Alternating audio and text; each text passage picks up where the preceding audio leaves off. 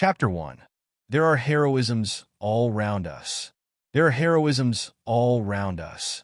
Mr. Hungerton, her father, really was the most tactless person upon earth. A fluffy, feathery, untidy cockatoo of a man, perfectly good-natured, but absolutely centered upon his own silly self. If anything could have driven me from Gladys, it would have been the thought of such a father-in-law. I am convinced that he really believed in his heart that I came round to the Chestnuts 3 days a week for the pleasure of his company, and very especially to hear his views upon bimetallism, a subject upon which he was by way of being an authority. For an hour or more that evening, I listened to his monotonous chirrup about bad money, driving out good, the token value of silver, the depreciation of the rupee, and the true standards of exchange. Suppose, he cried with feeble violence, that all the debts in the world were called up simultaneously, and immediate payment insisted upon. What under our present conditions would happen then? I gave the self-evident answer that I should be a ruined man, upon which he jumped from his chair, reproved me for my habitual levity, which made it impossible for him to discuss any reasonable subject in my presence, and bounced off out of the room to dress for a Masonic meeting. At last I was alone with Gladys, and the moment of fate had come. All that evening I had felt like the soldier who awaits the signal which will send him on a forlorn hope. Hope of victory and fear of repulse alternating in his mind. She sat with that proud, delicate profile of hers outlined against the red curtain. How beautiful she was, and yet how aloof. We had been friends, quite good friends, but never could I get beyond the same comradeship which I might have established with one of my fellow reporters upon the Gazette. Perfectly frank, perfectly kindly, and perfectly unsexual. My instincts are all against a woman being too frank and at her ease with me. It is no compliment to a man. Where the real sex feeling begins, timidity and distrust are its companions, heritage from old wicked days when love and violence went off in hand. The bent head, the averted eye, the faltering voice, the wincing figure, these, and not the unshrinking gaze and frank reply, are the true signals of passion. Even in my short life I had learned as much as that, or had inherited it in that race memory which we call instinct. Gladys was full of every womanly quality. Some judged her to be cold and hard, but such a thought was treason. That delicately bronzed skin, almost oriental in its coloring, that raven hair, the large liquid eyes, the full but exquisite lips, all the stigmata of passion were there. But I was sadly conscious that up to now I had never found the secret of drawing it forth. However, come what might, I should have done with suspense and bring matters to a head tonight. She could but refuse me, and better be a repulsed lover than an accepted brother. So far my thoughts had carried me, and I was about to break the long and uneasy silence, when two critical, dark eyes looked round at me, and the proud head was shaken in smiling reproof. I have a presentiment that you are going to propose, Ned. I do wish you wouldn't, for things are so much nicer as they are. I drew my chair a little nearer. Now, how did you know that I was going to propose? I asked in genuine wonder. Don't women always know? Do you suppose any woman in the world was ever taken unawares? But oh, Ned, our friendship has been so good and so pleasant. What a pity to spoil it. Don't you feel how splendid it is that a young man and a young woman should be able to talk face to face as we have talked? I don't know, Gladys. You see, I can talk face to face with the station master. I can't imagine how that official came into the matter. But in he trotted and set us both laughing. That does not satisfy me in the least. I want my arms round you, and your head on my breast, and oh, Gladys, I want. She had sprung from her chair, as she saw signs that I proposed to demonstrate some of my wants. You've spoiled everything, Ned, she said. It's all so beautiful and natural until this kind of thing comes in. It is such a pity. Why can't you control yourself? I didn't invent it, I pleaded. It's nature. It's love. Well, perhaps if both love, it may be different. I have never felt it, but you must. You, with your beauty, with your soul. Oh, Gladys, you were made for love. You must love. One must wait till it comes. But why can't you love me, Gladys? Is it my appearance, or what? She did unbend a little. She put forward a hand. Such a gracious, stooping attitude it was, and she pressed back my head. Then she looked into my upturned face with a very wistful smile. No, it isn't that, she said at last. You're not a conceited boy by nature, and so I can safely tell you it is not that. It's deeper. My character? She nodded severely. What can I do to mend it? Do sit down and talk it over. No, really, I won't if you'll only sit down. She looked at me with a wondering distrust which was much more to my mind than her wholehearted confidence. How primitive and bestial it looks when you put it down in black and white. And perhaps after all, it is only a feeling peculiar to myself. Anyhow, she sat down. Now tell me what's amiss with me? I'm in love with somebody else, said she. It was my turn to jump out of my chair. It's nobody in particular, she explained, laughing at the expression of my face. Only an ideal. I've never met the kind of man I mean. Tell me about him. What does he look like? Oh, he might look very much like you. How dear of you to say that. Well, what is it that he does that I don't do? Just say the word. Teetotal, vegetarian, aeronaut, theosophist, Superman. I'll have a try at it, Gladys, if you will only give me an idea what would please you. She laughed at the elasticity of my character. Well, in the first place, I don't think my ideal would speak like that, said she. He would be a harder, sterner man, not so ready to adapt himself to a silly girl's whim. But above all, he must be a man who could do, who could act, who could look death in the face and have no fear of him. A man of great deeds and strange experiences. It is never a man that I should love, but always the glories he had won, for they would be reflected upon me. Think of Richard Burton. When I read his wife's life of him, I could so understand her love. And Lady Stanley, did you ever read the wonderful last chapter of that book about her husband? These are the sort of men that a woman could worship with all her soul, and yet be the greater, not the less, on account of her love, honored by all the world as the inspirer of noble deeds. She looked so beautiful in her enthusiasm that I nearly brought down the whole level of the interview. I gripped myself hard and went on with the argument. We can't all be Stanleys and Burtons, said I. Besides, we don't get the chance. At least I never had the chance. If I did, I should try to take it. But chances are all around you. It is the mark of the kind of man, I mean, that he makes his own chances. You can't hold him back. I've never met him, and yet I seem to know him so well. There are heroisms all round us waiting to be done. It's for men to do them, and for women to reserve their love as a reward for such men. Look at that young Frenchman who went up last week in a balloon. It was blowing a gale of wind, but because he was announced to go, he insisted on starting. The wind blew him 1,500 miles in 24 hours, and he fell in the middle of Russia. That was the kind of man I mean. Think of the woman he loved, and how other women must have envied her. That's what I should like to be, envied for my man. I'd have done it to please you, but you shouldn't do it merely to please me.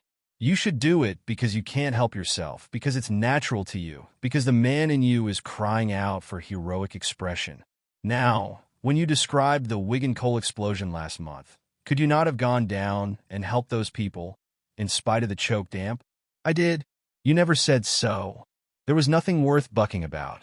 I didn't know. She looked at me with rather more interest. That was brave of you. I had to. If you want to write good copy, you must be where the things are. What a prosaic motive. It seems to take all the romance out of it. But still, whatever your motive, I am glad that you went down that mine. She gave me her hand, but with such sweetness and dignity that I could only stoop and kiss it. I dare say I am merely a foolish woman with a young girl's fancies. And yet it is so real with me, so entirely part of my very self, that I cannot help acting upon it. If I marry, I do want to marry a famous man. Why should you not? I cried. It is women like you who brace men up. Give me a chance, and see if I will take it. Besides, as you say, men ought to make their own chances, and not wait until they are given. Look at Clive, just a clerk, and he conquered India. By George, I'll do something in the world yet. She laughed at my sudden Irish effervescence. Why not, she said. You have everything a man could have. Youth, health, strength, education, energy. I was sorry you spoke, and now I am glad, so glad, if it wakens these thoughts in you. And if I do, her dear hand rested like warm velvet upon my lips. Not another word, sir.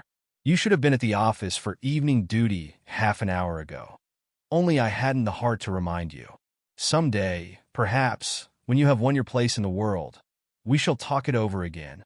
And so it was that I found myself that foggy November evening pursuing the Camberwell tram with my heart glowing within me, and with the eager determination that not another day should elapse before I should find some deed which was worthy of my lady. But who?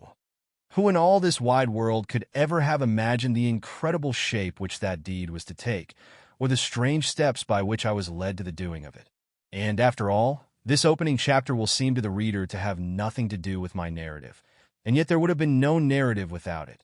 For it is only when a man goes out into the world with the thought that there are heroisms all round him, and with the desire all alive in his heart to follow any which may come within sight of him, that he breaks away as I did from the life he knows, and ventures forth into the wonderful mystic twilight land where lie the great adventures and the great rewards. Behold me, then, at the office of the Daily Gazette, on the staff of which I was a most insignificant unit, with the settled determination that very night, if possible, to find the quest which should be worthy of my Gladys. Was it hardness? Was it selfishness that she should ask me to risk my life for her own glorification? Such thoughts may come to middle age, but never to ardent 23 in the fever of his first love. Chapter 2. Try your luck with Professor Challenger. Try your luck with Professor Challenger. I always liked McArdle, the crabbed, old, round-backed, red-headed news editor, and I rather hoped that he liked me. Of course, Beaumont was the real boss, but he lived in the rarefied atmosphere of some Olympian height from which he could distinguish nothing smaller than an international crisis or a split in the cabinet. Sometimes we saw him passing in lonely majesty to his inner sanctum, with his eyes staring vaguely and his mind hovering over the Balkans or the Persian Gulf. He was above and beyond us. But McArdle was his first lieutenant, and it was he that we knew. The old man nodded as I entered the room, and he pushed his spectacles far up on his bald forehead. "Well, Mr. Malone, from all I hear, you seem to be doing very well," said he in his kindly Scotch accent. I thanked him. The colliery explosion was excellent. So was the Southwark fire. You have the true, descriptive touch. What did you want to see me about? To ask a favor. He looked alarmed, and his eyes shunned mine. Tut, tut. What is it? Do you think, sir, that you could possibly send me on some mission for the paper? I would do my best to put it through and get you some good copy. What sort of mission had you in your mind, Mr. Malone? Well, sir, anything that had adventure and danger in it. I really would do my very best. The more difficult it was, the better it would suit me. You seem very anxious to lose your life. To justify my life, sir? Dear me, Mr. Malone, this is very, very exalted. I'm afraid the day for this sort of thing is rather past. The expense of the special mission business hardly justifies the result. And of course, in any case, it would only be an experienced man with a name that would command public confidence who would get such an order. The big blank spaces in the map are all being filled in, and there's no room for romance anywhere. Wait a bit, though, he added, with a sudden smile upon his face. Talking of the blank spaces of the map gives me an idea. What about exposing a fraud, a modern Munchausen, and making him ridiculous? You could show him up as the liar that he is, and man, it would be fine. How does it appeal to you? Anything, anywhere, I care nothing. McArdle was plunged in thought for some minutes.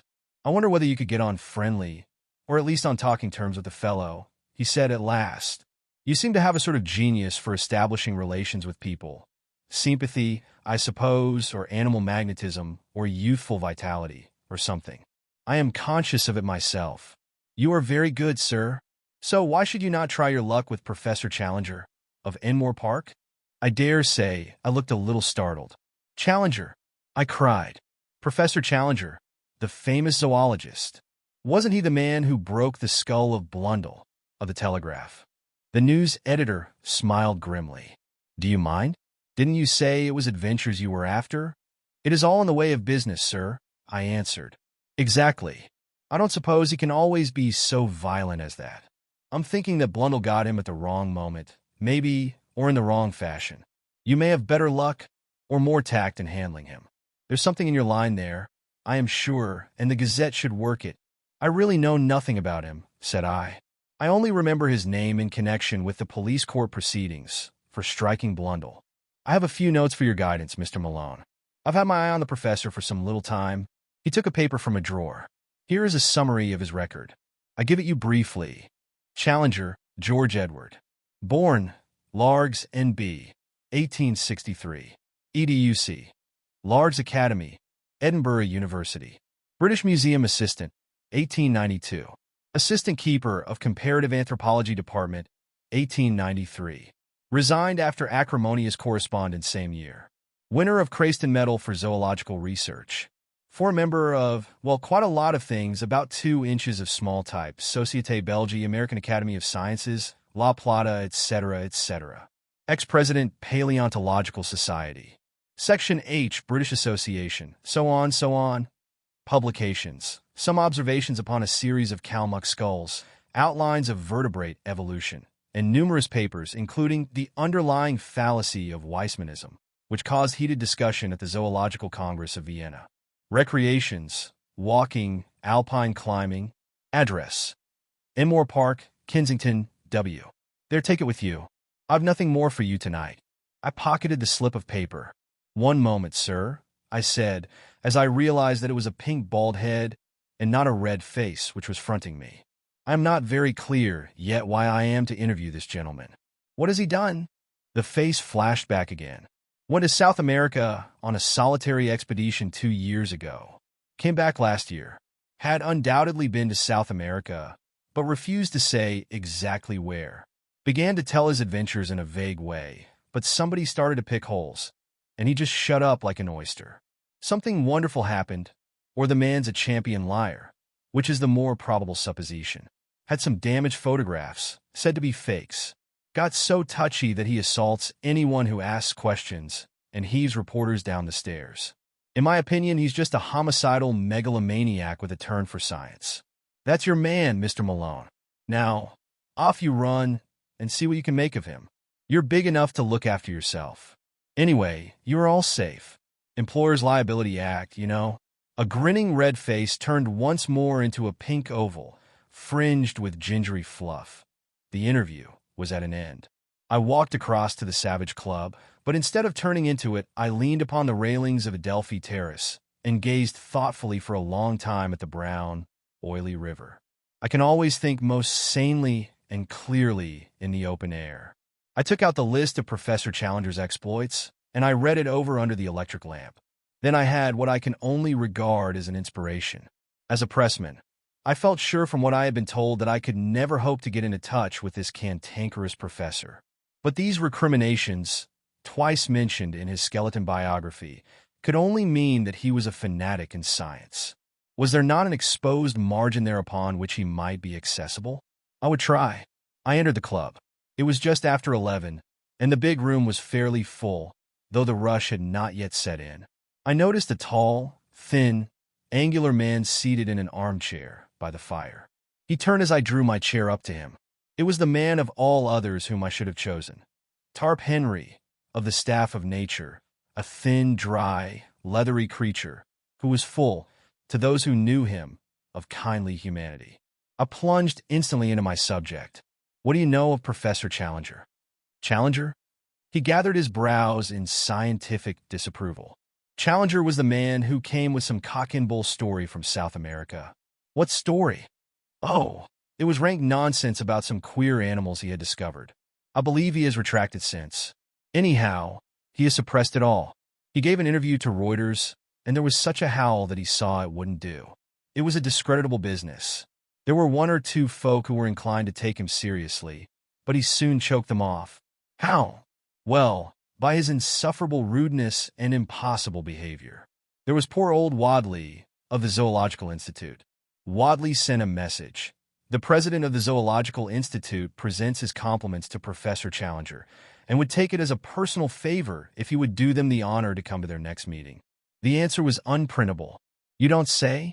Well, a Baudelarized version of it would run. Professor Challenger presents his compliments to the president of the Zoological Institute and would take it as a personal favor if he would go to the devil. Good Lord! Yes, I expect that's what old Wadley said. I remember his wail at the meeting, which began, "In 50 years' experience of scientific intercourse." It quite broke the old man up. "Anything more about Challenger?" "Well, I'm a bacteriologist, you know. I live in a 900 diameter microscope. I can hardly claim to take serious notice of anything that I can see with my naked eye. I'm a frontiersman from the extreme edge of the knowable, and I feel quite out of place when I leave my study and come into touch with all you great, rough, hulking creatures. I'm too detached to talk scandal, and yet at scientific conversaciones I have heard something of Challenger, for he is one of those men whom nobody can ignore. He's as clever as they make a full-charge battery of force and vitality, but a quarrelsome, ill-conditioned faddist, and unscrupulous at that. He had gone the length of faking some photographs over the South American business. You say he is a faddist. What is his particular fad? He has 1,000, but the latest is something about Weissman and evolution. He had a fearful row about it in Vienna, I believe. Can you tell me the point?" "Not at the moment, but a translation of the proceedings exists. We have it filed at the office. Would you care to come? It's just what I want. I have to interview the fellow, and I need some lead up to him. It's really awfully good of you to give me a lift. I'll go with you now, if it is not too late." Half an hour later, I was seated in the newspaper office with a huge tome in front of me, which had been opened at the article Weissman versus Darwin, with the subheading, "Spirited Protest at Vienna. Lively Proceedings." My scientific education having been somewhat neglected, I was unable to follow the whole argument. But it was evident that the English professor had handled his subject in a very aggressive fashion, and had thoroughly annoyed his continental colleagues. Protests, uproar, and general appeal to the chairman were three of the first brackets which caught my eye. Most of the matter might have been written in Chinese for any definite meaning that it conveyed to my brain. "I wish you could translate it into English for me," I said pathetically to my helpmate. "Well, it is a translation. Then I'd better try my luck with the original. It is certainly rather deep for a layman. If I could only get a single good, meaty sentence which seemed to convey some sort of definite human idea, it would serve my turn. Yes, this one will do. I seem in a vague way almost to understand it. I'll copy it out. This shall be my link with the terrible professor. Nothing else I can do?" "Well, yes. I propose to write to him. If I could frame the letter here, and use your address, it would give atmosphere. We'll have the fellow round here, making a row and breaking the furniture. No. You'll see the letter. Nothing contentious, I assure you. Well, that's my chair and desk. You'll find paper there. I'd like to censor it before it goes. It took some doing, but I flatter myself that it wasn't such a bad job when it was finished." I read it aloud to the critical bacteriologist with some pride in my handiwork. "Dear Professor Challenger," it said, "as a humble student of nature, I have always taken the most profound interest in your speculations as to the differences between Darwin and Weissman. I have recently had occasion to refresh my memory by rereading." "You infernal liar," murmured Tarp Henry. "By rereading your masterly address at Vienna. That lucid and admirable statement seems to be the last word in the matter. There is one sentence in it, however, namely, I protest strongly against the insufferable and entirely dogmatic assertion that each separate idea is a microcosm possessed of an historical architecture elaborated slowly through the series of generations. Have you no desire, in view of later research, to modify this statement? Do you not think that it is over-accentuated? With your permission, I would ask the favor of an interview, as I feel strongly upon the subject, and have certain suggestions which I could only elaborate in a personal conversation. With your consent, I trust to have the honor of calling at 11 o'clock the day after tomorrow, Wednesday morning. I remain, sir, with assurances of profound respect, yours very truly, Edward D. Malone." "How's that?" I asked triumphantly. "Well, if your conscience can stand it. It has never failed me yet. But what do you mean to do?" "To get there. Once I am in his room, I may see some opening. I may even go the length of open confession. If he is a sportsman, he will be tickled. Tickled indeed. He's much more likely to do the tickling. Chainmail, or an American football suit. That's what you'll want. Well, goodbye. I'll have the answer for you here on Wednesday morning, if he ever deigns to answer you. He is a violent, dangerous, cantankerous character, hated by everyone who comes across him, and the butt of the students, so far as they dare take a liberty with him. Perhaps it would be best for you if you never heard from the fellow at all. Chapter 3. He is a perfectly impossible person. He is a perfectly impossible person. My friend's fear or hope was not destined to be realized. When I called on Wednesday, there was a letter with a West Kensington postmark upon it, and my name scrawled across the envelope in a handwriting which looked like a barbed wire railing. The contents were as follows. Enmore Park, W. Sir, I have duly received your note, in which you claim to endorse my views, although I am not aware that they are dependent upon endorsement either from you or anyone else. You have ventured to use the word speculation with regard to my statement upon the subject of Darwinism, and I would call your attention to the fact that such a word in such a connection is offensive to a degree. The context convinces me, however, that you have sinned rather through ignorance and tactlessness than through malice, so I am content to pass the matter by. You quote an isolated sentence from my lecture, and appear to have some difficulty in understanding it. I should have thought that only a subhuman intelligence could have failed to grasp the point, but if it really needs amplification, I shall consent to see you at the hour named, though visits and visitors of every sort are exceeding distasteful to me. As to your suggestion that I may modify my opinion, I would have you know that it is not my habit to do so after a deliberate expression of my mature views. You will kindly show the envelope of this letter to my man, Austin, when you call, as he has to take every precaution to shield me from the intrusive rascals who call themselves journalists. Yours faithfully, George Edward Challenger. This was the letter that I read aloud to Tarp Henry, who had come down early to hear the result of my venture. His only remark was, "There's some new stuff, cuticura or something, which is better than arnica. Some people have such extraordinary notions of humor." It was nearly 10:30 before I had received my message, but a taxicab took me round in good time for my appointment. It was an imposing porticoed house at which we stopped, and the heavily curtained windows gave every indication of wealth upon the part of this formidable professor. The door was opened by an odd, swarthy, dried-up person of uncertain age, with a dark pilot jacket and brown leather gaiters. I found afterwards that he was the chauffeur, who filled the gaps left by a succession of fugitive butlers. He looked me up and down with a searching light blue eye.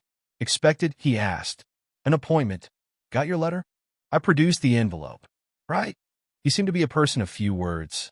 Following him down the passage, I was suddenly interrupted by a small woman, who stepped out from what proved to be the dining-room door. She was a bright, vivacious, dark-eyed lady, more French than English in her type. "One moment," she said. "You can wait. Austin. Step in here, sir. May I ask if you have met my husband before?" "No, madam. I have not had the honor." "Then I apologize to you in advance. I must tell you that he is a perfectly impossible person. Absolutely impossible. If you are forewarned, you will be the more ready to make allowances. It is most considerate of you, madam. Get quickly out of the room if he seems inclined to be violent. Don't wait to argue with him. Several people have been injured through doing that. Afterwards, there is a public scandal, and it reflects upon me and all of us. I suppose it wasn't about South America. You wanted to see him. I could not lie to a lady. Dear me, that is his most dangerous subject. You won't believe a word he says. I'm sure I don't wonder. But don't tell him so, for it makes him very violent. Pretend to believe him, and you may get through all right. Remember, he believes it himself. Of that you may be assured. A more honest man never lived. Don't wait any longer, or he may suspect.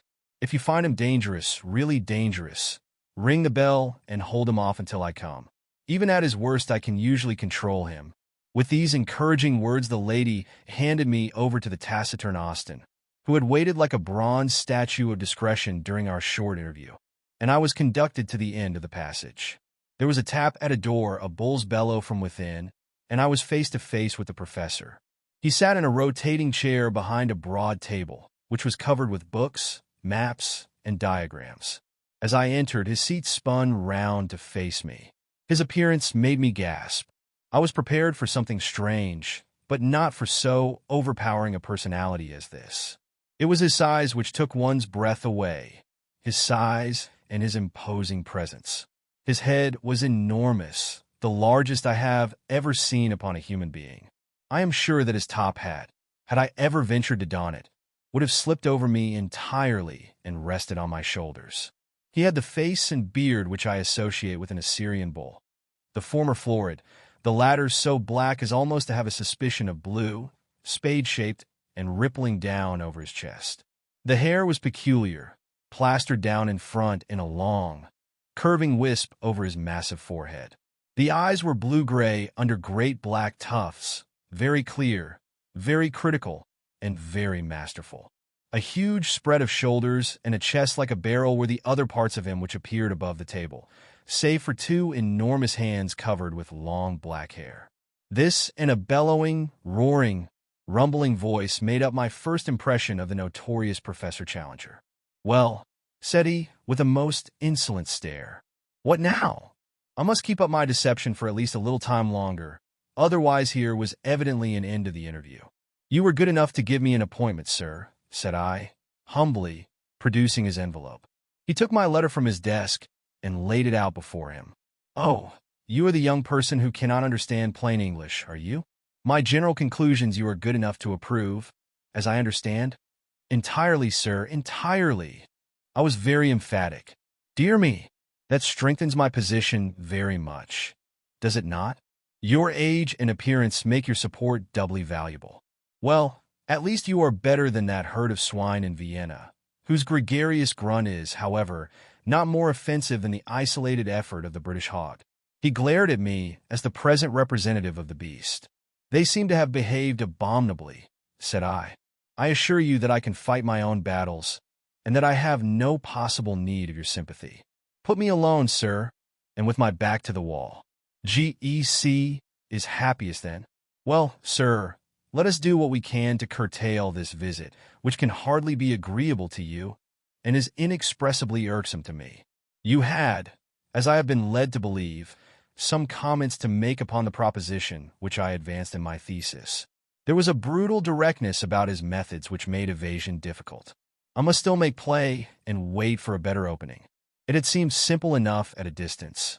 Oh, my Irish wits, could they not help me now, when I needed help so sorely? He transfixed me with two sharp, steely eyes. Come, he rumbled. "I am, of course, a mere student," said I, with a fatuous smile, hardly more, I might say, than an earnest inquirer.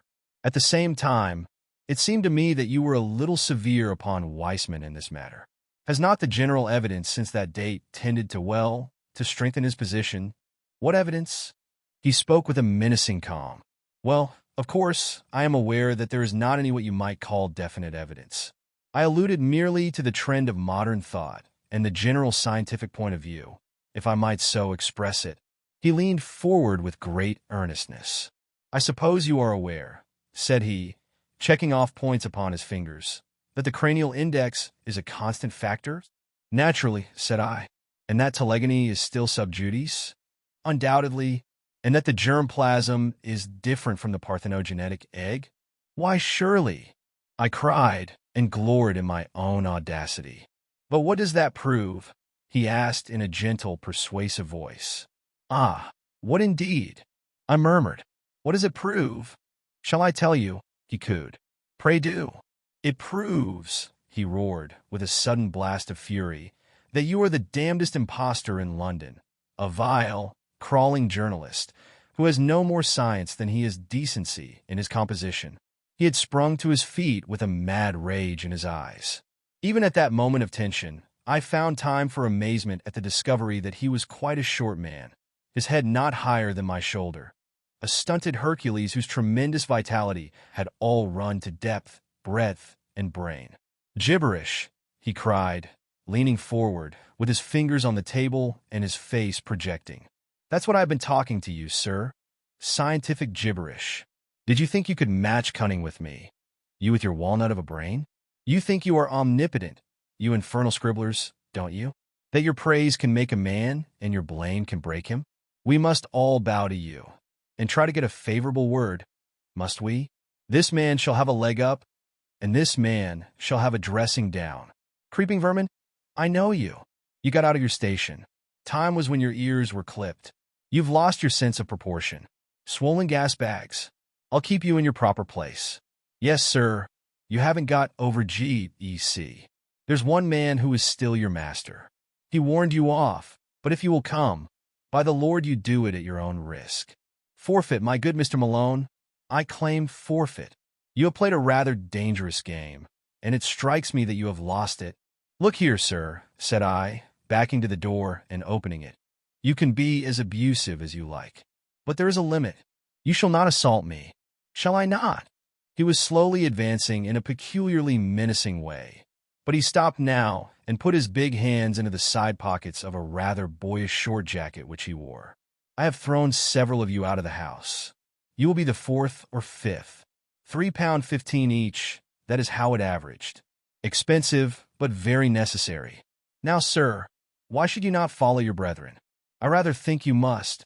He resumed his unpleasant and stealthy advance, pointing his toes as he walked, like a dancing master. I could have bolted for the hall door, but it would have been too ignominious. Besides, a little glow of righteous anger was springing up within me. I had been hopelessly in the wrong before, but this man's menaces were putting me in the right. I'll trouble you to keep your hands off, sir. I'll not stand it. Dear me. His black mustache lifted and a white fang twinkled in a sneer. You won't stand it? Don't be such a fool, Professor. I cried. What can you hope for? I'm 15 stone, as hard as nails, and play center 3/4 every Saturday for the London Irish. I'm not the man. It was at that moment that he rushed me. It was lucky that I had opened the door, or we should have gone through it. We did a Catherine wheel together down the passage. Somehow we gathered up a chair upon our way and bounded on with it towards the street. My mouth was full of his beard. Our arms were locked, our bodies intertwined, and that infernal chair radiated its legs all round us. The watchful Austin had thrown open the hall door. We went with a back somersault down the front steps. I have seen the two Macs attempt something of the kind at the halls, but it appears to take some practice to do it without hurting oneself. The chair went to matchwood at the bottom, and we rolled apart into the gutter. He sprang to his feet, waving his fists and wheezing like an asthmatic. Had enough, he panted. You infernal bully, I cried as I gathered myself together. Then and there we should have tried the thing out, for he was effervescing with fight, but fortunately I was rescued from an odious situation. A policeman was beside us, his notebook in his hand. What's all this? You ought to be ashamed, said the policeman. It was the most rational remark which I had heard in Enmore Park. Well, he insisted, turning to me, what is it then? This man attacked me, said I. Did you attack him? Asked the policeman. The professor breathed hard and said nothing. It's not the first time either, said the policeman, severely shaking his head. You were in trouble last month for the same thing. You've blackened this young man's eye. Do you give him in charge, sir? I relented. No, said I do not. What's that? Said the policeman. I was to blame myself. I intruded upon him. He gave me fair warning. The policeman snapped up his notebook. Don't let us have any more such goings-on, said he.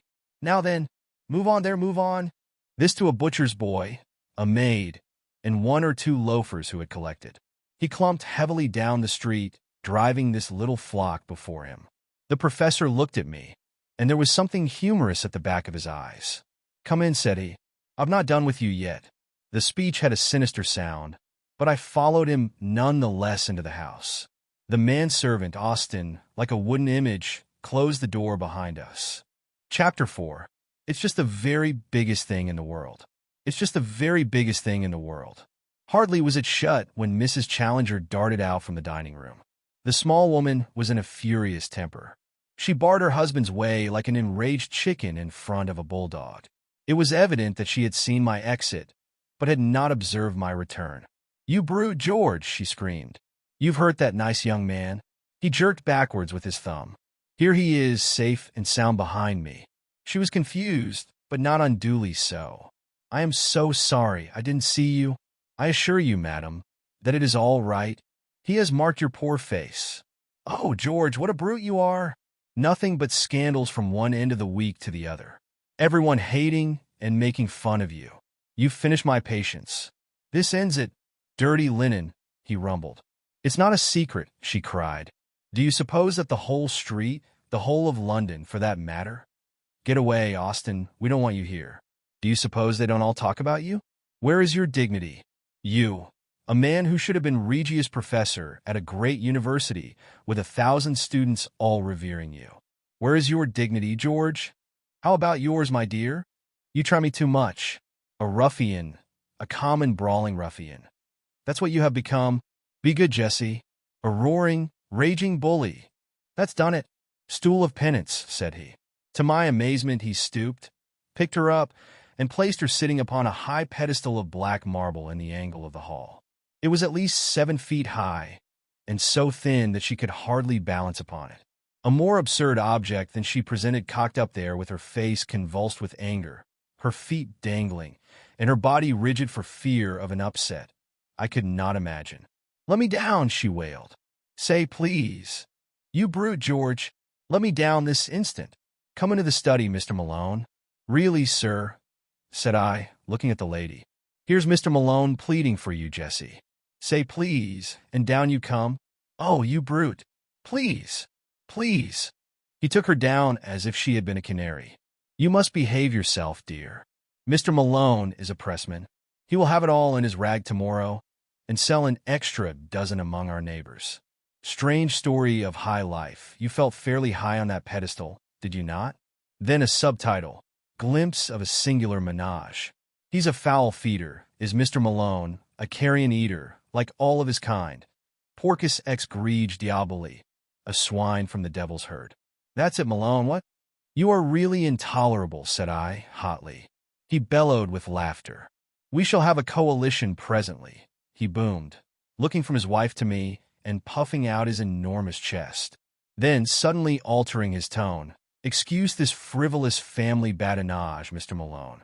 I called you back for some more serious purpose than to mix you up with our little domestic pleasantries. Run away, little woman, and don't fret." He placed a huge hand upon each of her shoulders. "All that you say is perfectly true. I should be a better man if I did what you advise, but I shouldn't be quite George Edward Challenger. There are plenty of better men, my dear, but only one G.E.C. So make the best of him." He suddenly gave her a resounding kiss, which embarrassed me even more than his violence had done. "Now, Mr. Malone," he continued, with a great accession of dignity, "this way, if you please." We re-entered the room, which we had left so tumultuously 10 minutes before. The professor closed the door carefully behind us, motioned me into an armchair, and pushed a cigar box under my nose. "Real San Juan, Colorado," he said. "Excitable people like you are the better for narcotics. Heavens, don't bite it. Cut, and cut with reverence. Now lean back and listen attentively to whatever I may care to say to you. If any remark should occur to you, you can reserve it for some more opportune time. First of all, as to your return to my house after your most justifiable expulsion." He protruded his beard and stared at me as one who challenges and invites contradiction. "After, as I say, your well-merited expulsion. The reason lay in your answer to that most officious policeman, in which I seem to discern some glimmering of good feeling upon your part. More, at any rate, than I am accustomed to associate with your profession. In admitting that the fault of the incident lay with you, you gave some evidence of a certain mental detachment and breadth of view which attracted my favorable notice. The subspecies of the human race, to which you unfortunately belong, has always been below my mental horizon. Your words brought you suddenly above it. You swam up into my serious notice. For this reason, I asked you to return with me, as I was minded to make your further acquaintance. You will kindly deposit your ash in the small Japanese tray on the bamboo table, which stands at your left elbow." All this he boomed forth like a professor addressing his class. He had swung round his revolving chair so as to face me, and he sat all puffed out like an enormous bullfrog, his head laid back and his eyes half covered by supercilious lids. Now he suddenly turned himself sideways, and all I could see of him was tangled hair with a red, protruding ear. He was scratching about among the litter of papers upon his desk. He faced me presently with what looked like a very tattered sketchbook in his hand. "I'm going to talk to you about South America," said he. "No comments, if you please. First of all, I wish you to understand that nothing I tell you now is to be repeated in any public way unless you have my express permission. That permission will, in all human probability, never be given. Is that clear?" "It is very hard," said I. "Surely a judicious account." He replaced the notebook upon the table. "That ends it," said he. "I wish you a very good morning." "No, no," I cried. "I submit to any conditions. So far as I can see, I have no choice." "None in the world," said he. "Well, then I promise. Word of honor." "Word of honor." He looked at me with doubt in his insolent eyes. "After all, what do I know about your honor?" said he. "Upon my word, sir," I cried angrily, "you take very great liberties. I have never been so insulted in my life." He seemed more interested than annoyed at my outbreak. "Round-headed," he muttered, "brachycephalic, gray-eyed, black-haired, with suggestion of the Negroid. Celtic, I presume? I am an Irishman, sir." "Irish? Yes, sir. That, of course, explains it. Let me see. You have given me your promise that my confidence will be respected. That confidence, I may say, will be far from complete. But I am prepared to give you a few indications which will be of interest. In the first place, you are probably aware that 2 years ago I made a journey to South America, one which will be classical in the scientific history of the world. The object of my journey was to verify some conclusions of Wallace and of Bates, which could only be done by observing their reported facts under the same conditions in which they had themselves noted them. If my expedition had no other results, it would still have been noteworthy, but a curious incident occurred to me while there which opened up an entirely fresh line of inquiry. You are aware, or probably in this half-educated age, you are not aware, that the country round some parts of the Amazon is still only partially explored, and that a great number of tributaries, some of them entirely uncharted, run into the main river.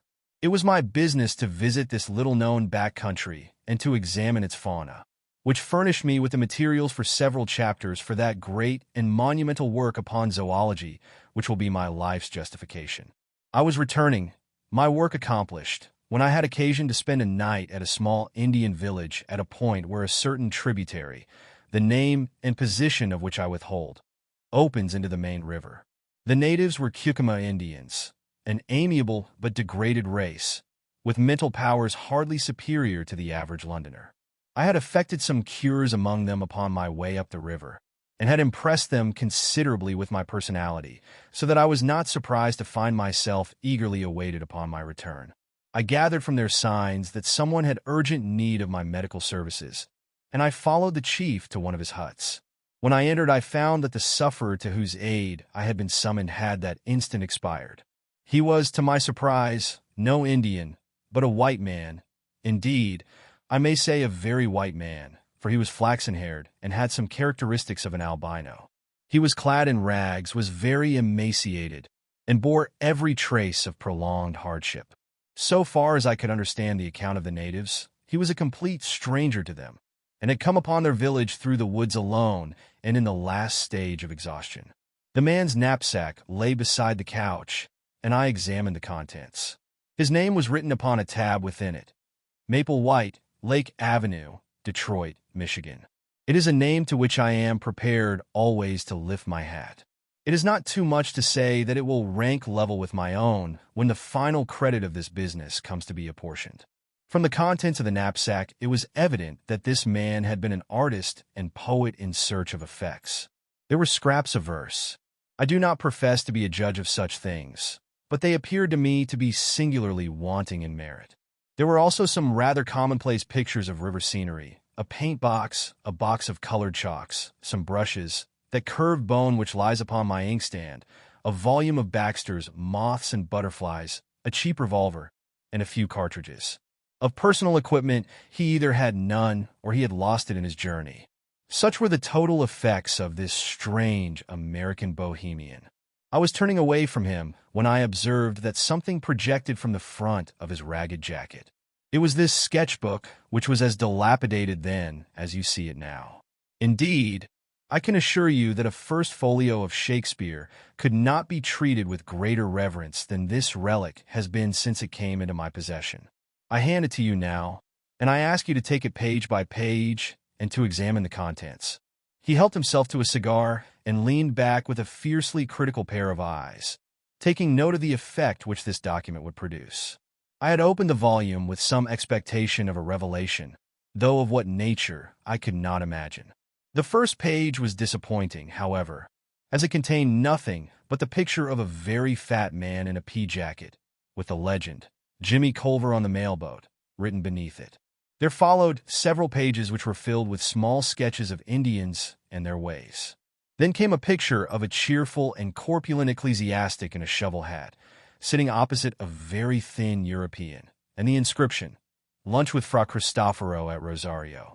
Studies of women and babies accounted for several more pages, and then there was an unbroken series of animal drawings with such explanations as manatee upon sandbank, turtles and their eggs, black agouti under a meridi palm, the matter disclosing some sort of pig-like animal, and finally came a double page of studies of long snout and very unpleasant saurians. I could make nothing of it, and said so to the professor. Surely these are only crocodiles? Alligators. Alligators. There's hardly such a thing as a true crocodile in South America. The distinction between them, I meant that I could see nothing unusual, nothing to justify what you have said. He smiled serenely. Try the next page, said he. I was still unable to sympathize. It was a full-page sketch of a landscape roughly tinted in color, the kind of painting which an open-air artist takes as a guide to a future more elaborate effort. There was a pale green foreground of feathery vegetation, which sloped upwards and ended in a line of cliffs dark red in color, and curiously ribbed like some basaltic formations which I have seen.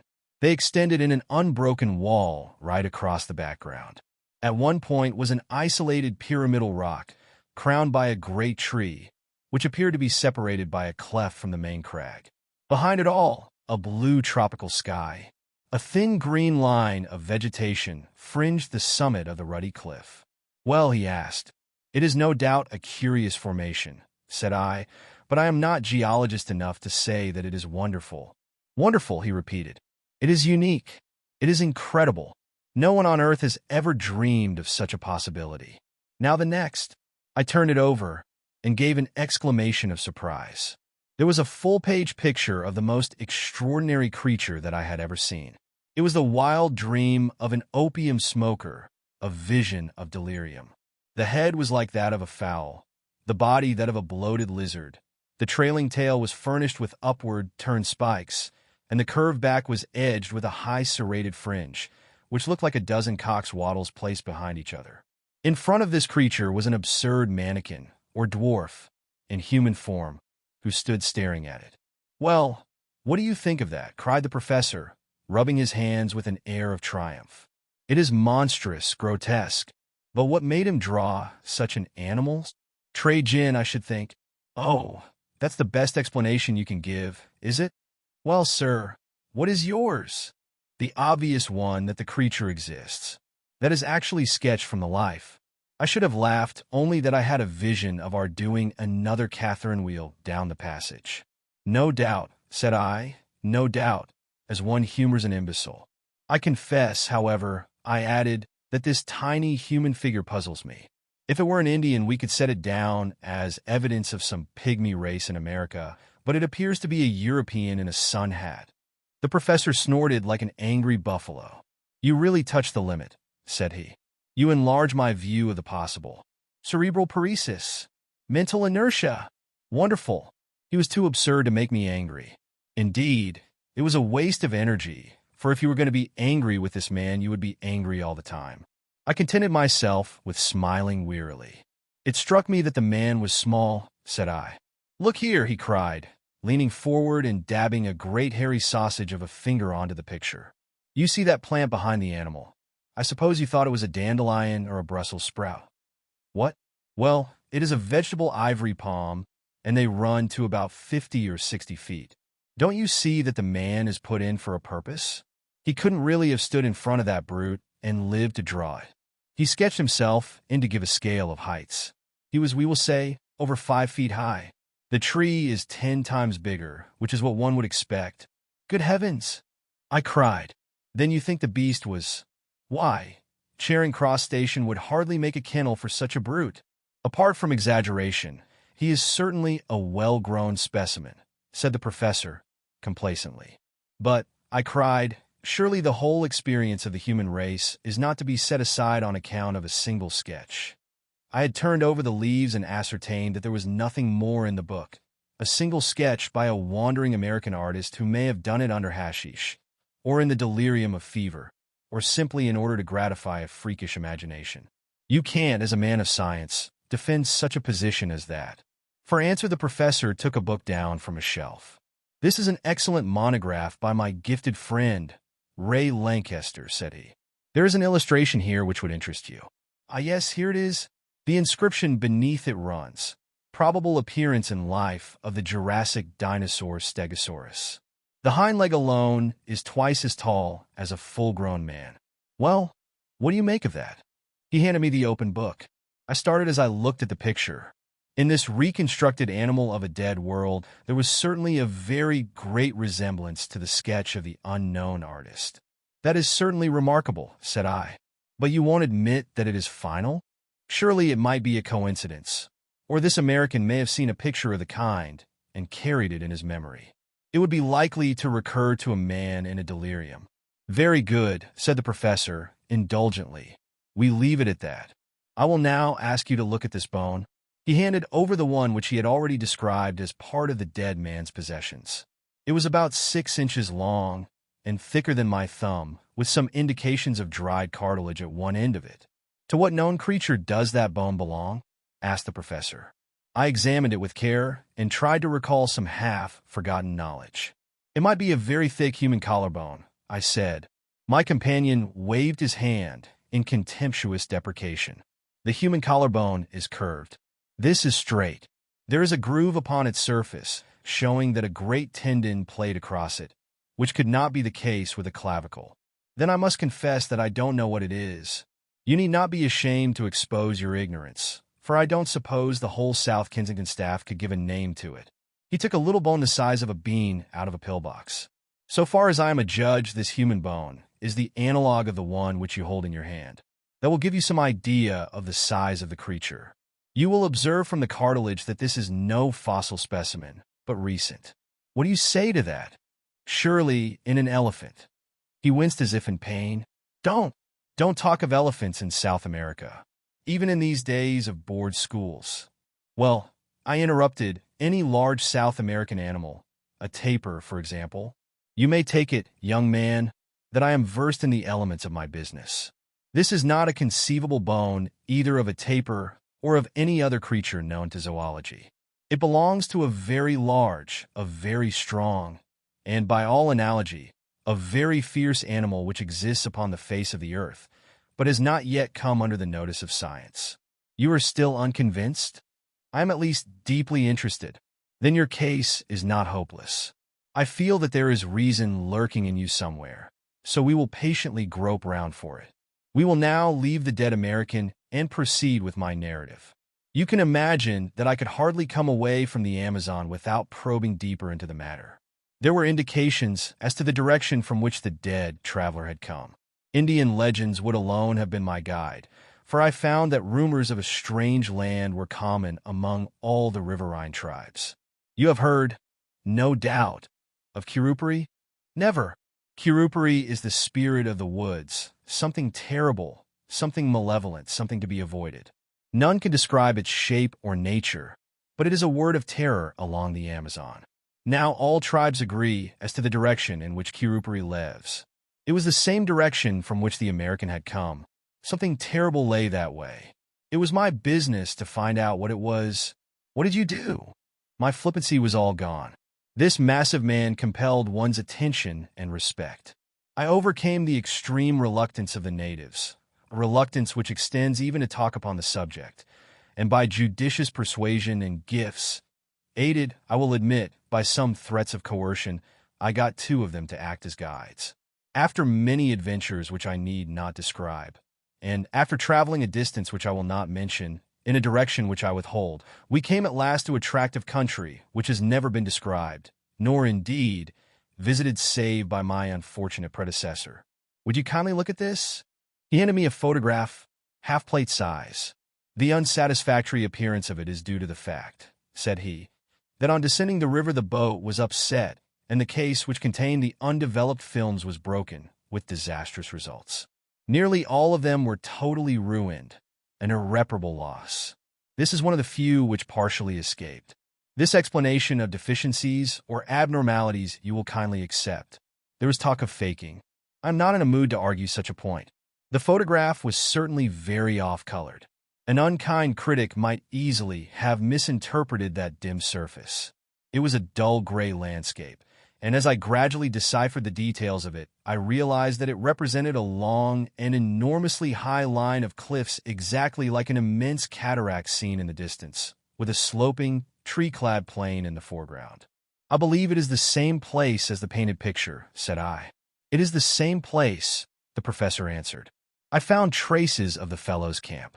Now look at this. It was a nearer view of the same scene, though the photograph was extremely defective. I could distinctly see the isolated, tree-crowned pinnacle of rock which was detached from the crag. I have no doubt of it at all, said I. Well, that is something gained, said he. We progress, do we not? Now, will you please look at the top of that rocky pinnacle? Do you observe something there? An enormous tree. But on the tree, a large bird, said I. He handed me a lens. Yes, I said, peering through it, a large bird stands on the tree. It appears to have a considerable beak. I should say it was a pelican. I cannot congratulate you upon your eyesight, said the professor. It is not a pelican, nor, indeed, is it a bird. It may interest you to know that I succeeded in shooting that particular specimen. It was the only absolute proof of my experiences which I was able to bring away with me. You have it, then? Here at last was tangible corroboration. I had it. It was unfortunately lost with so much else in the same boat accident, which ruined my photographs. I clutched at it as it disappeared in the swirl of the rapids, and part of its wing was left in my hand. I was insensible when washed ashore, but the miserable remnant of my superb specimen was still intact. I now lay it before you. From the drawer he produced what seemed to me to be the upper portion of the wing of a large bat. It was at least 2 feet in length, a curved bone, with a membranous veil beneath it. A monstrous bat, I suggested. Nothing of the sort, said the professor severely. Living, as I do, in an educated and scientific atmosphere, I could not have conceived that the first principles of zoology were so little known. Is it possible that you do not know the elementary fact in comparative anatomy that the wing of a bird is really the forearm, while the wing of a bat consists of 3 elongated fingers with membranes between? Now, in this case, the bone is certainly not the forearm, and you can see for yourself that this is a single membrane hanging upon a single bone, and therefore that it cannot belong to a bat. But if it is neither bird nor bat, what is it? My small stock of knowledge was exhausted. I really do not know, said I. He opened the standard work to which he had already referred me. Here, said he, pointing to the picture of an extraordinary flying monster, is an excellent reproduction of the Dimorphodon, or pterodactyl, a flying reptile of the Jurassic period. On the next page is a diagram of the mechanism of its wing. Kindly compare it with the specimen in your hand. A wave of amazement passed over me as I looked. I was convinced there could be no getting away from it. The cumulative proof was overwhelming. The sketch, the photographs, the narrative, and now the actual specimen. The evidence was complete. I said so. I said so warmly, for I felt that the professor was an ill-used man. He leaned back in his chair with drooping eyelids and a tolerant smile, basking in this sudden gleam of sunshine. It's just the very biggest thing that I ever heard of, said I, though it was my journalistic rather than my scientific enthusiasm that was roused. It is colossal. You are a Columbus of science who has discovered a lost world. I'm awfully sorry if I seem to doubt you. It was all so unthinkable, but I understand evidence when I see it, and this should be good enough for anyone. The professor purred with satisfaction. And then, sir, what did you do next? It was the wet season, Mr. Malone, and my stores were exhausted. I explored some portion of this huge cliff, but I was unable to find any way to scale it. The pyramidal rock upon which I saw and shot the pterodactyl was more accessible. Being something of a cragsman, I did manage to get halfway to the top of that. From that height, I had a better idea of the plateau upon the top of the crags. It appeared to be very large.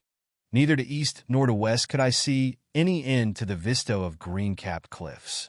Below, it is a swampy, Jungli region, full of snakes, insects, and fever. It is a natural protection to this singular country. Did you see any other trace of life? No, sir, I did not. But during the week that we lay encamped at the base of the cliff, we heard some very strange noises from above. But the creature that the American drew? How do you account for that? We can only suppose that he must have made his way to the summit and seen it there. We know, therefore, that there is a way up. We know equally that it must be a very difficult one. Otherwise, the creatures would have come down and overrun the surrounding country. Surely that is clear. But how did they come to be there? I do not think that the problem is a very obscure one, said the professor. There can only be one explanation. South America is, as you may have heard, a granite continent. At this single point in the interior there has been, in some far distant age, a great sudden volcanic upheaval. These cliffs, I may remark, are basaltic and therefore plutonic. An area, as large perhaps as Sussex, has been lifted up en bloc with all its living contents, and cut off by perpendicular precipices of a hardness which defies erosion from all the rest of the continent. What is the result? Why, the ordinary laws of nature are suspended. The various checks which influence the struggle for existence in the world at large are all neutralized or altered. Creatures survive which would otherwise disappear. You will observe that both the pterodactyl and the stegosaurus are Jurassic, and therefore of a great age in the order of life. They have been artificially conserved by those strange accidental conditions. But surely your evidence is conclusive. You have only to lay it before the proper authorities. So, in my simplicity, I had imagined, said the professor bitterly.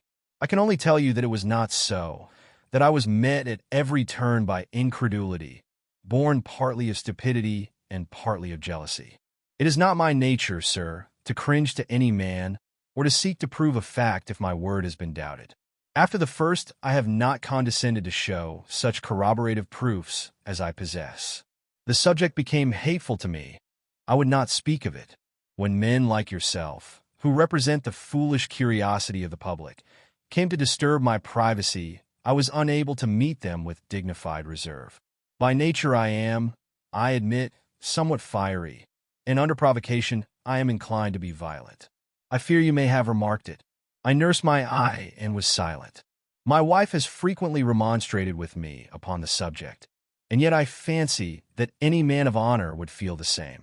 Tonight, however, I propose to give an extreme example of the control of the will over the emotions. I invite you to be present at the exhibition. He handed me a card from his desk.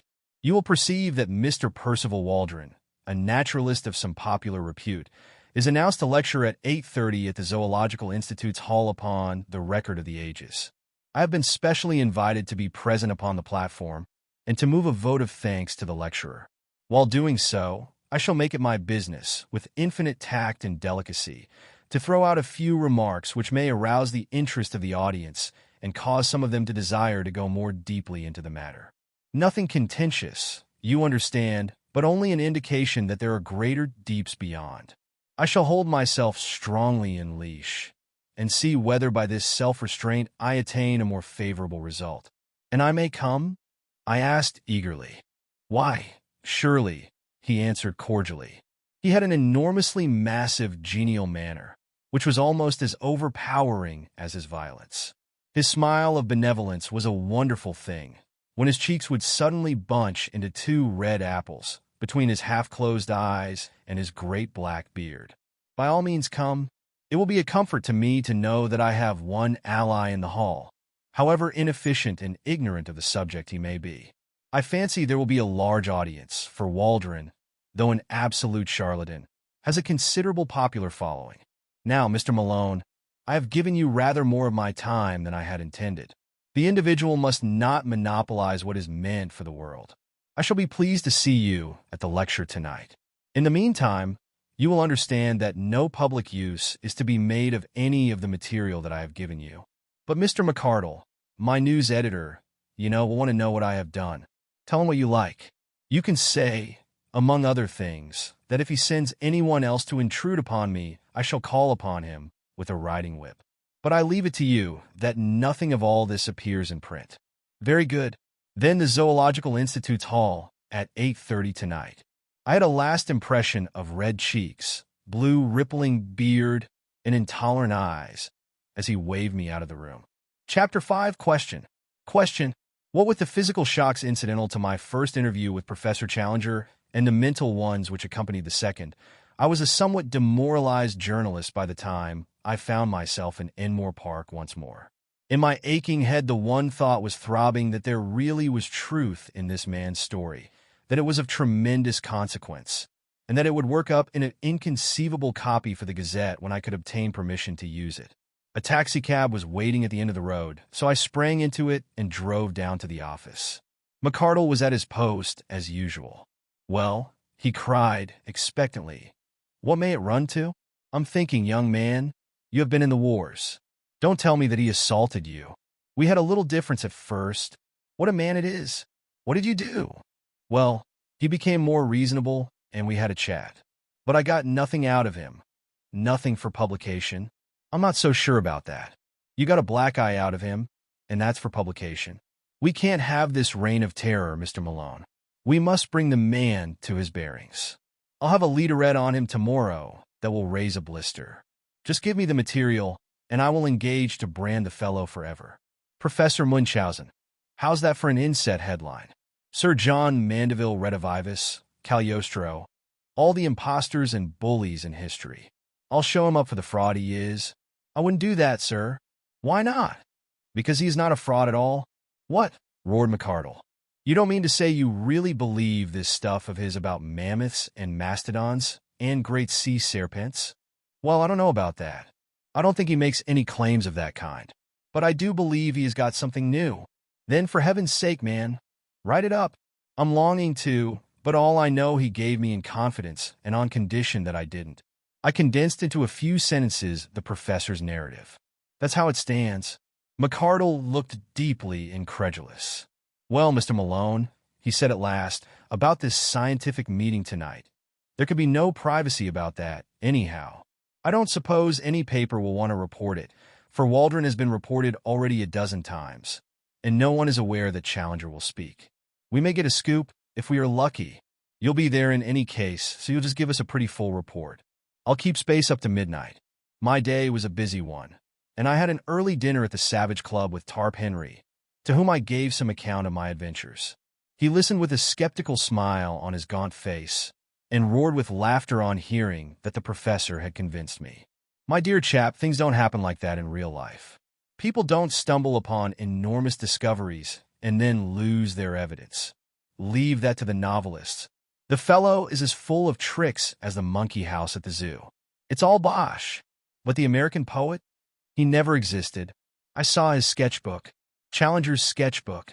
You think he drew that animal? Of course he did. Who else? Well then, the photographs? There was nothing in the photographs. By your own admission, you only saw a bird. A pterodactyl. That's what he says. He put the pterodactyl into your head. Well then, the bones? First one out of an Irish stew. Second one vamped up for the occasion. If you are clever and know your business, you can fake a bone as easily as you can a photograph. I began to feel uneasy. Perhaps, after all, I had been premature in my acquiescence. Then I had a sudden happy thought. "Will you come to the meeting?" I asked. Tarp Henry looked thoughtful. "He is not a popular person, the genial Challenger," said he. "A lot of people have accounts to settle with him. I should say he is about the best-hated man in London. If the medical students turn out, there will be no end of a rag. I don't want to get into a bear garden. You might at least do him the justice to hear him state his own case. Well, perhaps it's only fair. All right, I'm your man for the evening." When we arrived at the hall, we found a much greater concourse than I had expected. A line of electric broughams discharged their little cargoes of white-bearded professors, while the dark stream of humbler pedestrians, who crowded through the arched doorway, showed that the audience would be popular as well as scientific.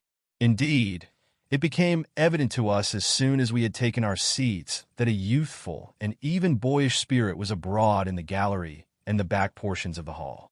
Looking behind me, I could see rows of faces of the familiar medical student type. Apparently, the great hospitals had each sent down their contingent. The behavior of the audience at present was good-humored, but mischievous.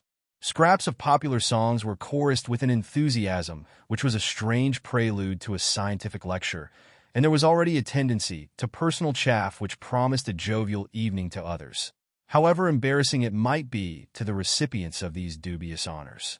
Thus, when old Dr. Meldrum, with his well-known curly-brimmed opera hat, appeared upon the platform, there was such a universal query of "Where did you get that tile?" that he hurriedly removed it and concealed it furtively under his chair. When gouty Professor Wadley limped down to his seat, there were general affectionate inquiries from all parts of the hall as to the exact state of his poor toe, which caused him obvious embarrassment. The greatest demonstration of all, however, was at the entrance of my new acquaintance, Professor Challenger, when he passed down to take his place at the extreme end of the front row of the platform.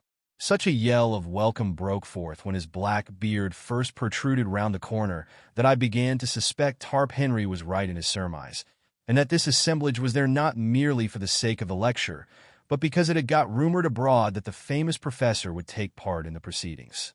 There was some sympathetic laughter on his entrance among the front benches of well-dressed spectators, as though the demonstration of the students in this instance was not unwelcome to them. That greeting was, indeed, a frightful outburst of sound, the uproar of the carnivora cage when the step of the bucket-bearing keeper is heard in the distance. There was an offensive tone in it, perhaps, and yet in the main it struck me as mere riotous outcry, the noisy reception of one who amused and interested them, rather than of one they disliked or despised. Challenger smiled with weary and tolerant contempt, as a kindly man would meet the yapping of a litter of puppies. He sat slowly down, blew out his chest, passed his hand caressingly down his beard, and looked with drooping eyelids and supercilious eyes at the crowded hall before him. The uproar of his advent had not yet died away when Professor Ronald Murray, the chairman, and Mr. Waldron, the lecturer, threaded their way to the front, and the proceedings began. Professor Murray will, I am sure, excuse me if I say that he has the common fault of most Englishmen of being inaudible. Why on earth people who have something to say, which is worth hearing, should not take the slight trouble to learn how to make it heard, is one of the strange mysteries of modern life. Their methods are as reasonable as to try to pour some precious stuff from the spring to the reservoir through a non-conducting pipe, which could by the least effort be opened. Professor Murray made several profound remarks to his white tie and to the water carafe upon the table, with a humorous, twinkling aside to the silver candlestick upon his right. Then he sat down, and Mr. Waldron, the famous popular lecturer, rose amid a general murmur of applause. He was a stern, gaunt man, with a harsh voice and an aggressive manner, but he had the merit of knowing how to assimilate the ideas of other men, and to pass them on in a way which was intelligible and even interesting to the lay public, with a happy knack of being funny about the most unlikely objects, so that the precession of the equinox or the formation of a vertebrate became a highly humorous process as treated by him. It was a bird's-eye view of creation, as interpreted by science, which, in language always clear and sometimes picturesque, he unfolded before us. He told us of the globe, a huge mass of flaming gas, flaring through the heavens. Then he pictured the solidification, the cooling, the wrinkling which formed the mountains, the steam which turned to water, the slow preparation of the stage upon which was to be played the inexplicable drama of life. On the origin of life itself, he was discreetly vague. That the germs of it could hardly have survived the original roasting was, he declared, fairly certain. Therefore it had come later. Had it built itself out of the cooling, inorganic elements of the globe? Very likely. Had the germs of it arrived from outside upon a meteor? It was hardly conceivable. On the whole, the wisest man was the least dogmatic upon the point. We could not, or at least we had not succeeded up to date in making organic life in our laboratories out of inorganic materials. The gulf between the dead and the living was something which our chemistry could not as yet bridge. But there was a higher and subtler chemistry of nature, which, working with great forces over long epochs, might well produce results which were impossible for us. There the matter must be left. This brought the lecturer to the great ladder of animal life, beginning low down in mollusks and feeble sea creatures, then up rung by rung through reptiles and fishes, till at last we came to a kangaroo rat, a creature which brought forth its young alive, the direct ancestor of all mammals, and presumably, therefore, of everyone in the audience. No, no, from a skeptical student in the back row. If the young gentleman in the red tie who cried, "No, no," and who presumably claimed to have been hatched out of an egg, would wait upon him after the lecture, he would be glad to see such a curiosity. Laughter. It was strange to think that the climax of all the age-long process of nature had been the creation of that gentleman in the red tie. But had the process stopped? Was this gentleman to be taken as the final type, the be-all and end-all of development? He hoped that he would not hurt the feelings of the gentleman in the red tie if he maintained that, whatever virtues that gentleman might possess in private life, still the vast processes of the universe were not fully justified if they were to end entirely in his production. Evolution was not a spent force, but one still working, and even greater achievements were in store. Having thus, amid a general titter, played very prettily with his interrupter, the lecturer went back to his picture of the past, the drying of the seas, the emergence of the sandbank, the sluggish, viscous life which lay upon their margins, the overcrowded lagoons, the tendency of the sea creatures to take refuge upon the mudflats, the abundance of food awaiting them, their consequent enormous growth. Hence, ladies and gentlemen, he added, that frightful brood of saurians which still affright our eyes when seen in the Wealden or in the Solenhofen slates, but which were fortunately extinct long before the first appearance of mankind upon this planet. Question, boomed a voice from the platform. Mr. Waldron was a strict disciplinarian with a gift of acid humor, as exemplified upon the gentleman with the red tie, which made it perilous to interrupt him. But this interjection appeared to him so absurd that he was at a loss how to deal with it. So looks the Shakespearean who is confronted by a rancid Baconian, or the astronomer who is assailed by a flat earth fanatic. He paused for a moment, and then, raising his voice, repeated slowly the words, which were extinct before the coming of man. Question, boomed the voice once more. Waldron looked with amazement along the line of professors upon the platform until his eyes fell upon the figure of Challenger, who leaned back in his chair with closed eyes and an amused expression, as if he were smiling in his sleep. "I see," said Waldron with a shrug. "It is my friend Professor Challenger." And amid laughter he renewed his lecture as if this was a final explanation and no more need be said. But the incident was far from being closed. Whatever path the lecturer took amid the wilds of the past seemed invariably to lead him to some assertion as to extinct or prehistoric life, which instantly brought the same bull's bellow from the professor. The audience began to anticipate it and to roar with delight when it came. The packed benches of students joined in, and every time Challenger's beard opened, before any sound could come forth, there was a yell of question from 100 voices and an answering counter-cry of order and shame from as many more. Waldron, though a hardened lecturer and a strong man, became rattled. He hesitated, stammered, repeated himself, got snarled in a long sentence, and finally turned furiously upon the cause of his troubles. "This is really intolerable," he cried, glaring across the platform.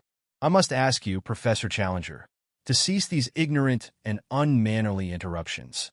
There was a hush over the hall, the students rigid with delight at seeing the high gods on Olympus quarreling among themselves. Challenger levered his bulky figure slowly out of his chair. "I must in turn ask you, Mr. Waldron," he said, "to cease to make assertions which are not in strict accordance with scientific fact. The words unloosed a tempest. Shame! Shame! Give him a hearing. Put him out. Shove him off the platform. Fair play," emerged from a general roar of amusement or execration. The chairman was on his feet, flapping both his hands and bleating excitedly. Professor Challenger, personal views later, were the solid peaks above his clouds of inaudible mutter. The interrupter bowed, smiled, stroked his beard, and relapsed into his chair.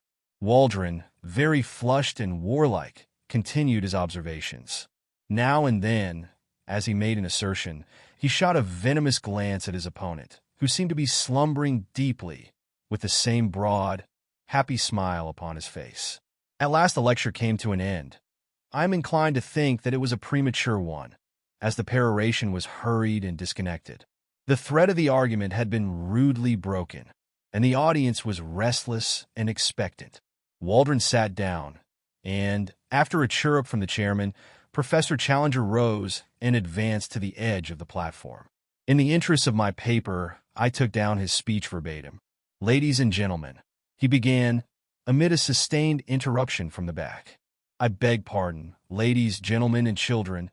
I must apologize. I had inadvertently omitted a considerable section of this audience." Tumult, during which the professor stood with one hand raised and his enormous head nodding sympathetically, as if he were bestowing a pontifical blessing upon the crowd. "I have been selected to move a vote of thanks to Mr. Waldron for the very picturesque and imaginative address to which we have just listened. There are points in it with which I disagree, and it has been my duty to indicate them as they arose. But, nonetheless, Mr. Waldron has accomplished his object well, that object being to give a simple and interesting account of what he conceives to have been the history of our planet. Popular lectures are the easiest to listen to, but Mr. Waldron," here he beamed and blinked at the lecturer, "will excuse me when I say that they are necessarily both superficial and misleading, since they have to be graded to the comprehension of an ignorant audience." Ironical cheering. Popular lecturers are in their nature parasitic. Angry gesture of protest from Mr. Waldron. They exploit for fame or cash the work which has been done by their indigent and unknown brethren. One smallest new fact obtained in the laboratory, one brick built into the temple of science, far outweighs any second-hand exposition which passes an idle hour, but can leave no useful result behind it. I put forward this obvious reflection, not out of any desire to disparage Mr. Waldron in particular, but that you may not lose your sense of proportion and mistake the acolyte for the high priest. At this point, Mr. Waldron whispered to the chairman, who half rose and said something severely to his water carafe. But enough of this. Loud and prolonged cheers. Let me pass to some subject of wider interest. What is the particular point upon which I, as an original investigator, have challenged our lecturer's accuracy? It is upon the permanence of certain types of animal life upon the earth. I do not speak upon this subject as an amateur, nor, I may add, as a popular lecturer, but I speak as one whose scientific conscience compels him to adhere closely to facts, when I say that Mr. Waldron is very wrong in supposing that because he has never himself seen a so-called prehistoric animal, therefore these creatures no longer exist. They are indeed, as he has said, our ancestors, but they are, if I may use the expression, our contemporary ancestors, who can still be found with all their hideous and formidable characteristics if one has but the energy and hardihood to seek their haunts. Creatures which were supposed to be Jurassic, monsters who would hunt down and devour our largest and fiercest mammals, still exist. Cries of Bosh! Prove it! How do you know? Question: how do I know, you ask me? I know because I have visited their secret haunts. I know because I have seen some of them. Applause, uproar, and a voice, liar. Am I a liar? General hearty and noisy assent. Did I hear someone say that I was a liar? Will the person who called me a liar kindly stand up that I may know him? A voice. Here he is, sir, and an inoffensive little person in spectacles, struggling violently, was held up among a group of students. Did you venture to call me a liar? No, sir, no, shouted the accused, and disappeared like a jack-in-the-box. If any person in this hall dares to doubt my veracity, I shall be glad to have a few words with him after the lecture. Liar! Who said that? Again the inoffensive one, plunging desperately, was elevated high into the air. If I come down among you, general chorus of "Come, love, come," which interrupted the proceedings for some moments, while the chairman, standing up and waving both his arms, seemed to be conducting the music. The professor, with his face flushed, his nostrils dilated, and his beard bristling, was now in a proper berserk mood. Every great discoverer has been met with the same incredulity, the sure brand of a generation of fools. When great facts are laid before you, you have not the intuition, the imagination which would help you to understand them. You can only throw mud at the men who have risked their lives to open new fields to science. You persecute the prophets, Galileo, Darwin, and I. Prolonged cheering and complete interruption. All this is from my hurried notes taken at the time. which give little notion of the absolute chaos to which the assembly had by this time been reduced. So terrific was the uproar that several ladies had already beaten a hurried retreat. Grave and reverend seniors seemed to have caught the prevailing spirit as badly as the students, and I saw white-bearded men rising and shaking their fists at the obdurate professor. The whole great audience seethed and simmered like a boiling pot. The professor took a step forward and raised both his hands. There was something so big and arresting and virile in the man that the clatter and shouting died gradually away before his commanding gesture and his masterful eyes. He seemed to have a definite message. They hushed to hear it. "I will not detain you," he said. "It is not worth it. Truth is truth, and the noise of a number of foolish young men, and I fear I must add of their equally foolish seniors, cannot affect the matter. I claim that I have opened a new field of science. You dispute it. Cheers. Then I put you to the test. Will you accredit one or more of your own number to go out as your representatives and test my statement in your name?" Mr. Summerlee, the veteran professor of comparative anatomy, rose among the audience, a tall, thin, bitter man with the withered aspect of a theologian. He wished, he said, to ask Professor Challenger whether the results to which he had alluded in his remarks had been obtained during a journey to the headwaters of the Amazon made by him 2 years before. Professor Challenger answered that they had. Mr. Summerlee desired to know how it was that Professor Challenger claimed to have made discoveries in those regions which had been overlooked by Wallace, Bates, and other previous explorers of established scientific repute. Professor Challenger answered that Mr. Summerlee appeared to be confusing the Amazon with the Thames, that it was in reality a somewhat larger river, that Mr. Summerlee might be interested to know that with the Orinoco, which communicated with it, some 50,000 miles of country were opened up, and that in so vast a space it was not impossible for one person to find what another had missed. Mr. Summerlee declared, with an acid smile, that he fully appreciated the difference between the Thames and the Amazon, which lay in the fact that any assertion about the former could be tested, while about the latter it could not. He would be obliged if Professor Challenger would give the latitude and the longitude of the country in which prehistoric animals were to be found. Professor Challenger replied that he reserved such information for good reasons of his own, but would be prepared to give it with proper precautions to a committee chosen from the audience. Would Mr. Summerlee serve on such a committee and test his story in person? Mr. Summerlee: "Yes, I will." Great cheering. Professor Challenger: "Then I guarantee that I will place in your hands such material as will enable you to find your way. It is only right, however, since Mr. Summerlee goes to check my statement, that I should have one or more with him who may check his. I will not disguise from you that there are difficulties and dangers. Mr. Summerlee will need a younger colleague. May I ask for volunteers? It is thus that the great crisis of a man's life springs out at him. Could I have imagined when I entered that hall that I was about to pledge myself to a wilder adventure than had ever come to me in my dreams? But Gladys, was it not the very opportunity of which she spoke? Gladys would have told me to go. I had sprung to my feet. I was speaking, and yet I had prepared no words. Tarp Henry, my companion, was plucking at my skirts, and I heard him whispering, "Sit down, Malone. Don't make a public ass of yourself." At the same time, I was aware that a tall, thin man, with dark gingery hair, a few seats in front of me, was also upon his feet. He glared back at me with hard, angry eyes, but I refused to give way. "I will go, Mr. Chairman," I kept repeating over and over again. "Name! Name!" cried the audience. "My name is Edward Dunn Malone. I am the reporter of the Daily Gazette. I claim to be an absolutely unprejudiced witness." "What is your name, sir?" the chairman asked of my tall rival. "I am Lord John Roxton. I have already been up the Amazon. I know all the ground, and have special qualifications for this investigation." Lord John Roxton's reputation as a sportsman and a traveler is, of course, world famous, said the chairman. At the same time, it would certainly be as well to have a member of the press upon such an expedition. "Then I move," said Professor Challenger, "that both these gentlemen be elected as representatives of this meeting to accompany Professor Summerlee upon his journey to investigate and to report upon the truth of my statements." And so, amid shouting and cheering, our fate was decided, and I found myself borne away in the human current which swirled towards the door, with my mind half stunned by the vast new project which had risen so suddenly before it.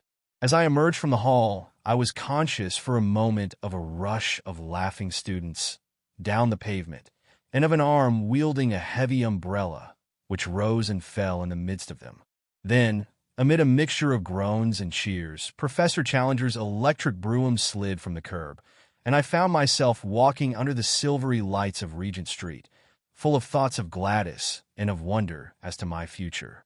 Suddenly there was a touch at my elbow. I turned, and found myself looking into the humorous, masterful eyes of the tall, thin man who had volunteered to be my companion on this strange quest.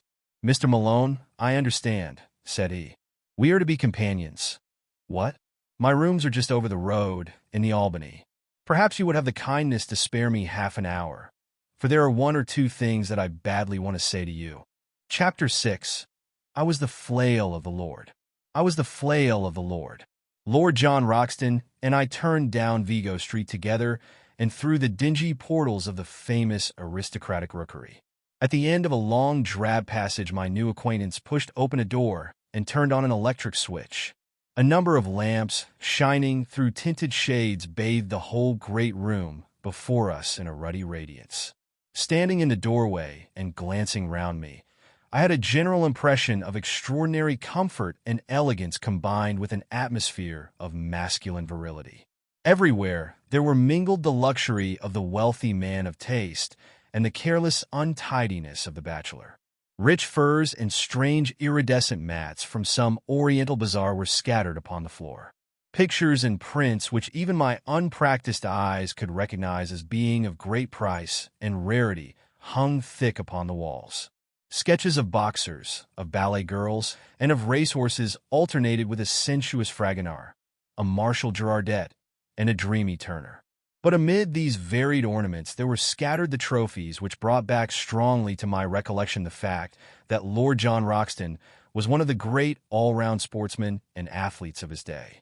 A dark blue or crossed with a cherry pink one above his mantelpiece spoke of the old Oxonian and Leander man, while the foils and boxing gloves above and below them were the tools of a man who had won supremacy with each. Like a dado round the room was the jutting line of splendid heavy game heads, the best of their sort from every quarter of the world, with the rare white rhinoceros of the Lado enclave drooping its supercilious lip above them all. In the center of the rich red carpet was a black and gold Louis Quinze table, a lovely antique, now sacrilegiously desecrated with marks of glasses and the scars of cigar stumps. On it stood a silver tray of smokables and a burnished spirit stand. From it, and an adjacent siphon, my silent host proceeded to charge 2 high glasses. Having indicated an armchair to me and placed my refreshment near it, he handed me a long, smooth Havana. Then, seating himself opposite to me, he looked at me long and fixedly with his strange, twinkling, reckless eyes of a cold light blue, the color of a glacier lake. Through the thin haze of my cigar smoke, I noted the details of a face which was already familiar to me from many photographs. The strongly curved nose, the hollow, worn cheeks, the dark, ruddy hair, thin at the top, the crisp, virile mustaches, the small, aggressive tuft upon his projecting chin. Something there was of Napoleon III, something of Don Quixote, and yet again something which was the essence of the English country gentleman, the keen, alert, open-air lover of dogs and of horses. His skin was of a rich flower-pot red from sun and wind. His eyebrows were tufted and overhanging, which gave those naturally cold eyes an almost ferocious aspect, an impression which was increased by his strong and furrowed brow. In figure he was spare, but very strongly built. Indeed, he had often proved that there were few men in England capable of such sustained exertions. His height was a little over 6 feet, but he seemed shorter on account of a peculiar rounding of the shoulders. Such was the famous Lord John Roxton as he sat opposite to me, biting hard upon his cigar and watching me steadily in a long and embarrassing silence. "Well," said he at last, "we've gone and done it, young fellow my lad." This curious phrase he pronounced as if it were all one word, young fellow me lad. "Yes, we've taken a jump, you and me. I suppose, now, when you went into that room, there was no such notion in your head, What? No thought of it. The same here. No thought of it. And here we are, up to our necks in the terrain. Why, I've only been back 3 weeks from Uganda and taken a place in Scotland and signed the lease and all. Pretty going-on, what? How does it hit you? Well, it is all in the main line of my business. I am a journalist on the Gazette. Of course, you said so when you took it on. By the way, I've got a small job for you if you'll help me. With pleasure. Don't mind taking a risk, do you? What is the risk? Well, it's Ballinger. He's the risk. You've heard of him? No. Why, young fella, where have you lived? Sir John Ballinger is the best gentleman jock in the North Country. I could hold him on the flat at my best, but over jumps he's my master. Well, it's an open secret that when he's out of training, he drinks hard, striking an average, he calls it. He got delirium on Tuesday and has been raging like a devil ever since. His room is above this. The doctors say that it is all up with the old dear unless some food has got into him. But as he lies in bed with a revolver on his coverlet and swears he will put 6 of the best through anyone that comes near him, there's been a bit of a strike among the serving men. He's a hard nail, is Jack, and a dead shot too, but you can't leave a Grand National winner to die like that. What? What do you mean to do then? I asked. Well, my idea was that you and I could rush him. He may be dozing, and at the worst he can only wing one of us, and the other should have him. If we can get his bolster cover around his arms, and then phone up a stomach pump, we'll give the old dear the supper of his life. It was a rather desperate business to come suddenly into one's day's work. I don't think that I am a particularly brave man. I have an Irish imagination which makes the unknown and the untried more terrible than they are. On the other hand, I was brought up with a horror of cowardice and with a terror of such a stigma. I dare say that I could throw myself over a precipice, like the Hun in the history books, if my courage to do it were questioned, and yet it would surely be pride and fear, rather than courage, which would be my inspiration. Therefore, although every nerve in my body shrank from the whiskey-maddened figure which I pictured in the room above, I still answered, in as careless a voice as I could command, that I was ready to go. Some further remark of Lord Roxton's about the danger only made me irritable. Talking won't make it any better, said I. Come on. I rose from my chair, and he from his. Then, with a little confidential chuckle of laughter, he patted me 2 or 3 times on the chest, finally pushing me back into my chair. All right, Sonny, my lad. You'll do, said he. I looked up in surprise. I saw after Jack Ballinger myself this morning. He blew a hole in the skirt of my kimono, bless his shaky old hand, but we got a jacket on him, and he's to be all right in a week. I say, young fella, I hope you don't mind. What? You see, between you and me close-tiled, I look on this South American business as a mighty serious thing, and if I have a pal with me, I want a man I can bank on. So I sized you down, and I'm bound to say that you came well out of it. You see, it's all up to you and me, for this old Summerlee man will want dry nursing from the first. By the way, are you by any chance the Malone who is expected to get his rugby cap for Ireland? A reserve, perhaps? I thought I remembered your face. Why, I was there when you got that try against Richmond, as fine a swerving run as I saw the whole season. I never miss a rugby match if I can help it, for it is the manliest game we have left. Well, I didn't ask you in here just to talk sport. We got to fix our business. Here are the sailings, on the first page of the Times. There's a booth boat for Para next Wednesday week, and if the professor and you can work it, I think we should take it. What? Very good. I'll fix it with him. What about your outfit? My paper will see to that. Can you shoot? About average territorial standard. Good Lord! As bad as that? It's the last thing you young fellas think of learning. You're all bees without stings, so far as looking after the hive goes. You'll look silly, some these days, when someone comes along and sneaks the honey. But you'll need to hold your gun straight in South America, for, unless our friend the professor is a madman or a liar, we may see some queer things before we get back. What gun have you? He crossed to an oaken cupboard, and as he threw it open, I caught a glimpse of glistening rows of parallel barrels, like the pipes of an organ. I'll see what I can spare you out of my own battery, said he. One by one, he took out a succession of beautiful rifles, opening and shutting them with a snap and a clang, and then patting them as he put them back into the rack as tenderly as a mother would fondle her children. This is a Bland's .577 Axide Express, said he. I got that big fellow with it." He glanced up at the white rhinoceros. 10 more yards, and he would have added me to his collection. On that conical bullet his one chance hangs.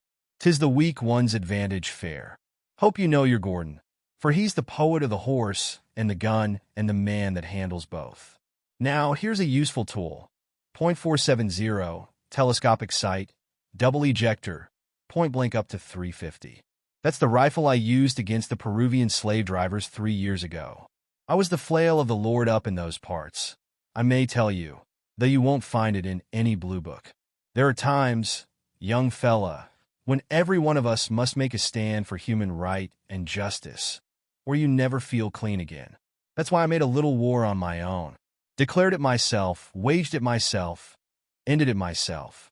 Each of those nicks is for a slave murderer, a good row of them. What? That big one is for Pedro Lopez, the king of them all, that I killed in a backwater of the Putumayo River. Now here's something that would do for you. He took out a beautiful brown and silver rifle. Well rubbered at the stock, sharply sighted, 5 cartridges to the clip. You can trust your life to that. He handed it to me and closed the door of his oak cabinet. By the way, he continued, coming back to his chair, what do you know of this Professor Challenger? I never saw him till today. Well, neither did I. It's funny we should both sail under sealed orders from a man we don't know. He seemed an uppish old bird. His brothers of science don't seem too fond of him either. How came you to take an interest in the affair? I told him shortly my experiences of the morning, and he listened intently. Then he drew out a map of South America and laid it on the table. I believe every single word he said to you was the truth, said he, earnestly. And mind you, I have something to go on when I speak like that. South America is a place I love, and I think if you take it right through from Darien to Fuego, it's the grandest, richest, most wonderful bit of earth upon this planet. People don't know it yet, and don't realize what it may become. I've been up and down it from end to end, and had 2 dry seasons in those very parts, as I told you when I spoke of the war I made on the slave dealers. Well, when I was up there I heard some yarns of the same kind, traditions of Indians and the like, but with something behind them, no doubt. The more you knew of that country, young fella, the more you would understand that anything was possible. Anything. There are just some narrow water lanes along which folk travel, and outside that it is all darkness. Now, down here in the Mato Grande, he swept his cigar over a part of the map, or up in this corner where 3 countries meet, nothing would surprise me. As that chap said tonight, there are 50,000 miles of waterway running through a forest that is very near the size of Europe. You and I could be as far away from each other as Scotland is from Constantinople, and yet each of us be in the same great Brazilian forest. Man has just made a track here and a scrape there in the maze. Why, the river rises and falls the best part of 40 feet, and half the country is a morass that you can't pass over. Why shouldn't something new and wonderful lie in such a country? And why shouldn't we be the men to find it out? Besides, he added, his queer, gaunt face shining with delight, there's a sporting risk in every mile of it. I'm like an old golf ball. I've had all the white paint knocked off me long ago. Life can whack me about now, and it can't leave a mark. But a sporting risk, young fella, that's the salt of existence. Then it's worth living again. We're all getting a deal too soft and dull and comfy. Give me the great wastelands and the wide spaces, with a gun in my fist and something to look for that's worth finned in. I've tried war and steeplechasing and aeroplanes, but this hunting of beasts that look like a lobster supper dream is a brand new sensation. He chuckled with glee at the prospect. Perhaps I have dwelt too long upon this new acquaintance, but he is to be my comrade for many a day, and so I have tried to set him down as I first saw him, with his quaint personality and his queer little tricks of speech and of thought. It was only the need of getting in the account of my meeting which drew me at last from his company. I left him seated amid his pink radiance, oiling the lock of his favorite rifle, while he still chuckled to himself at the thought of the adventures which awaited us. It was very clear to me that if dangers lay before us, I could not in all England have found a cooler head or a braver spirit with which to share them. And now, my patient readers, I can address you directly no longer. From now onwards, if, indeed, any continuation of this narrative should ever reach you, it can only be through the paper which I represent. In the hands of the editor, I leave this account of the events which have led up to one of the most remarkable expeditions of all time, so that if I never return to England there shall be some record as to how the affair came about. I am writing these last lines in the saloon of the Booth liner Francisca, and they will go back by the pilot to the keeping of Mr. McArdle. Let me draw one last picture before I close the notebook, a picture which is the last memory of the old country which I bear away with me. It is a wet, foggy morning in the late spring. A thin, cold rain is falling. 3 shining Macintosh figures are walking down the quay, making for the gangplank of the great liner from which the Blue Peter is flying. In front of them, a porter pushes a trolley piled high with trunks, wraps, and gun cases. Professor Summerlee, a long, melancholy figure, walks with dragging steps and drooping head, as one who is already profoundly sorry for himself. Lord John Roxton steps briskly, and his thin, eager face beams forth between his hunting cap and his muffler. As for myself, I am glad to have got the bustling days of preparation and the pangs of leave-taking behind me, and I have no doubt that I show it in my bearing. Suddenly, just as we reach the vessel, there is a shout behind us. It is Professor Challenger, who had promised to see us off. He runs after us, a puffing, red-faced, irascible figure. "No, thank you," says he. "I should much prefer not to go aboard. I have only a few words to say to you, and they can very well be said where we are. I beg you not to imagine that I am in any way indebted to you for making this journey. I would have you to understand that it is a matter of perfect indifference to me, and I refuse to entertain the most remote sense of personal obligation. Truth is truth, and nothing which you can report can affect it in any way, though it may excite the emotions and allay the curiosity of a number of very ineffectual people. My directions for your instruction and guidance are in this sealed envelope. You will open it when you reach a town upon the Amazon, which is called Manaos, but not until the date and hour which is marked upon the outside. Have I made myself clear? I leave the strict observance of my conditions entirely to your honor. No, Mr. Malone, I will place no restriction upon your correspondence, since the ventilation of the facts is the object of your journey. But I demand that you shall give no particulars as to your exact destination, and that nothing be actually published until your return. Goodbye, sir. You have done something to mitigate my feelings for the loathsome profession to which you unhappily belong. Goodbye, Lord John. Science is, as I understand, a sealed book to you, but you may congratulate yourself upon the hunting field which awaits you. You will no doubt have the opportunity of describing in the field how you brought down the rocketing Dimorphodon. And goodbye to you also, Professor Summerlee. If you are still capable of self-improvement, of which I am frankly unconvinced, you will surely return to London a wiser man." So he turned upon his heel, and a minute later from the deck I could see his short, squat figure bobbing about in the distance as he made his way back to his train. Well, we are well down channel now. There's the last bell for letters, and it's goodbye to the pilot. We'll be down, hull down, on the old trail from now on. God bless all we leave behind us and send us safely back. Chapter 7. Tomorrow we disappear into the unknown. Tomorrow we disappear into the unknown. I will not bore those whom this narrative may reach by an account of our luxurious voyage upon the Booth liner, nor will I tell of our week's stay at Para, save that I should wish to acknowledge the great kindness of the Pereira de Pinna Company in helping us to get together our equipment. I will also allude very briefly to our river journey, up a wide, slow-moving, clay-tinted stream, in a steamer which was little smaller than that which had carried us across the Atlantic. Eventually we found ourselves through the narrows of Abydos and reached the town of Manaos. Here we were rescued from the limited attractions of the local inn by Mr. Shortman, the representative of the British and Brazilian Trading Company. In his hospital fazenda, we spent our time until the day when we were empowered to open the letter of instructions given to us by Professor Challenger. Before I reach the surprising events of that date, I would desire to give a clearer sketch of my comrades in this enterprise, and of the associates whom we had already gathered together in South America. I speak freely, and I leave the use of my material to your own discretion, Mr. McArdle, since it is through your hands that this report must pass before it reaches the world. The scientific attainments of Professor Summerlee are too well known for me to trouble to recapitulate them. He is better equipped for a rough expedition of this sort than one would imagine at first sight. His tall, gaunt, stringy figure is insensible to fatigue, and his dry, half-sarcastic, and often wholly unsympathetic manner is uninfluenced by any change in his surroundings.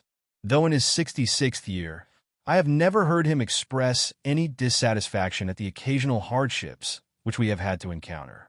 I had regarded his presence as an encumbrance to the expedition, but as a matter of fact, I am now well convinced that his power of endurance is as great as my own.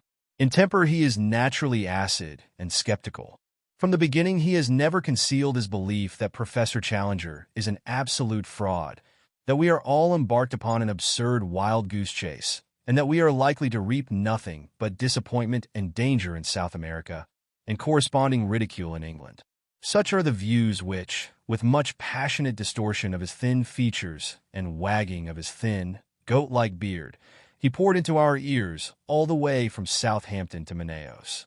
Since landing from the boat, he has obtained some consolation from the beauty and variety of the insect and bird life around him, for he is absolutely wholehearted in his devotion to science. He spends his days flitting through the woods with his shotgun and his butterfly net, and his evenings in mounting the many specimens he has acquired. Among his minor peculiarities are that he is careless as to his attire, unclean in his person, exceedingly absent-minded in his habits, and addicted to smoking a short briar pipe, which is seldom out of his mouth. He has been upon several scientific expeditions in his youth. He was with Robertson in Papua, and the life of the camp and the canoe is nothing fresh to him. Lord John Roxton has some points in common with Professor Summerlee, and others in which they are the very antithesis to each other. He is 20 years younger, but has something of the same spare, scraggy physique. As to his appearance, I have, as I recollect, described it in that portion of my narrative which I have left behind me in London. He is exceedingly neat and prim in his ways, dresses always with great care in white drill suits and high brown mosquito boots, and shaves at least once a day. Like most men of action, he is laconic in speech and sinks readily into his own thoughts, but he is always quick to answer a question or join in a conversation, talking in a queer, jerky, half-humorous fashion. His knowledge of the world, and very especially of South America, is surprising, and he has a wholehearted belief in the possibilities of our journey, which is not to be dashed by the sneers of Professor Summerlee. He has a gentle voice and a quiet manner, but behind his twinkling blue eyes there lurks a capacity for furious wrath and implacable resolution, the more dangerous because they are held in leash. He spoke little of his own exploits in Brazil and Peru, but it was a revelation to me to find the excitement which was caused by his presence among the riverine natives, who looked upon him as their champion and protector. The exploits of the Red Chief, as they called him, had become legends among them, but the real facts, as far as I could learn them, were amazing enough. These were that Lord John had found himself some years before in that no-man's land which is formed by the half-defined frontiers between Peru, Brazil, and Colombia. In this great district the wild rubber tree flourishes, and has become, as in the Congo, a curse to the natives which can only be compared to their forced labor under the Spaniards upon the old silver mines of Darien. A handful of villainous half-breeds dominated the country, armed such Indians as would support them, and turned the rest into slaves, terrorizing them with the most inhuman tortures in order to force them to gather the India rubber, which was then floated down the river to Para. Lord John Roxton expostulated on behalf of the wretched victims, and received nothing but threats and insults for his pains. He then formally declared war against Pedro Lopez, the leader of the slave drivers, enrolled a band of runaway slaves in his service, armed them, and conducted a campaign, which ended by his killing with his own hands the notorious half-breed and breaking down the system which he represented. No wonder that the ginger-headed man with the silky voice and the free and easy manners was now looked upon with deep interest upon the banks of the great South American river, though the feelings he inspired were naturally mixed, since the gratitude of the natives was equaled by the resentment of those who desired to exploit them. One useful result of his former experiences was that he could talk fluently in the Língua Geral, which is the peculiar talk, 1/3 Portuguese and 2/3 Indian, which is current all over Brazil. I have said before that Lord John Roxton was a South America maniac. He could not speak of that great country without ardor, and this ardor was infectious, for, ignorant as I was, he fixed my attention and stimulated my curiosity. How I wish I could reproduce the glamour of his discourses, the peculiar mixture of accurate knowledge and of racy imagination which gave them their fascination, until even the professor's cynical and skeptical smile would gradually vanish from his thin face as he listened. He would tell the history of the mighty river so rapidly explored, for some of the first conquerors of Peru actually crossed the entire continent upon its waters, and yet so unknown in regard to all that lay behind its ever-changing banks. "What is there?" he would cry, pointing to the north. "Wood and marsh and unpenetrated jungle. Who knows what it may shelter? And there to the south, a wilderness of swampy forest, where no white man has ever been. The unknown is up against us on every side. Outside the narrow lines of the rivers, what does anyone know? Who will say what is possible in such a country? Why should old man Challenger not be right?" At which direct defiance the stubborn sneer would reappear upon Professor Summerlee's face, and he would sit, shaking his sardonic head in unsympathetic silence, behind the cloud of his briar-root pipe. So much, for the moment, for my two white companions, whose characters and limitations will be further exposed, as surely as my own, as this narrative proceeds. But already we have enrolled certain retainers who may play no small part in what is to come. The first is a gigantic Negro named Zambo, who is a black Hercules, as willing as any horse and about as intelligent.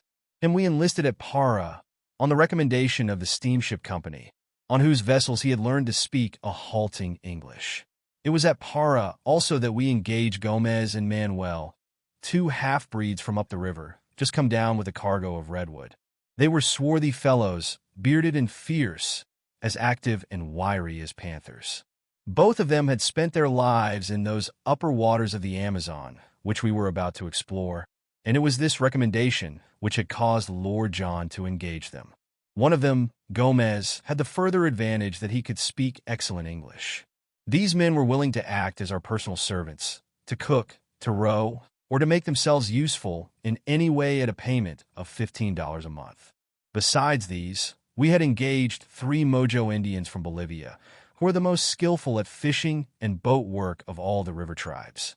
The chief of these we called Mojo, after his tribe, and the others are known as Jose and Fernando.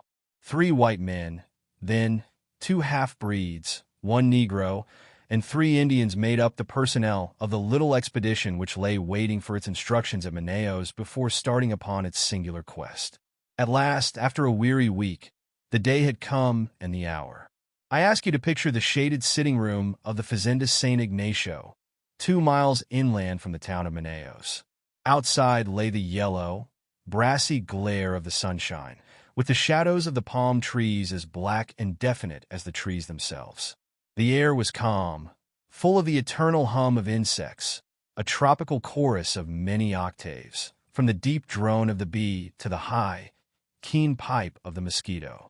Beyond the veranda was a small cleared garden, bounded with cactus hedges and adorned with clumps of flowering shrubs, round which the great blue butterflies and the tiny hummingbirds fluttered and darted in crescents of sparkling light.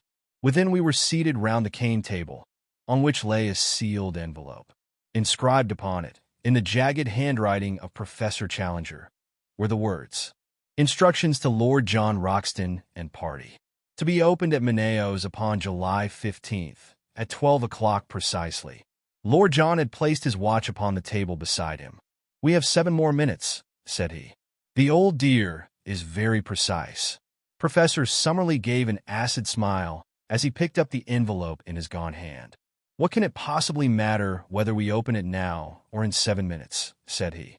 "It is all part and parcel of the same system of quackery and nonsense, for which I regret to say that the writer is notorious." "Oh, come, we must play the game according to rules," said Lord John. "It's old man Challenger's show, and we are here by his good will. So it would be rotten bad form if we didn't follow his instructions to the letter." "A pretty business it is," cried the professor bitterly. "It struck me as preposterous in London, but I'm bound to say that it seems even more so upon closer acquaintance. I don't know what is inside this envelope, but Unless it is something pretty definite, I shall be much tempted to take the next down river boat and catch the Bolivia at Para. After all, I have some more responsible work in the world than to run about disproving the assertions of a lunatic. Now, Roxton, surely it is time. Time it is, said Lord John. You can blow the whistle. He took up the envelope and cut it with his penknife. From it he drew a folded sheet of paper. This he carefully opened out and flattened on the table. It was a blank sheet. He turned it over. Again it was blank. We looked at each other in a bewildered silence, which was broken by a discordant burst of derisive laughter from Professor Summerlee. "It is an open admission," he cried. "What more do you want? The fellow is a self-confessed humbug. We have only to return home and report him as the brazen impostor that he is." "Invisible ink," I suggested. "I don't think," said Lord Roxton, holding the paper to the light. "No, young fellow, my lad, there is no use deceiving yourself. I'll go bail for it that nothing has ever been written upon this paper." "May I come in?" boomed a voice from the veranda. The shadow of a squat figure had stolen across the patch of sunlight. That voice! That monstrous breadth of shoulder! We sprang to our feet with a gasp of astonishment as Challenger, in a round, boyish straw hat with a colored ribbon. Challenger, with his hands in his jacket pockets and his canvas shoes daintily pointing as he walked, appeared in the open space before us. He threw back his head, and there he stood in the golden glow with all his old Assyrian luxuriance of beard, all his native insolence of drooping eyelids and intolerant eyes. "I fear," said he, taking out his watch, "that I am a few minutes too late. When I gave you this envelope, I must confess that I had never intended that you should open it, for it had been my fixed intention to be with you before the hour. The unfortunate delay can be apportioned between a blundering pilot and an intrusive sandbank. I fear that it has given my colleague, Professor Summerlee, occasion to blaspheme. I am bound to say, sir," said Lord John, with some sternness of voice, "that your turning up is a considerable relief to us, for our mission seemed to have come to a premature end. Even now I can't for the life of me understand why you should have worked it in so extraordinary a manner." Instead of answering, Professor Challenger entered, shook hands with myself and Lord John, bowed with ponderous insolence to Professor Summerlee, and sank back into a basket chair, which creaked and swayed beneath his weight. "Is all ready for your journey?" he asked. "We can start tomorrow." "Then so you shall. You need no chart of directions now, since you will have the inestimable advantage of my own guidance. From the first I had determined that I would myself preside over your investigation. The most elaborate charts would, as you will readily admit, be a poor substitute for my own intelligence and advice. As to the small ruse which I played upon you in the matter of the envelope, it is clear that had I told you all my intentions, I should have been forced to resist unwelcome pressure to travel out with you. "Not for me, sir," exclaimed Professor Summerlee heartily, "so long as there was another ship upon the Atlantic." Challenger waved him away with his great hairy hand. "Your common sense will, I am sure, sustain my objection and realize that it was better that I should direct my own movements and appear only at the exact moment when my presence was needed. That moment has now arrived. You are in safe hands. You will not now fail to reach your destination.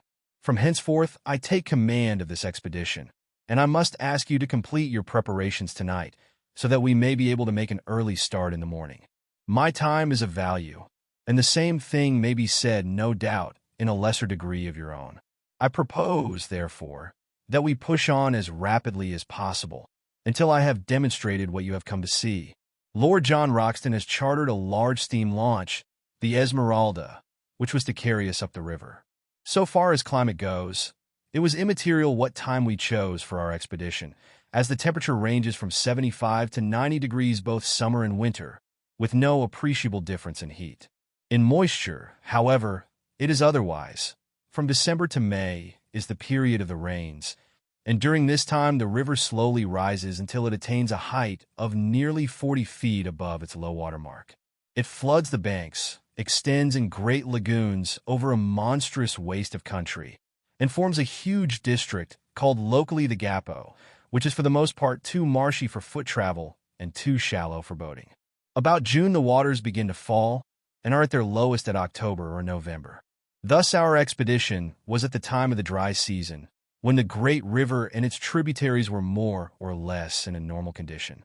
The current of the river is a slight one, the drop being not greater than 8 inches in a mile. No stream could be more convenient for navigation, since the prevailing wind is southeast, and sailing boats may make a continuous progress to the Peruvian frontier, dropping down again with the current. In our own case, the excellent engines of the Esmeralda could disregard the sluggish flow of the stream, and we made as rapid progress as if we were navigating a stagnant lake. For 3 days we steamed northwestwards up a stream which even here, 1,000 miles from its mouth, was still so enormous that from its center the 2 banks were mere shadows upon the distant skyline. On the 4th day, after leaving Manaos, we turned into a tributary which at its mouth was little smaller than the main stream. It narrowed rapidly, however, and after 2 more days' steaming we reached an Indian village, where the professor insisted that we should land, and that the Esmeralda should be sent back to Manaos. We should soon come upon rapids, he explained, which would make its further use impossible. He added privately that we were now approaching the door of the unknown country, and that the fewer whom we took into our confidence the better it would be. To this end, also, he made each of us give our word of honor that we would publish or say nothing which would give any exact clue as to the whereabouts of our travels, while the servants were all solemnly sworn to the same effect. It is for this reason that I am compelled to be vague in my narrative, and I would warn my readers that in any map or diagram which I may give the relation of places to each other may be correct, but the points of the compass are carefully confused, so that in no way can it be taken as an actual guide to the country. Professor Challenger's reasons for secrecy may be valid or not, but we had no choice but to adopt them, for he was prepared to abandon the whole expedition rather than modify the conditions upon which he would guide us. It was August 2nd when we snapped our last link with the outer world by bidding farewell to the Esmeralda. Since then 4 days have passed, during which we have engaged 2 large canoes from the Indians, made of so light a material, skins over a bamboo framework, that we should be able to carry them round any obstacle. These we have loaded with all our effects, and have engaged 2 additional Indians to help us in the navigation. I understand that they are the very 2, Attica and Ipitu, by name, who accompanied Professor Challenger upon his previous journey. They appeared to be terrified at the prospect of repeating it, but the chief has patriarchal powers in these countries, and if the bargain is good in his eyes, the clansman has little choice in the matter. So tomorrow we disappear into the unknown. This account I am transmitting down the river by canoe, and it may be our last word to those who are interested in our fate. I have, according to our arrangement, addressed it to you, my dear Mr. McCardle, and I leave it to your discretion to delete, alter, or do what you like with it. From the assurance of Professor Challenger's manner, and in spite of the continued skepticism of Professor Summerlee, I have no doubt that our leader will make good his statement, and that we are really on the eve of some most remarkable experiences. Chapter 8. The Outlying Pickets of the New World. The outlying pickets of the New World. Our friends at home may well rejoice with us, for we are at our goal, and up to a point, at least, we have shown that the statement of Professor Challenger can be verified. We have not, it is true, ascended the plateau, but it lies before us, and even Professor Summerlee is in a more chastened mood. Not that he will for an instant admit that his rival could be right, but he is less persistent in his incessant objections, and has sunk for the most part into an observant silence. I must hark back, however, and continue my narrative from where I dropped it. We are sending home one of our local Indians who is injured, and I am committing this letter to his charge, with considerable doubts in my mind as to whether it will ever come to hand. When I wrote last, we were about to leave the Indian village where we had been deposited by the Esmeralda. I have to begin my report by bad news. For the first serious personal trouble, I pass over the incessant bickerings between the professors, occurred this evening, and might have had a tragic ending. I have spoken of our English-speaking half-breed, Gomez, a fine worker and a willing fellow, but afflicted, I fancy, with the vice of curiosity, which is common enough among such men. On the last evening, he seems to have hid himself near the hut in which we were discussing our plans, and being observed by our huge Negro Zambo, who is as faithful as a dog and has the hatred which all his race bear to the half-breeds, he was dragged out and carried into our presence. Gomez whipped out his knife, however, and but for the huge strength of his captor, which enabled him to disarm him with one hand, he would certainly have stabbed him. The matter has ended in reprimands. The opponents have been compelled to shake hands, and there is every hope that all will be well. As to the feuds of the two learned men, they are continuous and bitter. It must be admitted that Challenger is provocative in the last degree, but Summerlee has an acid tongue, which makes matters worse. Last night Challenger said that he never cared to walk on the Thames embankment and look up the river, as it was always sad to see one's own eventual goal. He is convinced, of course, that he is destined for Westminster Abbey. Summerlee rejoined, however, with a sour smile, by saying that he understood that Millbank Prison had been pulled down. Challenger's conceit is too colossal to allow him to be really annoyed. He only smiled in his beard and repeated really, in the pitying tone one would use to a child. Indeed, they are children both, the one wizened and cantankerous, the other formidable and overbearing, yet each with a brain which has put him in the front rank of his scientific age. Brain, character, soul. Only as one sees more of life does one understand how distinct is each. The very next day we did actually make our start upon this remarkable expedition. We found that all our possessions fitted very easily into the two canoes, and we divided our personnel, 6 in each, taking the obvious precaution in the interests of peace of putting one professor into each canoe. Personally, I was with Challenger, who was in a beatific humor, moving about as one in a silent ecstasy and beaming benevolence from every feature.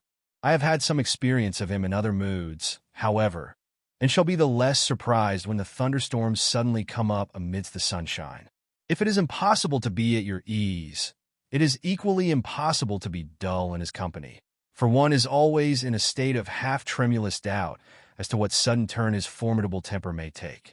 For 2 days we made our way up a good-sized river, some hundreds of yards broad and dark in color, but transparent, so that one could usually see the bottom. The affluents of the Amazon are half of them of this nature, while the other half are whitish and opaque, the difference depending upon the class of country through which they have flowed. The dark indicate vegetable decay, while the others point to clayey soil. Twice we came across rapids, and in each case made a portage of half a mile or so to avoid them. The woods on either side were primeval, which are more easily penetrated than woods of the second growth, and we had no great difficulty in carrying our canoes through them. How shall I ever forget the solemn mystery of it?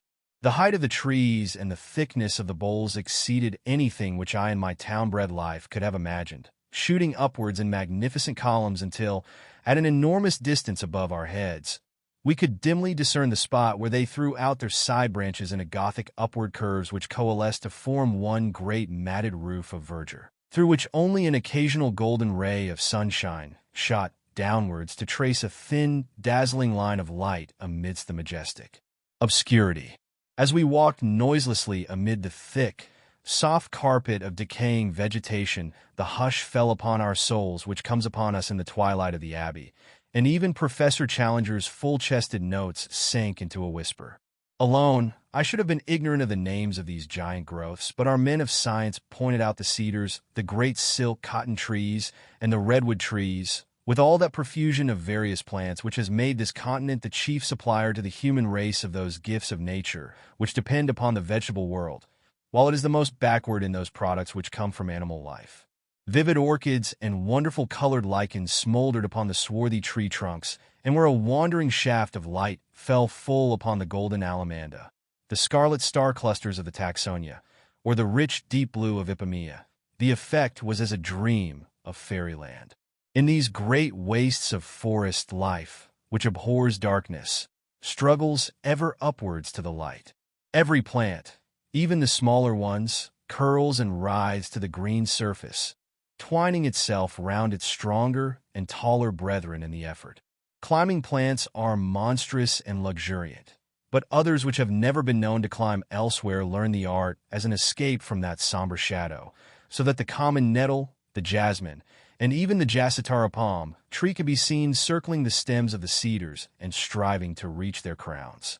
Of animal life, there was no movement amid the majestic vaulted aisles which stretched from us as we walked, but a constant movement far above our heads told of that multitudinous world of snake and monkey, bird and sloth, which lived in the sunshine, and looked down in wonder at our tiny, dark, stumbling figures in the obscure depths immeasurably below them. At dawn and at sunset, the howler monkeys screamed together, and the parakeets broke into shrill chatter. But during the hot hours of the day, only the full drone of insects, like the beat of a distant surf, filled the ear, while nothing moved amid the solemn vistas of stupendous trunks, fading away into the darkness which held us in. Once some bandy-legged, lurching creature, an ant-eater or a bear, scuttled clumsily amid the shadows. It was the only sign of earth life which I saw in this great Amazonian forest. And yet there were indications that even human life itself was not far from us in those mysterious recesses. On the third day out, we were aware of a singular deep throbbing in the air, rhythmic and solemn, coming and going fitfully throughout the morning. The two boats were paddling within a few yards of each other when first we heard it, and our Indians remained motionless, as if they had been turned to bronze, listening intently with expressions of terror upon their faces. "What is it, then?" I asked. "Drums," said Lord John, carelessly. "War drums. I have heard them before." "Yes, sir, war drums," said Gomez, the half-breed. "Wild Indians, bravos, not mansos. They watch us every mile of the way. Kill us if they can." "How can they watch us?" I asked, gazing into the dark, motionless void. The half-breed shrugged his broad shoulders. "The Indians know. They have their own way. They watch us. They talk the drum talk to each other. Kill us if they can." By the afternoon of that day, my pocket diary shows me that it was Tuesday, August 18th. At least 6 or 7 drums were throbbing from various points. Sometimes they beat quickly, sometimes slowly, sometimes in obvious question and answer, one far to the east breaking out in a high staccato rattle, and being followed after a pause by a deep roll from the north. There was something indescribably nerve-shaking and menacing in that constant mutter, which seemed to shape itself into the very syllables of the half-breed, endlessly repeated. "We will kill you if we can. We will kill you if we can." No one ever moved in the silent woods. All the peace and soothing of quiet nature lay in that dark curtain of vegetation. But away from behind there came ever the one message from our fellow man. "We will kill you if we can," said the men in the east. "We will kill you if we can," said the men in the north. All day the drums rumbled and whispered, while their menace reflected itself in the faces of our colored companions. Even the hardy, swaggering half-breed seemed cowed. I learned, however, that day once for all that both Summerlee and Challenger possessed that highest type of bravery, the bravery of the scientific mind.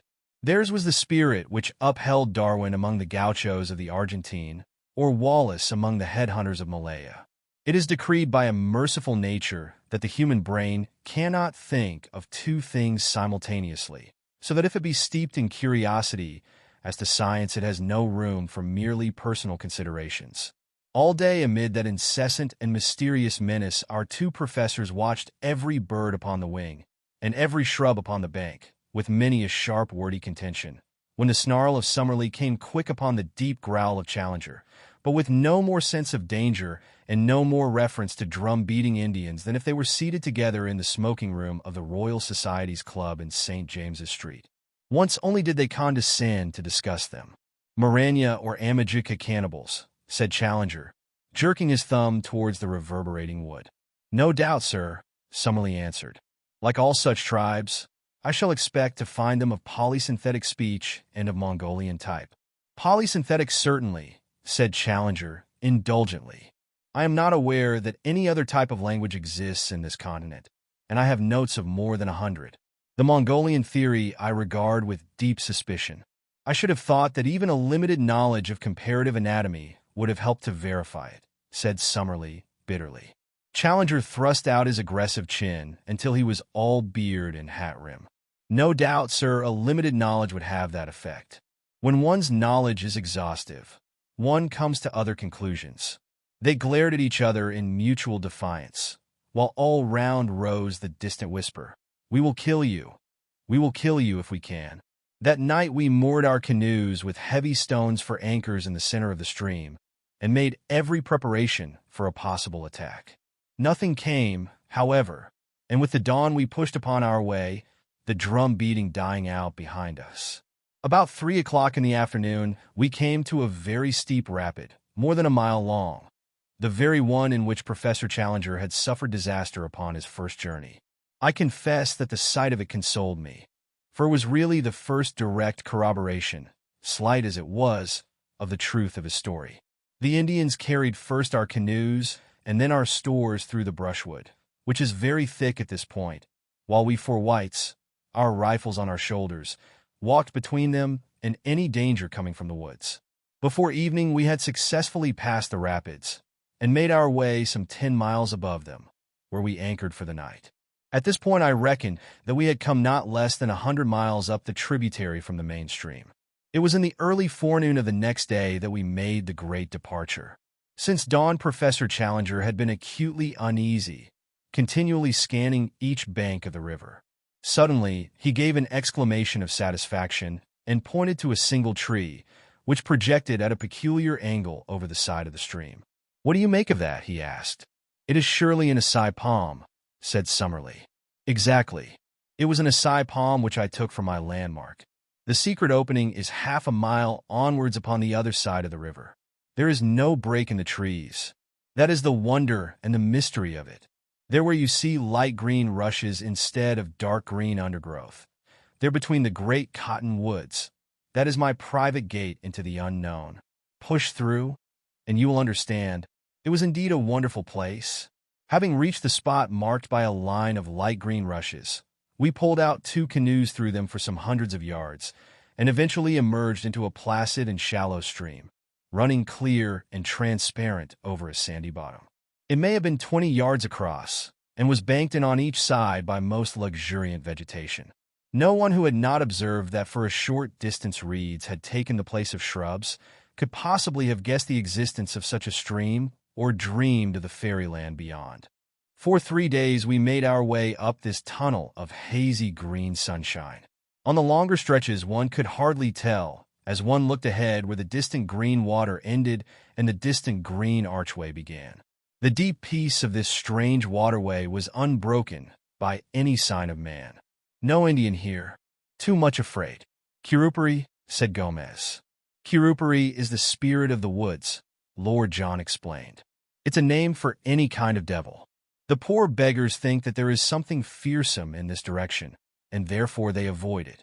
On the 3rd day it became evident that our journey in the canoes could not last much longer, for the stream was rapidly growing more shallow. Twice in as many hours we stuck upon the bottom. Finally we pulled the boats up among the brushwood and spent the night on the bank of the river.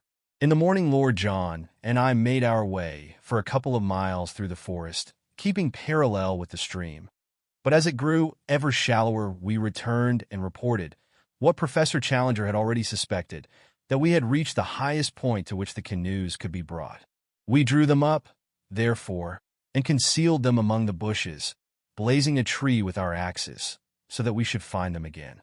Then we distributed the various burdens among us, guns, ammunition, food, a tent, blankets, and the rest, and shouldering our packages, we set forth upon the more laborious stage of our journey.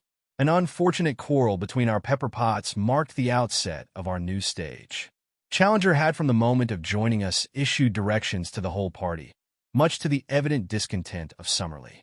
Now, upon his assigning some duty to his fellow professor, it was only the carrying of an aneroid barometer. The matter suddenly came to a head. "May I ask, sir," said Summerlee with vicious calm, "in what capacity you take it upon yourself to issue these orders?" Challenger glared and bristled. "I do it, Professor Summerlee, as leader of this expedition. I am compelled to tell you, sir, that I do not recognize you in that capacity." "Indeed?" Challenger bowed with unwieldy sarcasm. "Perhaps you would define my exact position." "Yes, sir. You are a man whose veracity is upon trial, and this committee is here to try it. You walk, sir, with your judges." "Dear me," said Challenger, seating himself on the side of one of the canoes. "In that case you will, of course, go on your way, and I will follow at my leisure. If I am not the leader, you cannot expect me to lead." Thank heaven that there were two sane men, Lord John Roxton and myself, to prevent the petulance and folly of our learned professors from sending us back empty-handed to London. Such arguing and pleading and explaining before we could get them mollified. Then at last Summerlee, with his sneer and his pipe, would move forwards, and Challenger would come rolling and grumbling after. By some good fortune we discovered about this time that both our savants had the very poorest opinion of Dr. Illingworth of Edinburgh. Thenceforward that was our one safety, and every strained situation was relieved by our introducing the name of the Scotch zoologist, when both our professors would form a temporary alliance and friendship in their detestation and abuse of this common rival.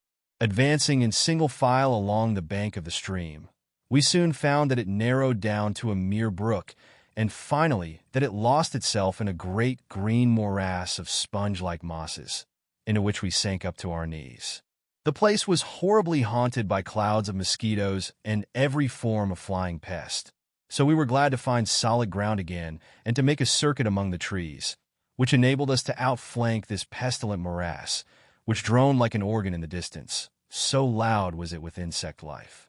On the second day, after leaving our canoes, we found that the whole character of the country changed. Our road was persistently upwards, and as we ascended, the woods became thinner and lost their tropical luxuriance. The huge trees of the alluvial Amazonian plain gave place to the phoenix and cocoa palms, growing in scattered clumps, with thick brushwood between.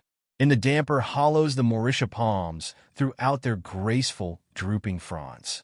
We traveled entirely by compass, and once or twice there were differences of opinion between Challenger and the two Indians, when, to quote the professor's indignant words, the whole party agreed to trust the fallacious instincts of undeveloped savages rather than the highest product of modern European culture. That we were justified in doing so was shown upon the third day, when Challenger admitted that he recognized several landmarks of his former journey, and in one spot we actually came upon 4 fire-blackened stones, which must have marked a camping place. The road still ascended, and we crossed a rock-studded slope which took 2 days to traverse.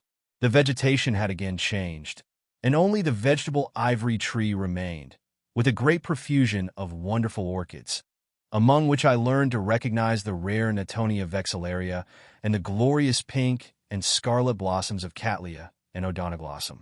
Occasional brooks with pebbly bottoms and fern-draped banks gurgled down the shallow gorges in the hill, and offered good camping grounds every evening on the banks of some rock-studded pool, where swarms of little blue-backed fish, about the size and shape of English trout, gave us a delicious supper. On the 9th day, after leaving the canoes, having done, as I reckon, about 120 miles, we began to emerge from the trees, which had grown smaller until they were mere shrubs. Their place was taken by an immense wilderness of bamboo, which grew so thickly that we could only penetrate it by cutting a pathway with the machetes and billhooks of the Indians. It took us a long day, traveling from 7 in the morning till 8 at night, with only 2 breaks of 1 hour each, to get through this obstacle. Anything more monotonous and wearying could not be imagined, for even at the most open places, I could not see more than 10 or 12 yards, while usually my vision was limited to the back of Lord John's cotton jacket in front of me, and to the yellow wall within a foot of me on either side. From above came one thin knife edge of sunshine, and 15 feet over our heads one saw the tops of the reeds swaying against the deep blue sky. I do not know what kind of creatures inhabit such a thicket, but several times we heard the plunging of large, heavy animals quite close to us. From their sounds Lord John judged them to be some form of wild cattle.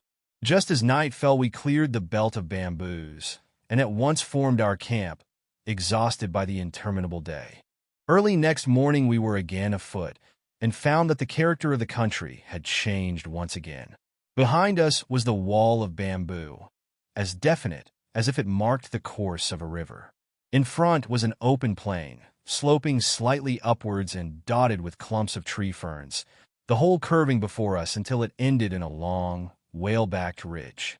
This we reached about midday, only to find a shallow valley beyond, rising once again into a gentle incline which led to a low, rounded skyline.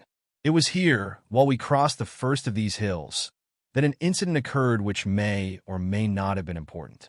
Professor Challenger, who with the two local Indians was in the van of the party, stopped suddenly and pointed excitedly to the right. As he did so, we saw, at the distance of a mile or so, something which appeared to be a huge gray bird flap slowly up from the ground and skim smoothly off, flying very low and straight, until it was lost among the tree ferns. "Did you see it?" cried Challenger in exultation. "Summerlee, did you see it?" His colleague was staring at the spot where the creature had disappeared. "What do you claim that it was?" he asked. "To the best of my belief, a pterodactyl." Summerlee burst into derisive laughter. "Up ter fiddlesticks," said he. "It was a stork, if ever I saw one." Challenger was too furious to speak. He simply swung his pack upon his back and continued upon his march. Lord John came abreast of me, however, and his face was more grave than was his wont. He had his Zeiss glasses in his hand. "I focused it before it got over the trees," said he. "I won't undertake to say what it was, but I'll risk my reputation as a sportsman that it wasn't any bird that ever I clapped eyes on in my life. So there the matter stands. Are we really just at the edge of the unknown, encountering the outlying pickets of this lost world of which our leader speaks? I give you the incident as it occurred, and you will know as much as I do. It stands alone, for we saw nothing more which could be called remarkable. And now, my readers, if ever I have any, I have brought you up the broad river, and through the screen of rushes, and down the green tunnel, and up the long slope of palm trees, and through the bamboo brake, and across the plain of tree ferns. At last our destination lay in full sight of us. When we had crossed the second ridge, we saw before us an irregular, palm-studded plain, and then the line of high red cliffs which I have seen in the picture. There it lies, even as I write, and there can be no question that it is the same. At the nearest point, it is about 7 miles from our present camp, and it curves away, stretching as far as I can see.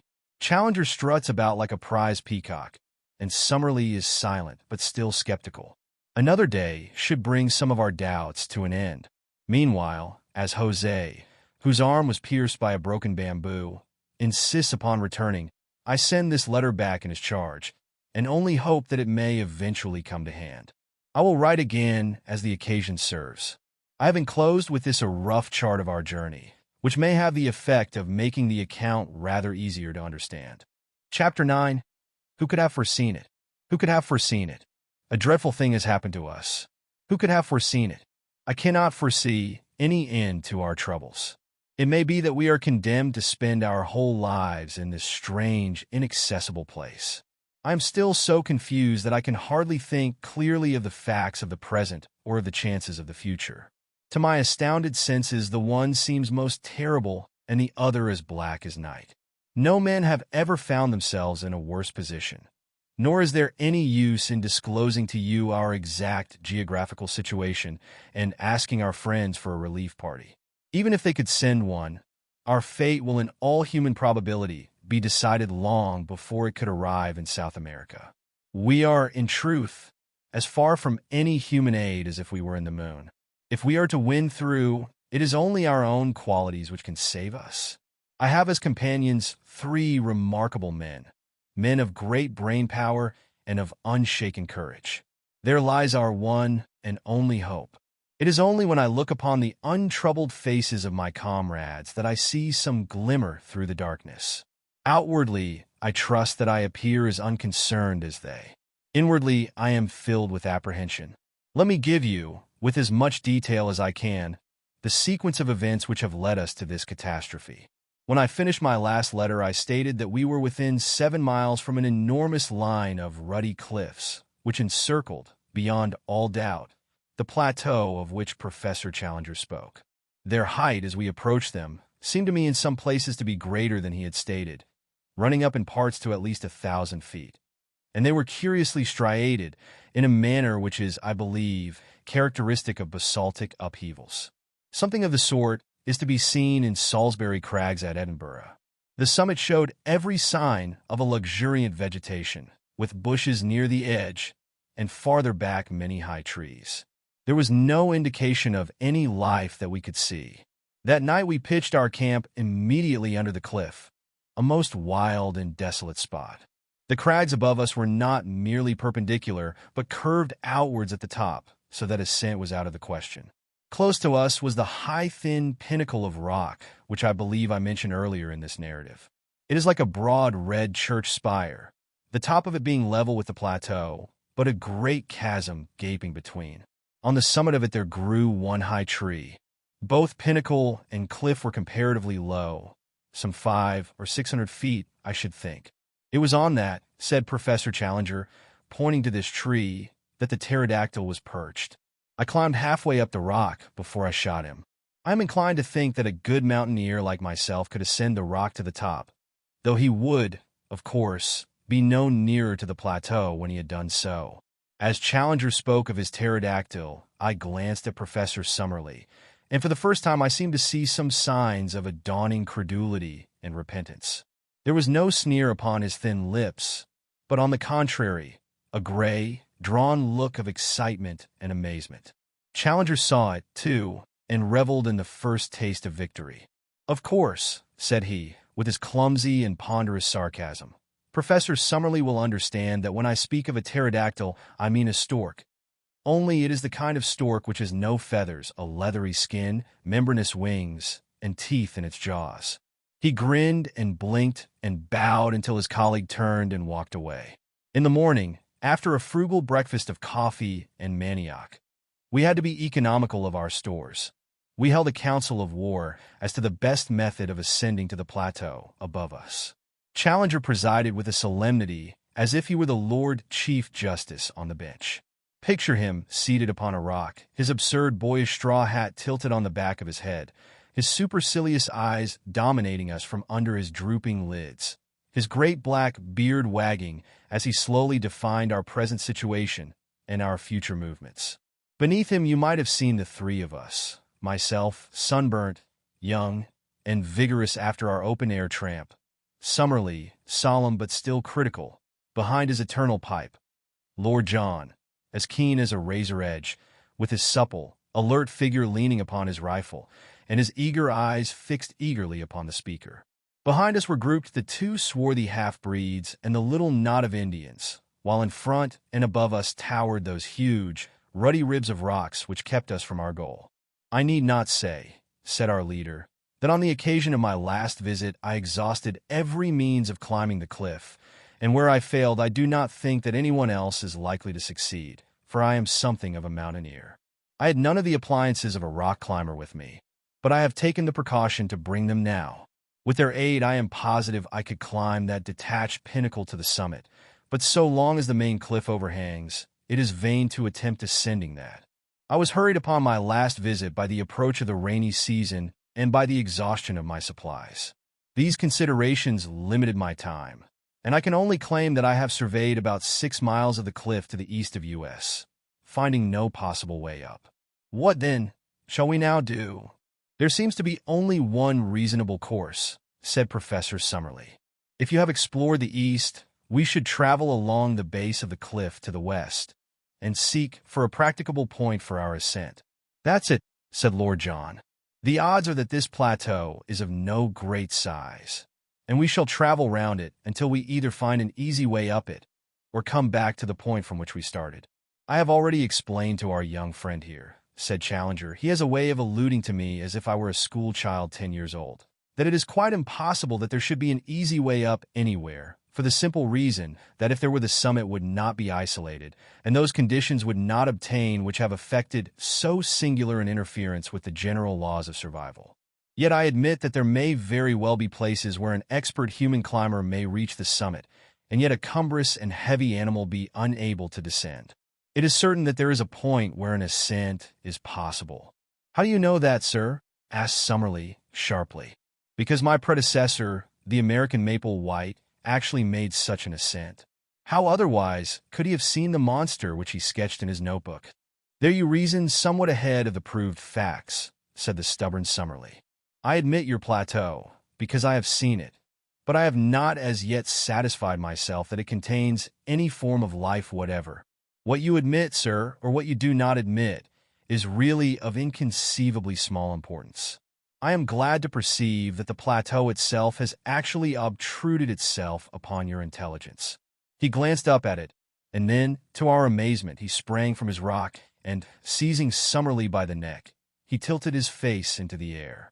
"Now, sir," he shouted, hoarse with excitement, "do I help you to realize that the plateau contains some animal life? I have said that a thick fringe of green overhung the edge of the cliff. Out of this there had emerged a black, glistening object. As it came slowly forth and overhung the chasm, we saw that it was a very large snake with a peculiar flat, spade-like head. It wavered and quivered above us for a minute, the morning sun gleaming upon its sleek, sinuous coils. Then it slowly drew inwards and disappeared." Summerlee had been so interested that he had stood unresisting while Challenger tilted his head into the air. Now he shook his colleague off and came back to his dignity. "I should be glad, Professor Challenger," said he, "if you could see your way to make any remarks which may occur to you without seizing me by the chin. Even the appearance of a very ordinary rock python does not appear to justify such a liberty. But there is life upon the plateau all the same," his colleague replied in triumph. "And now, having demonstrated this important conclusion so that it is clear to anyone, however prejudiced or obtuse, I am of opinion that we cannot do better than break up our camp and travel to westward until we find some means of ascent." The ground at the foot of the cliff was rocky and broken, so that the going was slow and difficult. Suddenly we came, however, upon something which cheered our hearts. It was the sight of an old encampment, with several empty Chicago meat tins, a bottle labeled brandy, a broken tin opener, and a quantity of other travelers' debris. A crumpled, disintegrated newspaper revealed itself as the Chicago Democrat, though the date had been obliterated. "Not mine," said Challenger. "It must be Maple White's." Lord John had been gazing curiously at a great tree fern which overshadowed the encampment. "I say, look at this," said he. "I believe it is meant for a signpost." A slip of hard wood had been nailed to the tree in such a way as to point to the westward. "Most certainly a signpost," said Challenger. "What else?" Finding himself upon a dangerous errand, "Our pioneer has left this sign so that any party which follows him may know the way he has taken. Perhaps we shall come upon some other indications as we proceed." We did indeed, but they were of a terrible and most unexpected nature. Immediately beneath the cliff there grew a considerable patch of high bamboo, like that which we had traversed in our journey. Many of these stems were 20 feet high, with sharp, strong tops, so that even as they stood they made formidable spears. We were passing along the edge of this cover when my eye was caught by the gleam of something white within it. Thrusting in my head between the stems, I found myself gazing at a fleshless skull. The whole skeleton was there, but the skull had detached itself and lay some feet nearer to the open.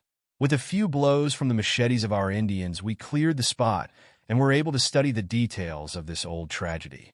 Only a few shreds of clothes could still be distinguished, but there were the remains of boots upon the bony feet, and it was very clear that the dead man was a European. A gold watch by Hudson, of New York, and a chain which held a stylographic pen, lay among the bones. There was also a silver cigarette case, with J.C. from A.E.S. upon the lid. The state of the metal seemed to show that the catastrophe had occurred no great time before. "Who can he be?" asked Lord John. "Poor devil! Every bone in his body seems to be broken, and the bamboo grows through his smashed ribs," said Summerlee.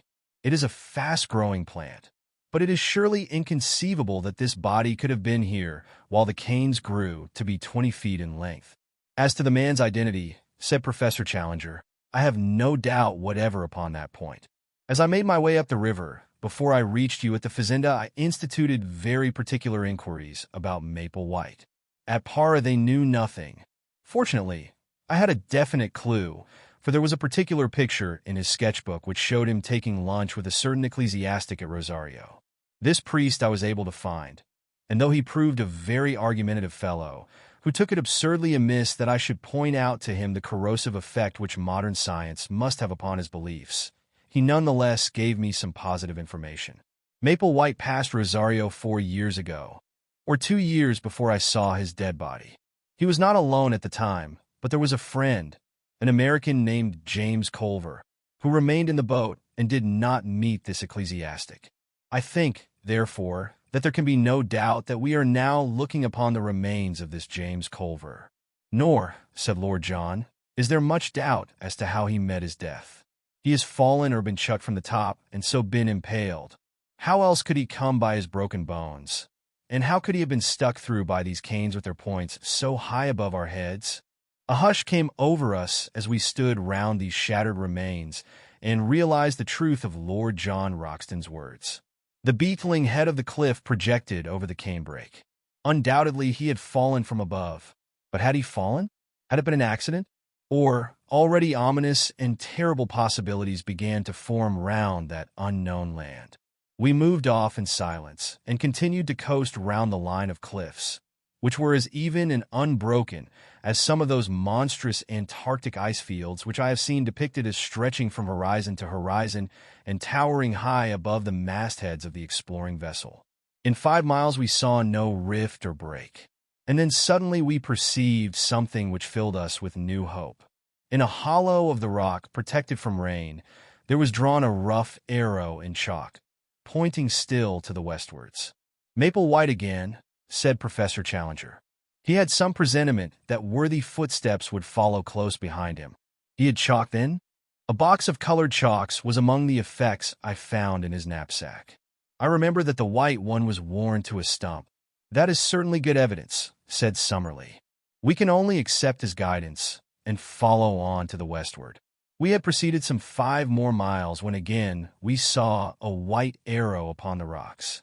It was at a point where the face of the cliff was for the first time split into a narrow cleft. Inside the cleft was a second guidance mark, which pointed right up it with the tip somewhat elevated, as if the spot indicated were above the level of the ground. It was a solemn place, for the walls were so gigantic and the slit of blue sky so narrow and so obscured by a double fringe of verdure that only a dim and shadowy light penetrated to the bottom. We had had no food for many hours, and were very weary with the stony and irregular journey, but our nerves were too strung to allow us to halt. We ordered the camp to be pitched, however, and leaving the Indians to arrange it, we 4, with the 2 half-breeds, proceeded up the narrow gorge. It was not more than 40 feet across at the mouth, but it rapidly closed until it ended in an acute angle, too straight and smooth for an ascent. Certainly, it was not this which our pioneer had attempted to indicate. We made our way back. The whole gorge was not more than 1/4 of a mile deep. And then suddenly the quick eyes of Lord John fell upon what we were seeking. High up above our heads, amid the dark shadows, there was one circle of deeper gloom. Surely it could only be the opening of a cave. The base of the cliff was heaped with loose stones at the spot, and it was not difficult to clamber up. When we reached it, all doubt was removed. Not only was it an opening into the rock, but on the side of it there was marked once again the sign of the arrow.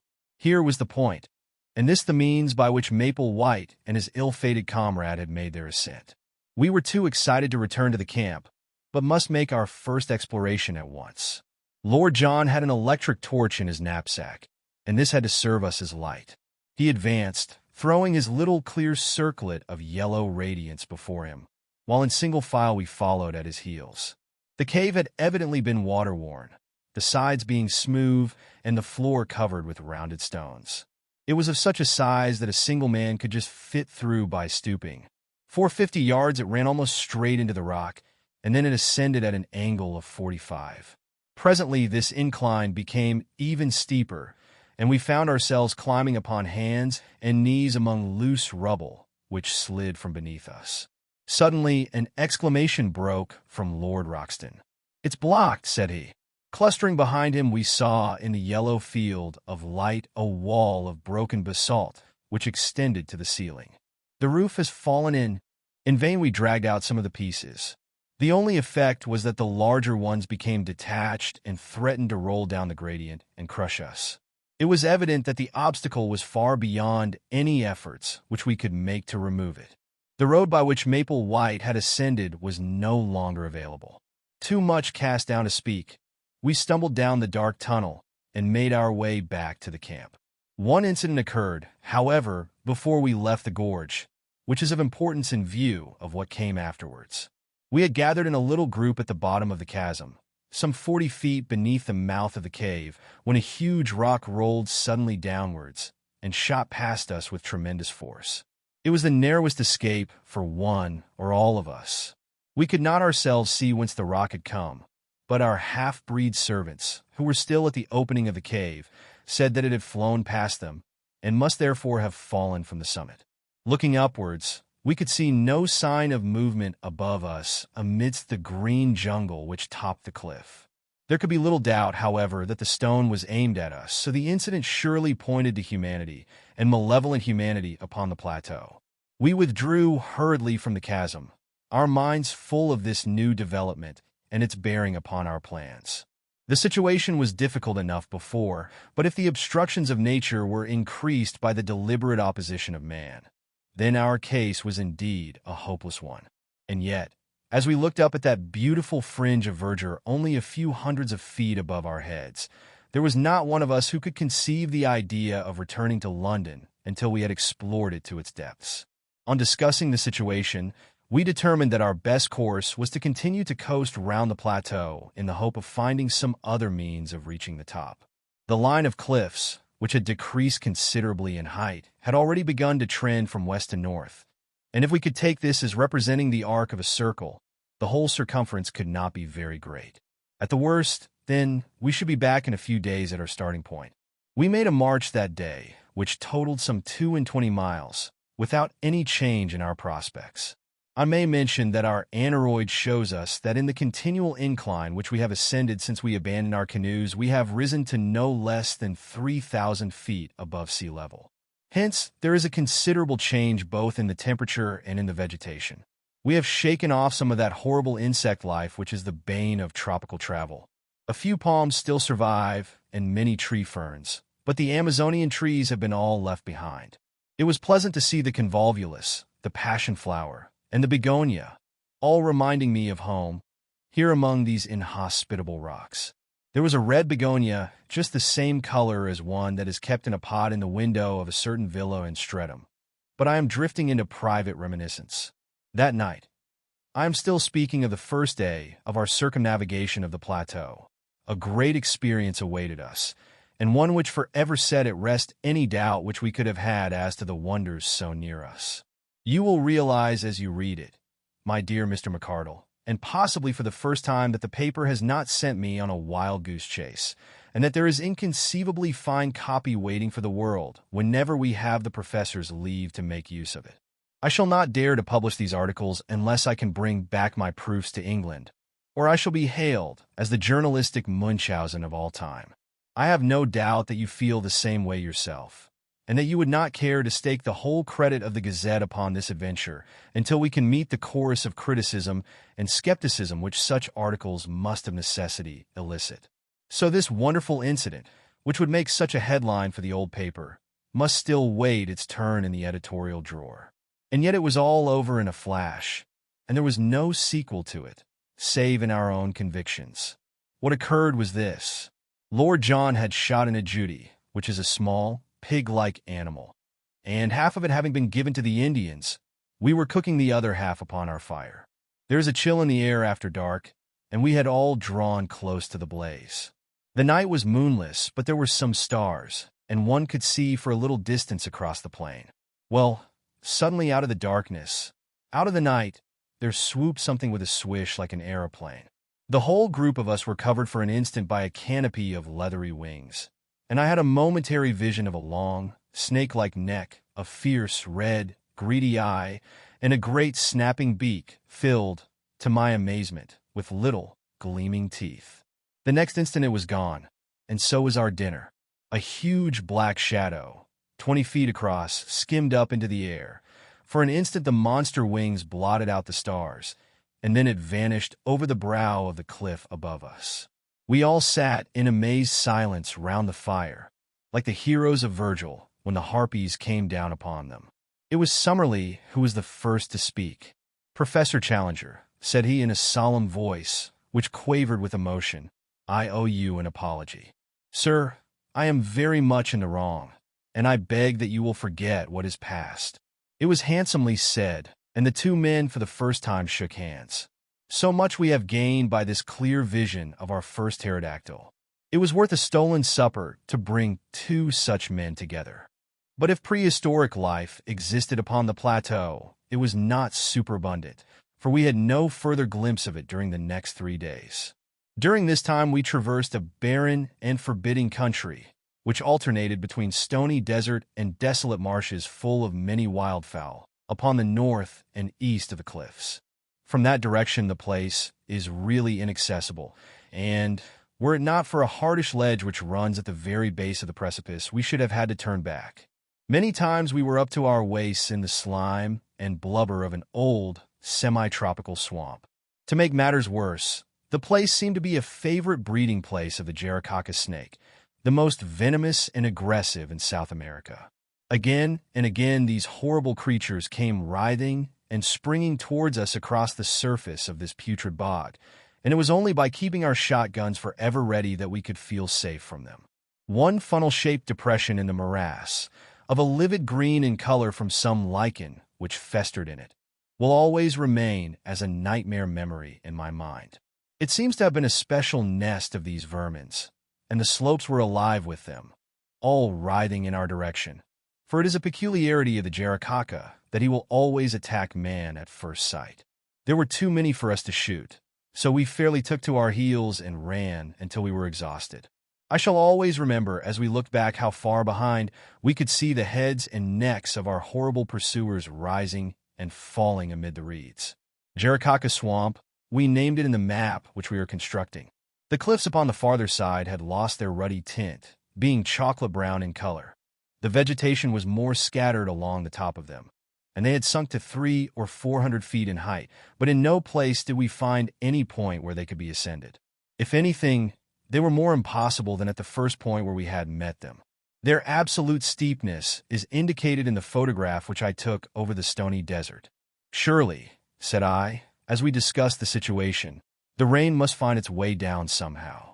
There are bound to be water channels in the rocks." "Our young friend has glimpses of lucidity," said Professor Challenger, patting me upon the shoulder.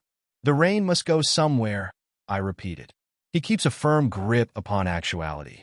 The only drawback is that we have conclusively proved by ocular demonstration that there are no water channels down the rocks. Where, then, does it go?" I persisted. "I think it may be fairly assumed that if it does not come outwards, it must run inwards. Then there is a lake in the center. So I should suppose—" "It is more than likely that the lake may be an old crater," said Summerlee. "The whole formation is, of course, highly volcanic. But, however that may be, I should expect to find the surface of the plateau slope inwards with a considerable sheet of water in the center, which may drain off, by some subterranean channel, into the marshes of the Jaracaca Swamp. Or evaporation might preserve an equilibrium," remarked Challenger, and the two learned men wandered off into one of their usual scientific arguments, which were as comprehensible as Chinese to the layman. On the 6th day, we completed our first circuit of the cliffs, and found ourselves back at the first camp beside the isolated pinnacle of rock. We were a disconsolate party, for nothing could have been more minute than our investigation, and it was absolutely certain that there was no single point where the most active human being could possibly hope to scale the cliff. The place which Maple White's chalk marks had indicated as his own means of access was now entirely impassable. What were we to do now? Our stores of provisions, supplemented by our guns, were holding out well, but the day must come when they would need replenishment. In a couple of months the rains might be expected, and we should be washed out of our camp. The rock was harder than marble, and any attempt at cutting a path for so great a height was more than our time or resources would admit. No wonder that we looked gloomily at each other that night, and sought our blankets with hardly a word exchanged. I remember that as I dropped off to sleep, my last recollection was that Challenger was squatting like a monstrous bullfrog by the fire, his huge head in his hands, sunk apparently in the deepest thought, and entirely oblivious to the good night which I wished him. But it was a very different Challenger who greeted us in the morning, a Challenger with contentment and self-congratulation shining from his whole person. He faced us as we assembled for breakfast with a deprecating false modesty in his eyes, as who should say, "I know that I deserve all that you can say, but I pray you to spare my blushes by not saying it." His beard bristled exultantly, his chest was thrown out, and his hand was thrust into the front of his jacket. So, in his fancy, may he see himself sometimes, gracing the vacant pedestal in Trafalgar Square and adding one more to the horrors of the London streets. "Eureka!" he cried, his teeth shining through his beard. "Gentlemen, you may congratulate me, and we may congratulate each other. The problem is solved. You have found a way up? I venture to think so. And where?" For answer, he pointed to the spire-like pinnacle upon our right. Our faces, or mine at least, fell as we surveyed it. That it could be climbed we had our companion's assurance. But a horrible abyss lay between it and the plateau. "We can never get across," I gasped. "We can at least all reach the summit," said he. "When we are up, I may be able to show you that the resources of an inventive mind are not yet exhausted." After breakfast, we unpacked the bundle in which our leader had brought his climbing accessories. From it he took a coil of the strongest and lightest rope, 150 feet in length, with climbing irons, clamps, and other devices. Lord John was an experienced mountaineer, and Summerlee had done some rough climbing at various times, so that I was really the novice at rockwork of the party. But my strength and activity may have made up for my want of experience. It was not in reality a very stiff task, though there were moments which made my hair bristle upon my head. The first half was perfectly easy, but from there upwards it became continually steeper until, for the last 50 feet, we were literally clinging with our fingers and toes to tiny ledges and crevices in the rock. I could not have accomplished it, nor could Summerlee, if Challenger had not gained the summit. It was extraordinary to see such activity in so unwieldy a creature, and there fixed the rope round the trunk of the considerable tree which grew there. With this as our support, we were soon able to scramble up the jagged wall until we found ourselves upon the small grassy platform, some 25 feet each way, which formed the summit. The first impression which I received when I had recovered my breath was of the extraordinary view over the country which we had traversed. The whole Brazilian plain seemed to lie beneath us, extending away and away until it ended in dim blue mists upon the farthest skyline. In the foreground was the long slope, strewn with rocks and dotted with tree ferns. Farther off in the middle distance, looking over the Saddleback Hill, I could just see the yellow and green mass of bamboos through which we had passed. And then, gradually, the vegetation increased until it formed the huge forest which extended as far as the eyes could reach, and for a good 2,000 miles beyond. I was still drinking in this wonderful panorama when the heavy hand of the professor fell upon my shoulder. "This way, my young friend," said he, "vestigia nulla retrorsum. Never look rearwards, but always to our glorious goal." The level of the plateau, when I turned, was exactly that on which we stood, and the green bank of bushes with occasional trees was so near that it was difficult to realize how inaccessible it remained. At a rough guess, the gulf was 40 feet across, but so far as I could see, it might as well have been 40 miles. I placed one arm round the trunk of the tree and leaned over the abyss. Far down were the small dark figures of our servants, looking up at us. The wall was absolutely precipitous, as was that which faced me. "This is indeed curious," said the creaking voice of Professor Summerlee. I turned, and found that he was examining with great interest the tree to which I clung. That smooth bark and those small, ribbed leaves seemed familiar to my eyes. "Why," I cried, "it's a beech." "Exactly," said Summerlee. "A fellow countryman in a far land." "Not only a fellow countryman, my good sir," said Challenger, "but also, if I may be allowed to enlarge your simile, an ally of the first value. This beech tree will be our savior." "By George," cried Lord John, "a bridge." "Exactly, my friends, a bridge. It is not for nothing that I expended an hour last night in focusing my mind upon the situation. I have some recollection of once remarking to our young friend here that GEC is at his best when his back is to the wall. Last night you will admit that all our backs were to the wall. But where willpower and intellect go together, there is always a way out. A drawbridge had to be found which could be dropped across the abyss. Behold it!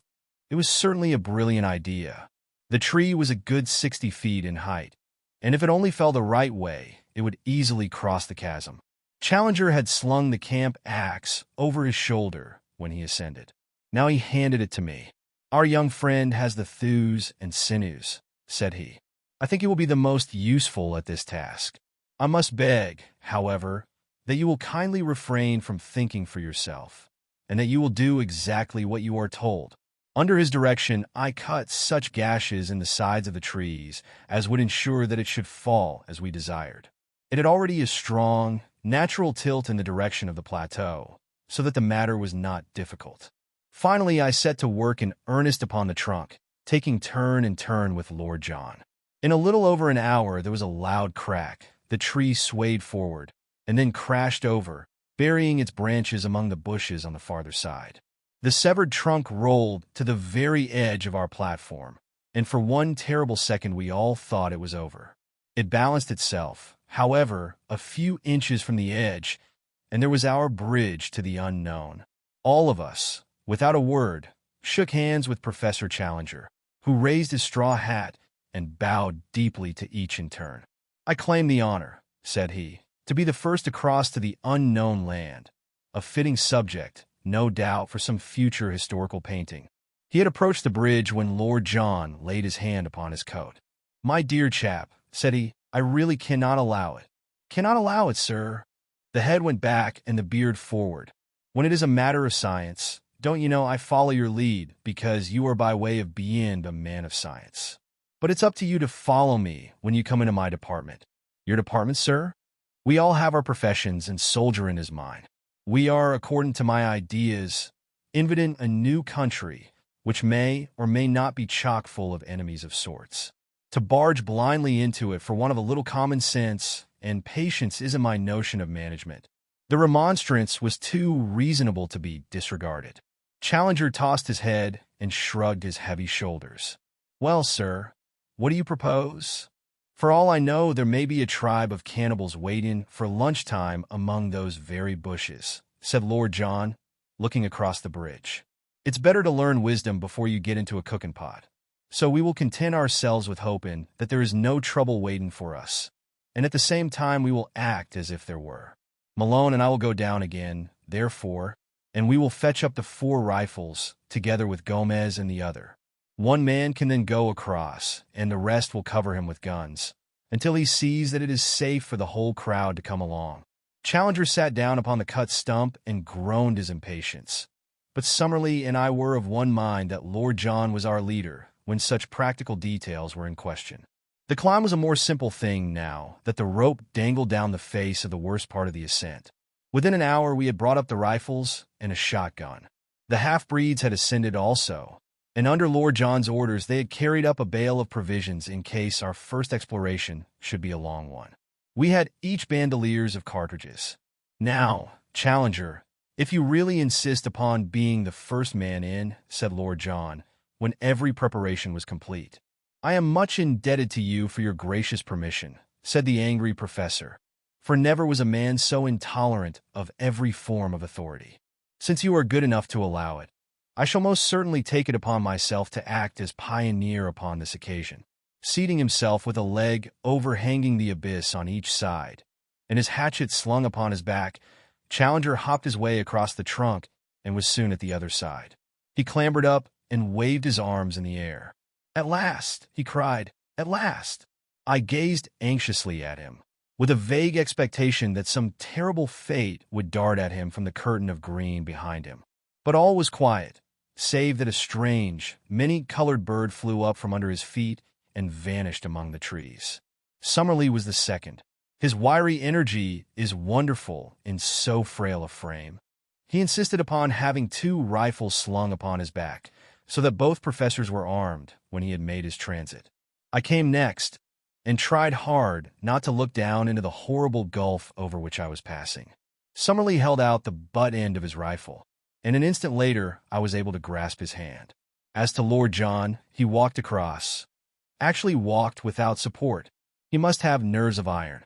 And there we were, the 4 of us, upon the dreamland, the lost world of Maple White. To all of us, it seemed the moment of our supreme triumph. Who could have guessed that it was the prelude to our supreme disaster? Let me say in a few words how the crushing blow fell upon us. We had turned away from the edge and had penetrated about 50 yards of close brushwood when there came a frightful rending crash from behind us. With one impulse, we rushed back the way that we had come. The bridge was gone. Far down at the base of the cliff I saw, as I looked over, a tangled mass of branches and splintered trunk. It was our beech tree. Had the edge of the platform crumbled and let it through? For a moment, this explanation was in all our minds. The next, from the farther side of the rocky pinnacle, before us a swarthy face, the face of Gomez the half-breed, was slowly protruded. Yes, it was Gomez, but no longer the Gomez of the demure smile and the mask-like expression. Here was a face with flashing eyes and distorted features, a face convulsed with hatred and with the mad joy of gratified revenge. "Lord Roxton," he shouted. "Lord John Roxton." "Well," said our companion, "here I am." A shriek of laughter came across the abyss. "Yes, there you are, you English dog, and there you will remain. I have waited and waited, and now has come my chance. You found it hard to get up. You will find it harder to get down. You cursed fools. You are trapped, every one of you." We were too astounded to speak. We could only stand there staring in amazement. A great broken bough upon the grass showed, whence he had gained his leverage to tilt over our bridge. The face had vanished, but presently it was up again, more frantic than before. "We nearly killed you with a stone at the cave," he cried, "but this is better. It is slower and more terrible. Your bones will whiten up there, and none will know where you lie or come to cover them. As you lie dying, think of Lopez, whom you shot 5 years ago on the Putumayo River. I am his brother, and, come what will, I will die happy now, for his memory has been avenged." A furious hand was shaken at us, and then all was quiet. Had the half-breed simply wrought his vengeance and then escaped, all might have been well with him. It was that foolish, irresistible Latin impulse to be dramatic which brought his own downfall. Roxton, the man who had earned himself the name of the flail of the Lord through 3 countries, was not one who could be safely taunted. The half-breed was descending on the farther side of the pinnacle, but before he could reach the ground, Lord John had run along the edge of the plateau and gained a point from which he could see his man. There was a single crack of his rifle, and, though we saw nothing, we heard the scream and then the distant thud of the falling body. Roxton came back to us with a face of granite. "I have been a blind simpleton," said he, bitterly. "It's my folly that has brought you all into this trouble. I should have remembered that these people have long memories for blood feuds, and have been more upon my guard. What about the other one? It took 2 of them to lever that tree over the edge. I could have shot him, but I let him go. He may have had no part in it. Perhaps it would have been better if I had killed him, for he must, as you say, have lent a hand. Now that we had the clue to his action, each of us could cast back and remember some sinister act upon the part of the half-breed. His constant desire to know our plans, his arrest outside our tent when he was overhearing them, the furtive looks of hatred which from time to time one or other of us had surprised. We were still discussing it, endeavoring to adjust our minds to these new conditions, when a singular scene in the plain below arrested our attention. A man in white clothes, who could only be the surviving half-breed, was running as one does run when death is the pacemaker. Behind him, only a few yards in his rear, bounded the huge, ebony figure of Zambo, our devoted Negro. Even as we looked, he sprang upon the back of the fugitive and flung his arms round his neck. They rolled on the ground together. An instant afterwards Zambo rose, looked at the prostrate man, and then, waving his hand joyously to us, came running in our direction. The white figure lay motionless in the middle of the great plain. Our 2 traders had been destroyed, but the mischief that they had done lived after them. By no possible means could we get back to the pinnacle. We had been natives of the world. Now we were natives of the plateau. The 2 things were separate and apart. There was the plain which led to the canoes. Yonder, beyond the violet, hazy horizon, was the stream which led back to civilization. But the link between was missing. No human ingenuity could suggest a means of bridging the chasm which yawned between ourselves and our past lives. One instant had altered the whole conditions of our existence. It was at such a moment that I learned the stuff of which my three comrades were composed. They were grave, it is true, and thoughtful, but of an invincible serenity. For the moment we could only sit among the bushes in patience and wait the coming of Zambo. Presently his honest black face topped the rocks, and his Herculean figure emerged upon the top of the pinnacle. "What I do now?" he cried. "You tell me and I do it." It was a question which it was easier to ask than to answer. One thing only was clear. He was our one trusty link with the outside world. On no account must he leave us. "No, no," he cried. "I not leave you. Whatever come, you always find me here. But no able to keep Indians. Already they say too much Kirupuri live on this place, and they go home. Now you leave them me no able to keep them." It was a fact that our Indians had shown, in many ways of late, that they were weary of their journey and anxious to return. We realized that Zambo spoke the truth, and that it would be impossible for him to keep them. "Make them wait till tomorrow, Zambo," I shouted. "Then I can send letter back by them." "Very good, sir. I promise they wait till tomorrow," said the Negro. "But what I do for you now?" There was plenty for him to do, and admirably the faithful fellow did it. First of all, under our directions, he undid the rope from the tree stump and threw one end of it across to us. It was not thicker than a clothesline, but it was of great strength, and though we could not make a bridge of it, we might well find it invaluable if we had any climbing to do. He then fastened his end of the rope to the package of supplies which had been carried up, and we were able to drag it across. This gave us the means of life for at least a week, even if we found nothing else.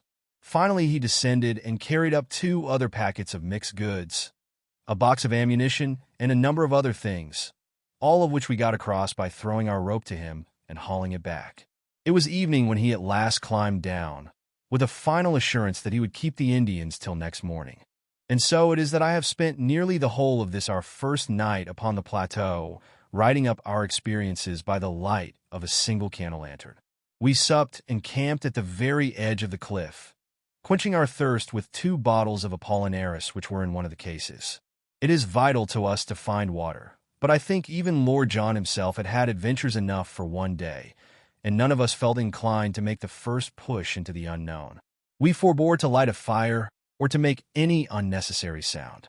Tomorrow, or today rather, for it is already dawn as I write, we shall make our first venture into this strange land. When I shall be able to write again, or if I ever shall write again, I know not. Meanwhile, I can see that the Indians are still in their place, and I am sure that the faithful Zambo will be here presently to get my letter. I only trust that it will come to hand. P.S. The more I think, the more desperate does our position seem. I see no possible hope of our return. If there were a high tree near the edge of the plateau, we might drop a return bridge across, but there is none within 50 yards. Our united strength could not carry a trunk which would serve our purpose. The rope, of course, is far too short that we could descend by it. No, our position is hopeless, hopeless. Chapter 10. The most wonderful things have happened. The most wonderful things have happened. The most wonderful things have happened and are continually happening to us.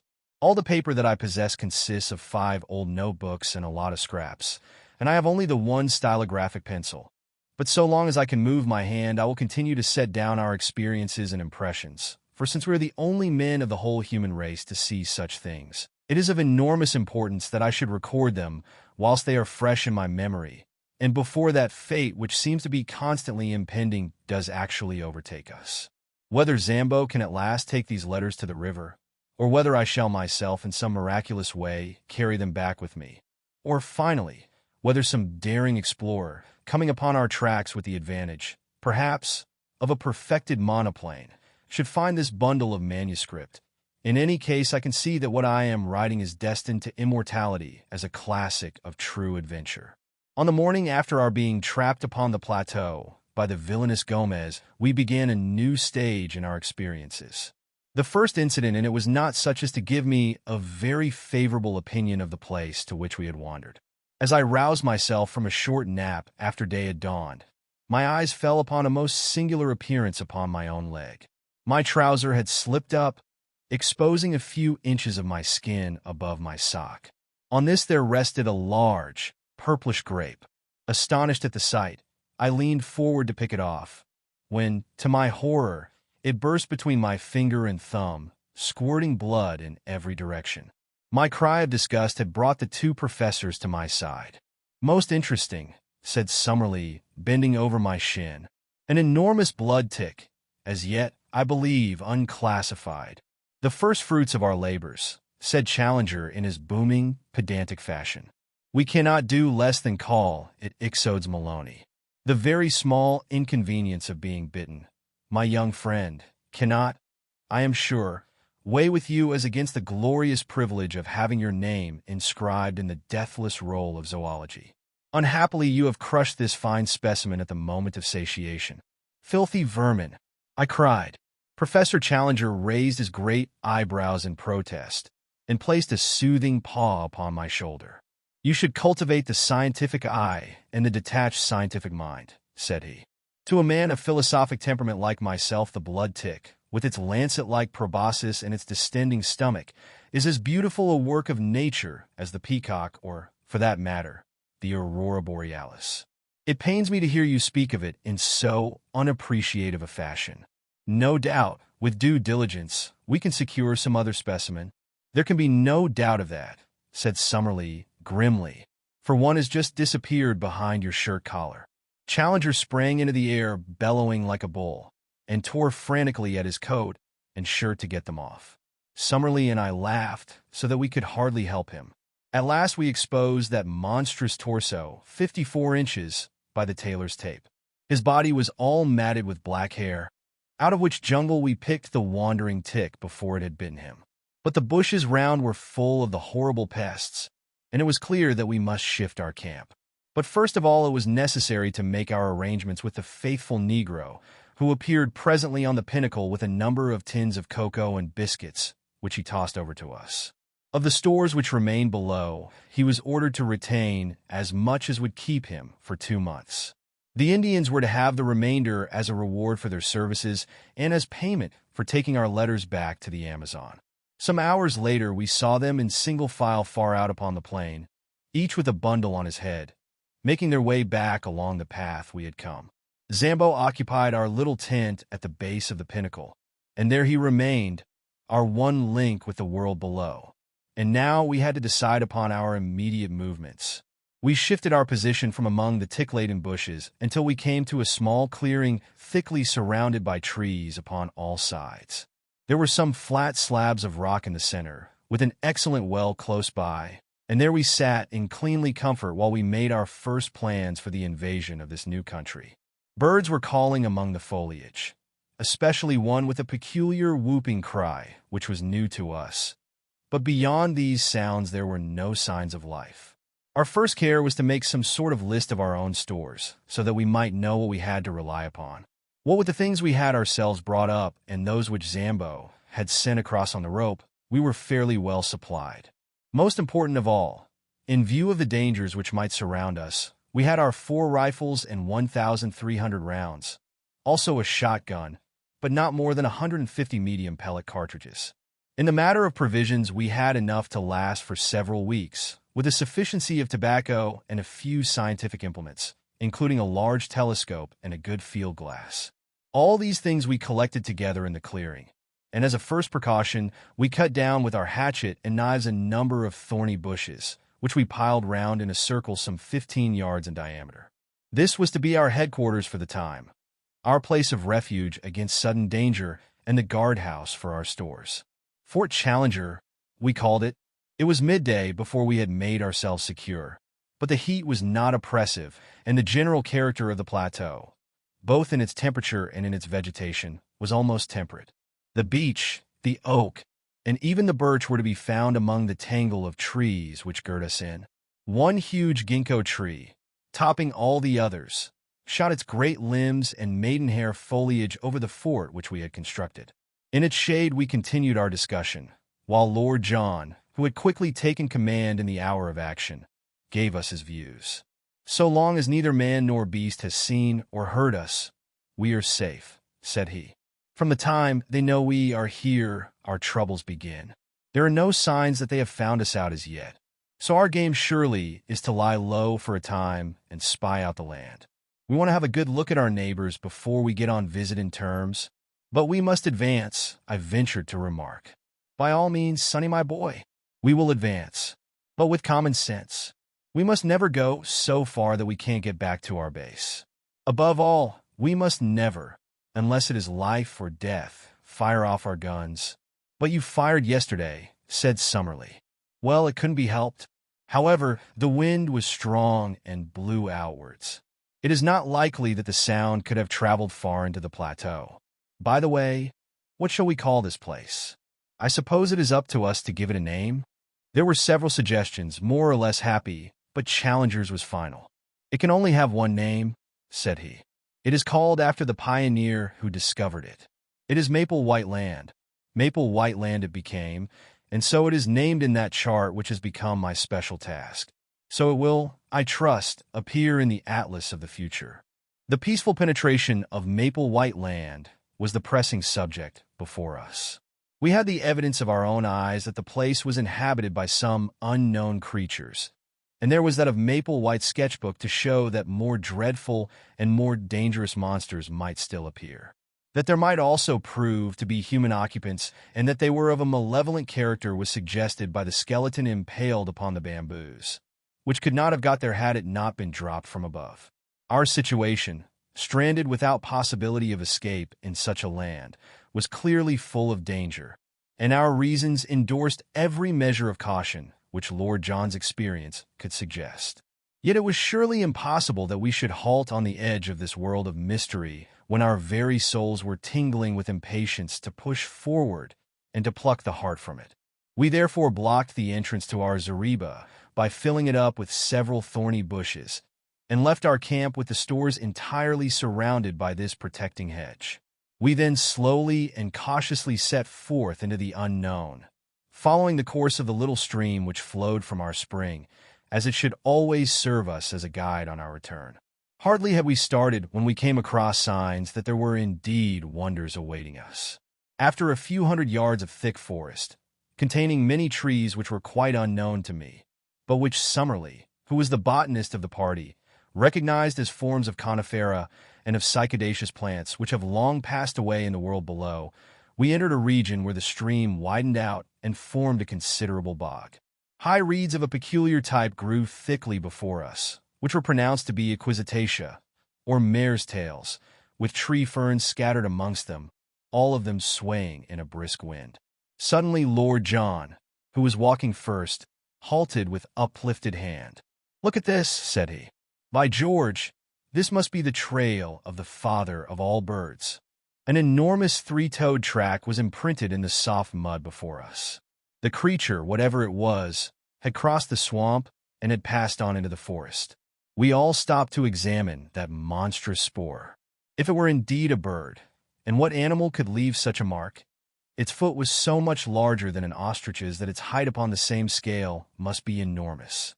Lord John looked eagerly round him and slipped 2 cartridges into his elephant gun. "I'll stake my good name as a shikari," said he, "that the track is a fresh one. The creature has not passed 10 minutes. Look how the water is still oozing into that deeper print. By Jove! See, here's the mark of a little one." Sure enough, smaller tracks of the same general form were running parallel to the large ones. "But what do you make of this?" cried Professor Summerlee, triumphantly, pointing to what looked like the huge print of a 5-fingered human hand appearing among the 3-toed marks. "Wealden," cried Challenger, in an ecstasy. "I've seen them in the Wealden clay. It is a creature walking erect upon 3-toed feet, and occasionally putting one of its 5-fingered forepaws upon the ground. Not a bird, my dear Roxton. Not a bird. A beast? No, a reptile at the Dinosaur. Nothing else could have left such a track. They puzzled a worthy Sussex doctor some 90 years ago. But who in the world could have hoped to have seen a sight like that?" His words died away into a whisper, and we all stood in motionless amazement. Following the tracks, we had left the morass and passed through a screen of brushwood and trees. Beyond was an open glade, And in this were 5 of the most extraordinary creatures that I have ever seen. Crouching down among the bushes, we observed them at our leisure. There were, as I say, 5 of them, 2 being adults and 3 young ones. In size, they were enormous. Even the babies were as big as elephants, while the 2 large ones were far beyond all creatures I have ever seen. They had slate-colored skin, which was scaled like a lizard's and shimmered where the sun shone upon it. All 5 were sitting up, balancing themselves upon their broad, powerful tails and their huge 3-toed hind feet, while with their small 5-fingered front feet they pulled down the branches upon which they browsed. I do not know that I can bring their appearance home to you better than by saying that they looked like monstrous kangaroos, 20 feet in length, and with skins like black crocodiles. I do not know how long we stayed motionless gazing at this marvelous spectacle. A strong wind blew towards us, and we were well concealed, so there was no chance of discovery. From time to time the little ones played round their parents in unwieldy gambols, the great beasts bounding into the air and falling with dull thuds upon the earth. The strength of the parents seemed to be limitless, for one of them, having some difficulty in reaching a bunch of foliage which grew upon a considerable-sized tree, put his forelegs round the trunk and tore it down as if it had been a sapling. The action seemed, as I thought, to show not only the great development of its muscles, but also the small one of its brain, for the whole weight came crashing down upon the top of it, and it uttered a series of shrill yelps to show that, big as it was, there was a limit to what it could endure. The incident made it think, apparently, that the neighborhood was dangerous, for it slowly lurched off through the wood, followed by its mate and its 3 enormous infants. We saw the shimmering slaty gleam of their skins between the tree trunks, and their heads undulating high above the brushwood. Then they vanished from our sight. I looked at my comrades. Lord John was standing at gaze with his finger on the trigger of his elephant gun, his eager hunter's soul shining from his fierce eyes. What would he not give for one such head to place between the 2 crossed oars above the mantelpiece in his snuggery at the Albany?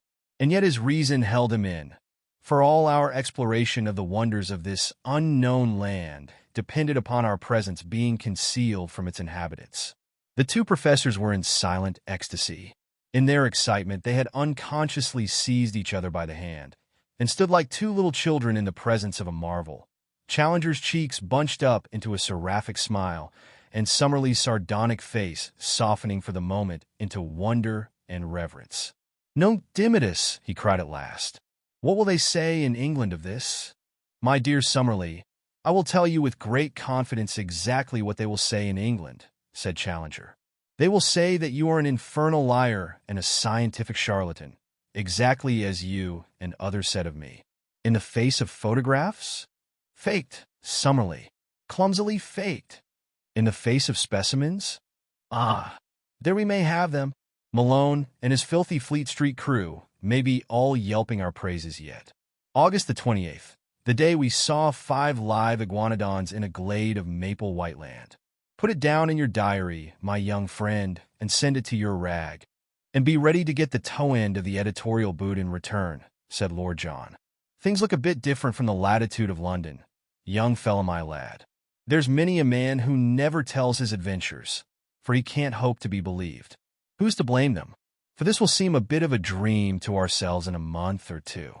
"What did you say they were?" "Iguanodons," said Summerlee. "You'll find their footmarks all over the Hastings sands, in Kent and in Sussex.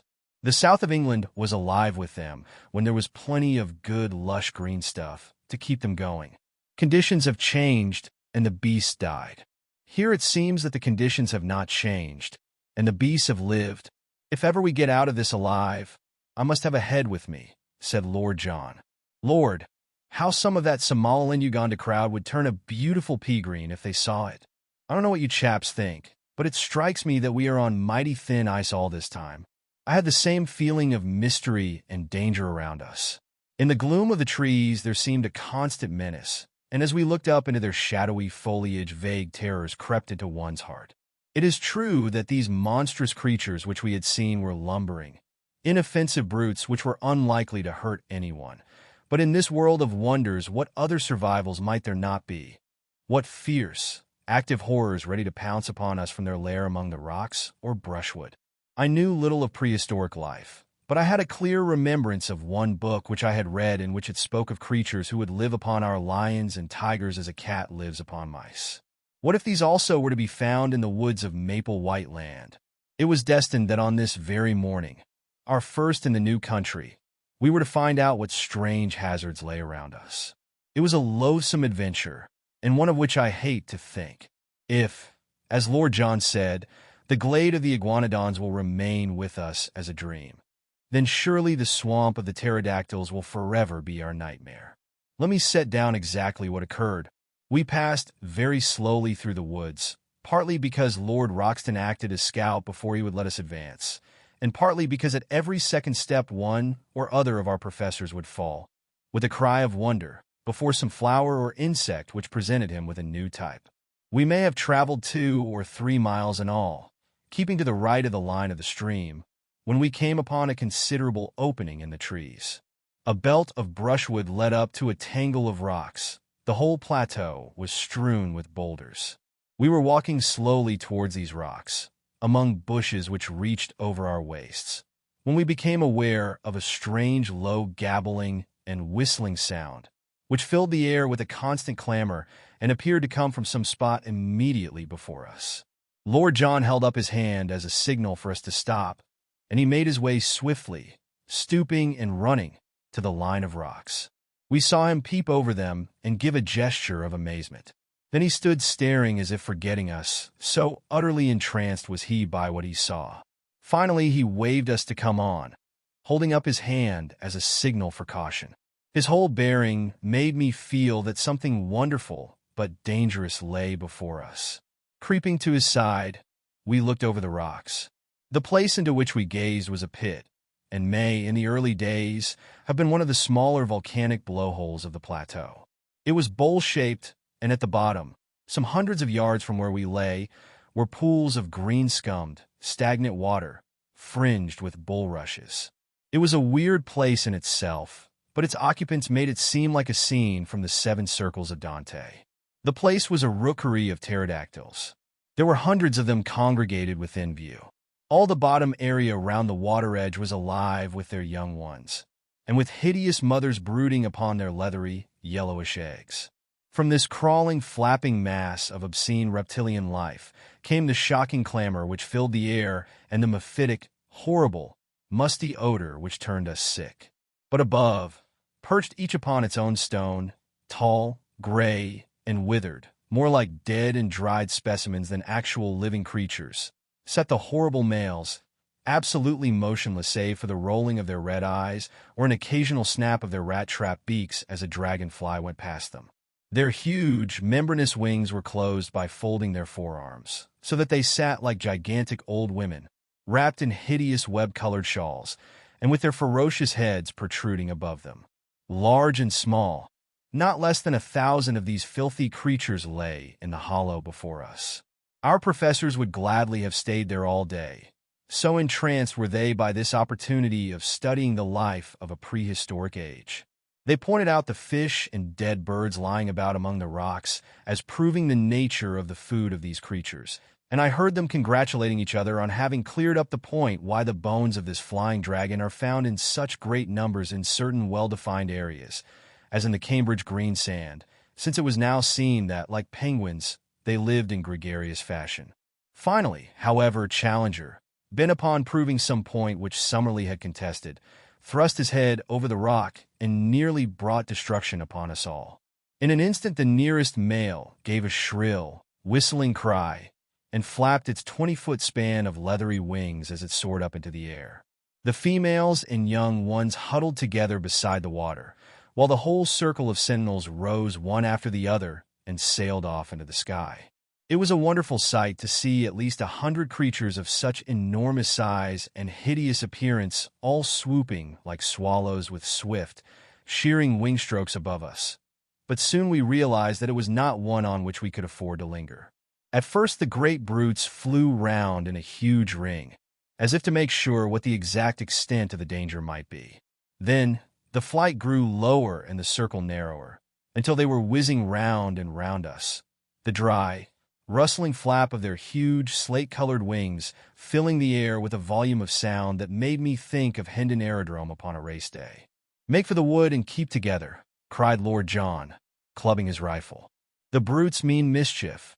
The moment we attempted to retreat, the circle closed in upon us, until the tips of the wings of those nearest to us nearly touched our faces. We beat at them with the stocks of our guns, but there was nothing solid or vulnerable to strike. Then suddenly, out of the whizzing, slate-colored circle, a long neck shot out, and a fierce beak made a thrust at us.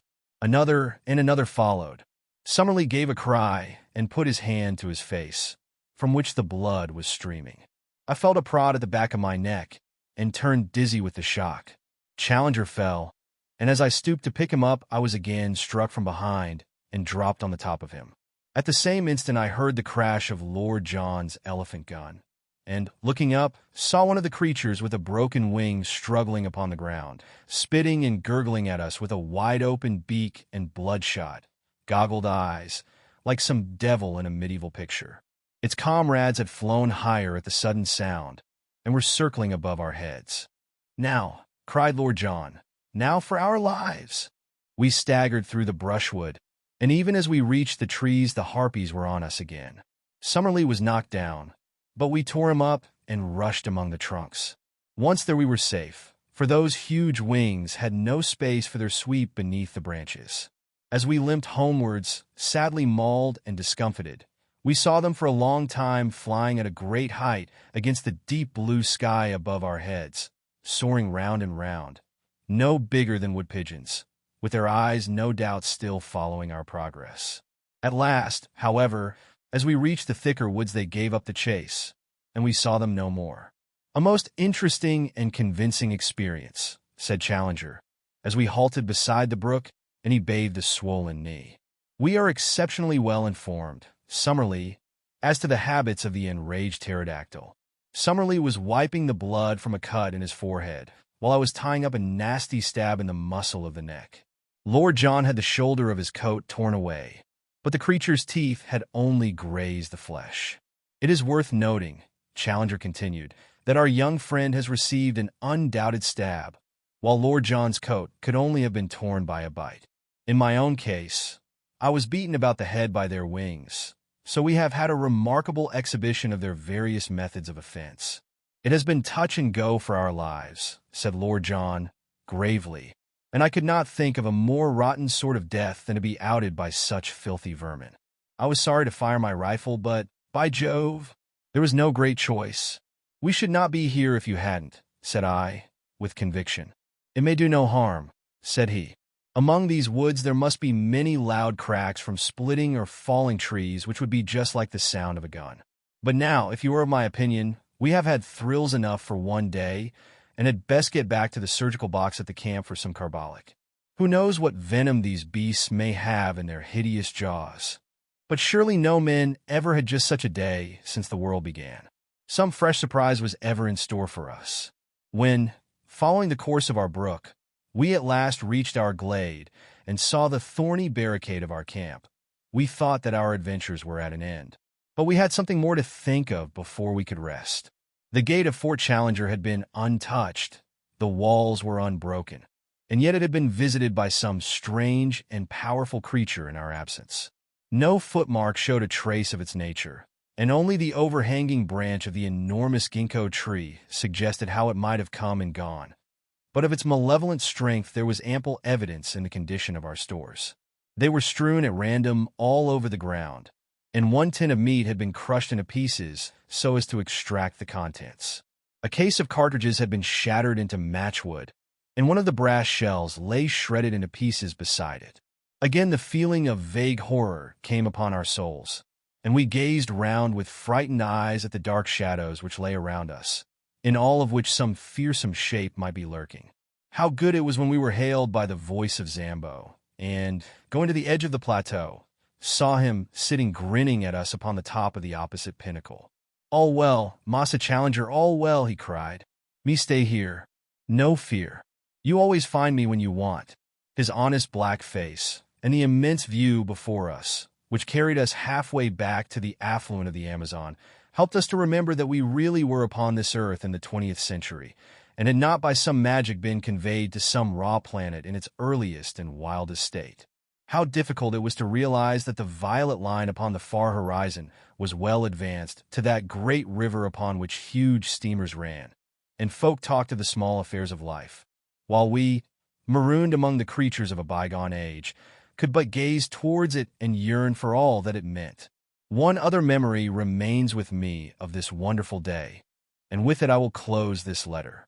The two professors, their tempers aggravated no doubt by their injuries, had fallen out as to whether our assailants were of the genus Pterodactylus or Dimorphodon, and high words had ensued. To avoid their wrangling, I moved some little way apart, and was seated smoking upon the trunk of a fallen tree, when Lord John strolled over in my direction.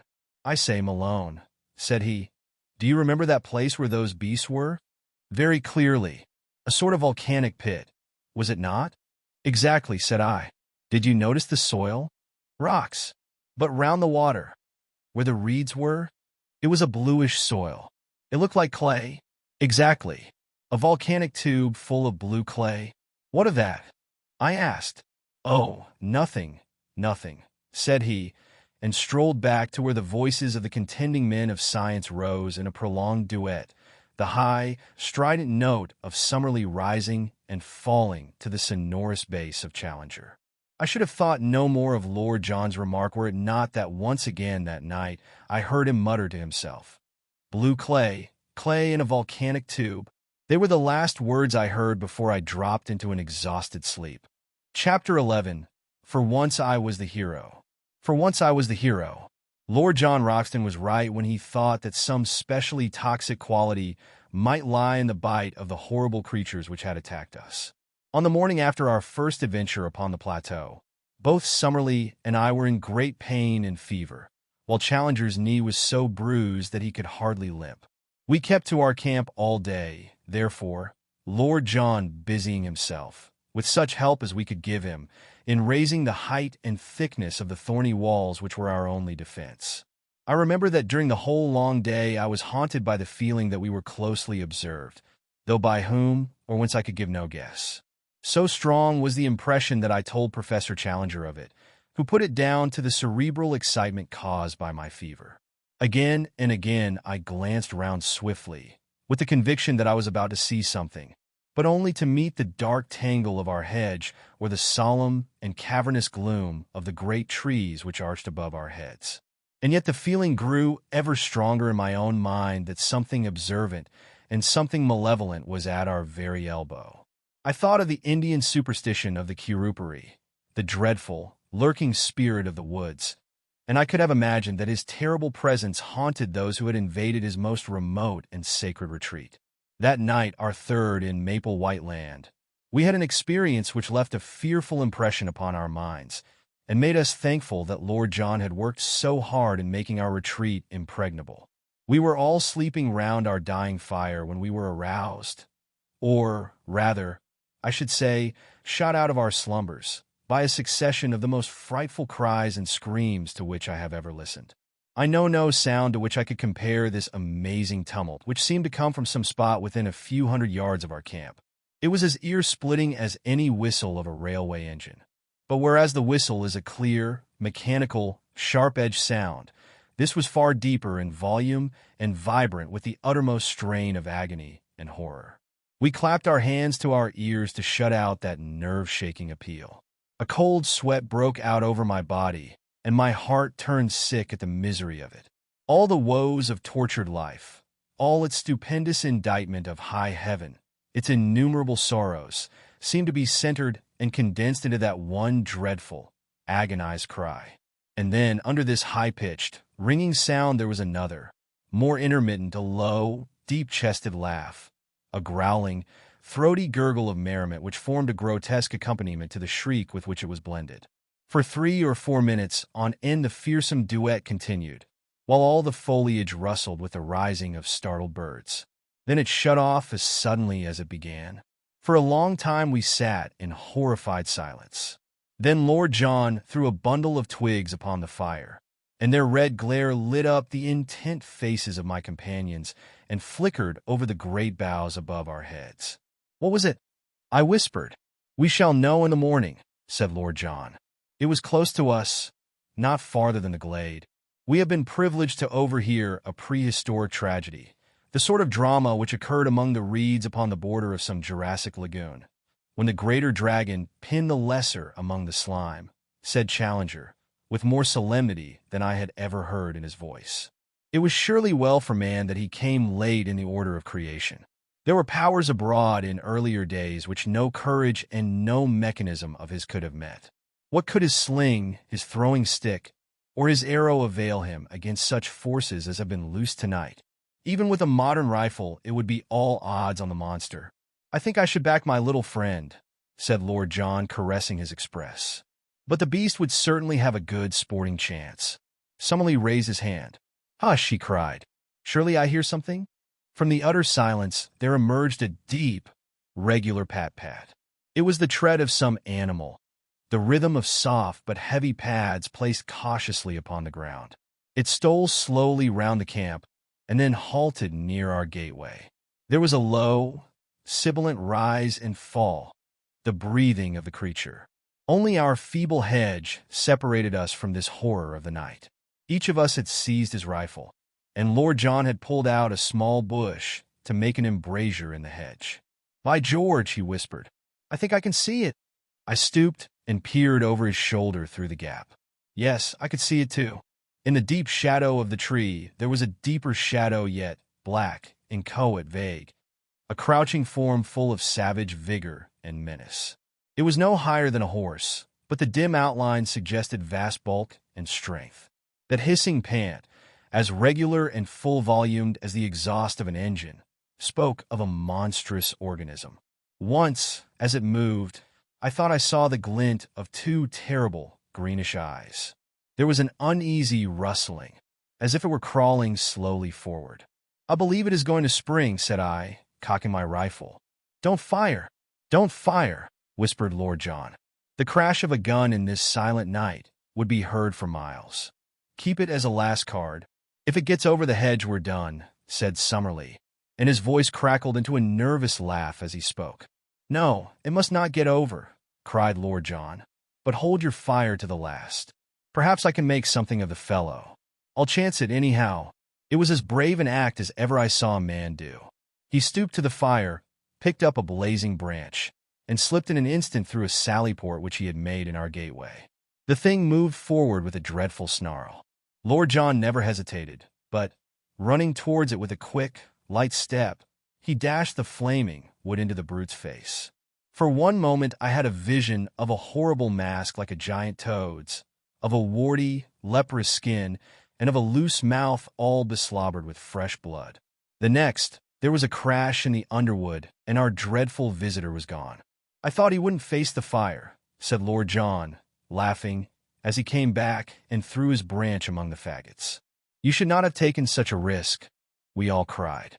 There was nothing else to be done. If he had got among us, we should have shot each other in trying to down him. On the other hand, if we had fired through the hedge and wounded him, he would soon have been on the top of us, to say nothing of giving ourselves away. On the whole, I think that we are jolly well out of it. What was he then? Our learned men looked at each other with some hesitation. "Personally, I am unable to classify the creature with any certainty," said Summerlee, lighting his pipe from the fire. "In refusing to commit yourself you are, but showing a proper scientific reserve," said Challenger, with massive condescension. "I am not myself prepared to go farther than to say, in general terms, that we have almost certainly been in contact tonight with some form of carnivorous dinosaur. I have already expressed my anticipation that something of the sort might exist upon this plateau. We have to bear in mind," remarked Summerlee, "that there are many prehistoric forms which have never come down to us. It would be rash to suppose that we can give a name to all that we are likely to meet." "Exactly. A rough classification may be the best that we can attempt. Tomorrow some further evidence may help us to an identification. Meantime, we can only renew our interrupted slumbers." "But not without a sentinel," said Lord John, with decision. "We can't afford to take chances in a country like this. 2 hour spells in the future, For each of us. Then I'll just finish my pipe in starting the first one, said Professor Summerlee. And from that time onwards, we never trusted ourselves again without a watchman. In the morning, it was not long before we discovered the source of the hideous uproar which had aroused us in the night. The Iguanodon glade was the scene of a horrible butchery. From the pools of blood and the enormous lumps of flesh scattered in every direction over the green sward, we imagined at first that a number of animals had been killed. But on examining the remains more closely, we discovered that all this carnage came from one of these unwieldy monsters, which had been literally torn to pieces by some creature not larger, perhaps, but far more ferocious than itself. Our two professors sat in absorbed argument, examining piece after piece, which showed the marks of savage teeth and of enormous claws. Our judgment must still be in abeyance, said Professor Challenger, with a huge slab of whitish-colored flesh across his knee. The indications would be consistent with the presence of a saber-toothed tiger, such as are still found among the breccia of our caverns. But the creature actually seen was undoubtedly of a larger and more reptilian character. Personally, I should pronounce for Allosaurus, or Megalosaurus, said Summerlee. Exactly. Any one of the larger carnivorous dinosaurs would meet the case. Among them are to be found all the most terrible types of animal life that have ever cursed the earth or blessed a museum. He laughed sonorously at his own conceit, for, though he had little sense of humor, the crudest pleasantry from his own lips moved him always to roars of appreciation. The less noise the better, said Lord Roxton, curtly. We don't know who or what may be near us. If this fella comes back for his breakfast and catches us here, we won't have so much to laugh at. By the way, what is this mark upon the iguanodon's hide? On the dull, scaly, slate-colored skin somewhere above the shoulder, there was a singular black circle of some substance which looked like asphalt. None of us could suggest what it meant, though Summerlee was of opinion that he had seen something similar upon one of the young ones 2 days before. Challenger said nothing, but looked pompous and puffy, as if he could if he would, so that finally Lord John asked his opinion direct. If your lordship will graciously permit me to open my mouth, I shall be happy to express my sentiments, said he, with elaborate sarcasm. I am not in the habit of being taken to task in the fashion which seems to be customary with your lordship. I was not aware that it was necessary to ask your permission before smiling at a harmless pleasantry. It was not until he had received his apology that our touchy friend would suffer himself to be appeased.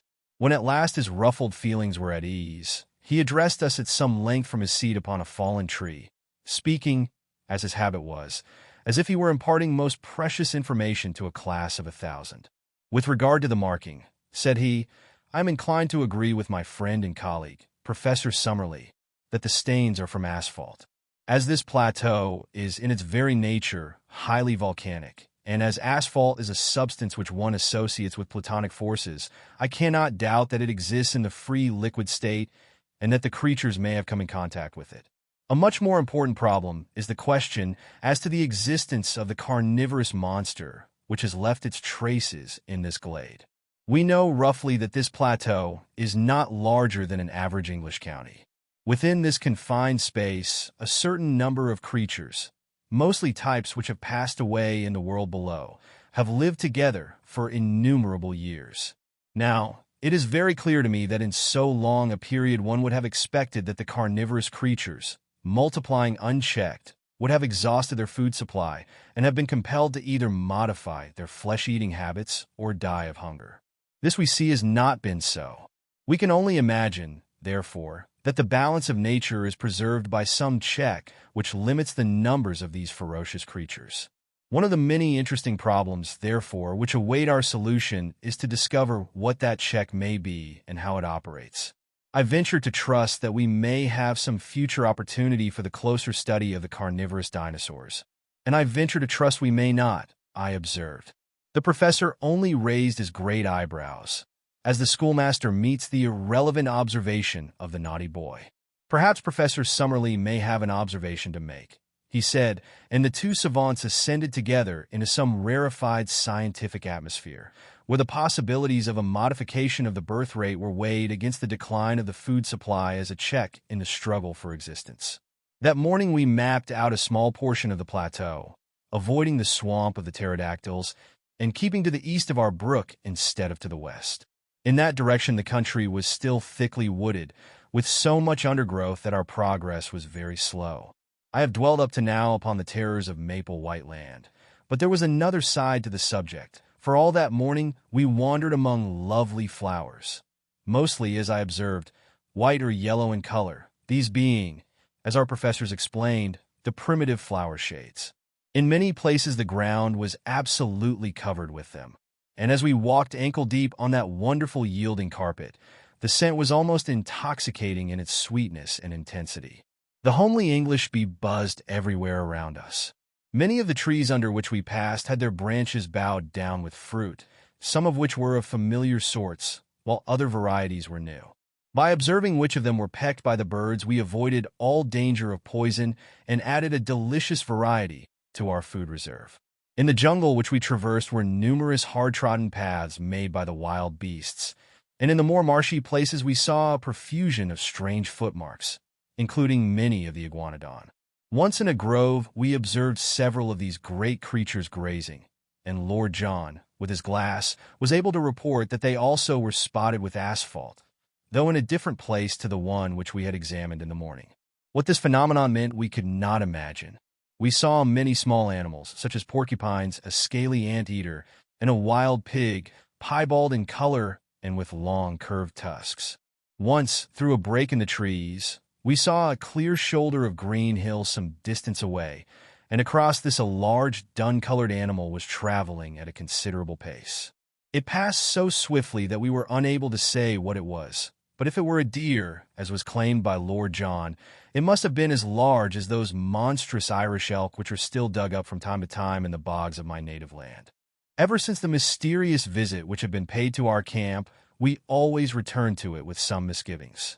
However, on this occasion, we found everything in order. That evening we had a grand discussion upon our present situation and future plans, which I must describe at some length, as it led to a new departure by which we were enabled to gain a more complete knowledge of Maple White Land than might have come in many weeks of exploring. It was Summerlee who opened the debate. All day he had been querulous in manner, and now some remark of Lord John's as to what we should do on the morrow brought all his bitterness to a head. "What we ought to be doing today, tomorrow, and all the time," said he, "is finding some way out of the trap into which we have fallen. You are all turning your brains towards getting into this country.